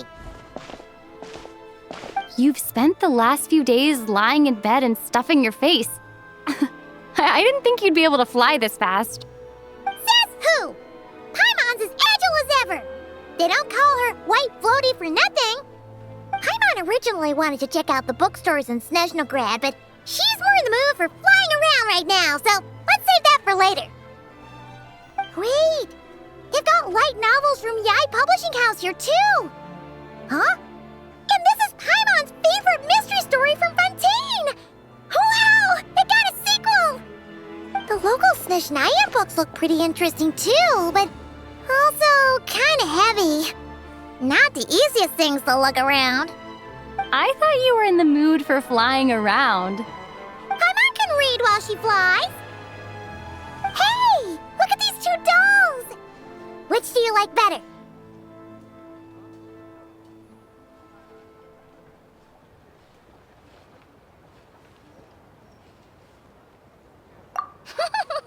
Alright! Boss, we'll take both. Paimon will have the other one. Oh, I thought we were only getting one. All right, fine, I'll pay. There you are. Thanks for visiting. Paimon will grab this and then... Huh? Huh? Huh?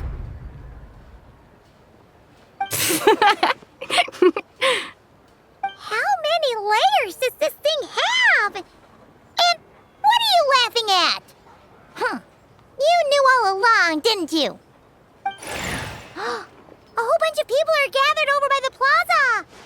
Hey, look! That looks like Tartaglia! Hey, Tartaglia! I know that voice. Of course. If it isn't Paimon and my old comrade. You're looking well, Paimon. All better? Yeah! The jester knew I was wrong and fixed Paimon right up! Thanks for sending someone to keep Paimon safe, too. Oh, yeah. About that. That was kind of embarrassing. Who could have known that our director would go looking for you in person? So sorry for the misunderstanding. Oh, right. Let me introduce you. This is my little sister, Tonya. Hello, Tonya! Hello. Firstly, I'm really sorry about my brother. Sounds like he's caused you no end of trouble. Hey now, why'd you have to start with that? Not that it isn't true, of course. So she's the real Tonya. She said you two didn't manage to meet up at the theater. She waited ages for me, and when I didn't show, she got a little worried and went outside.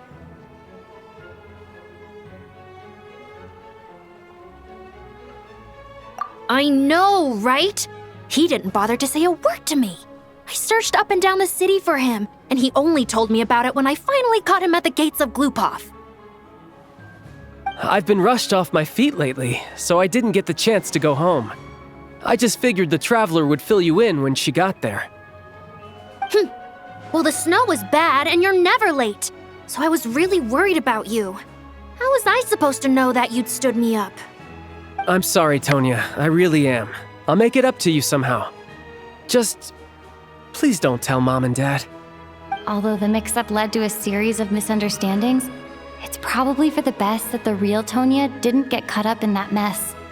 Besides, it's obvious that Tartaglia isn't usually one to break a promise. He only gave his ticket to me because he had to look into Lelek.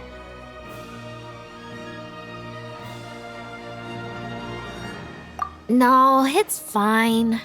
It just meant I didn't get to see the show in the end. By the way, what did you think? You were one of the first people to see it, you know? I would say... the best is yet to come. Huh? What kind of review is that?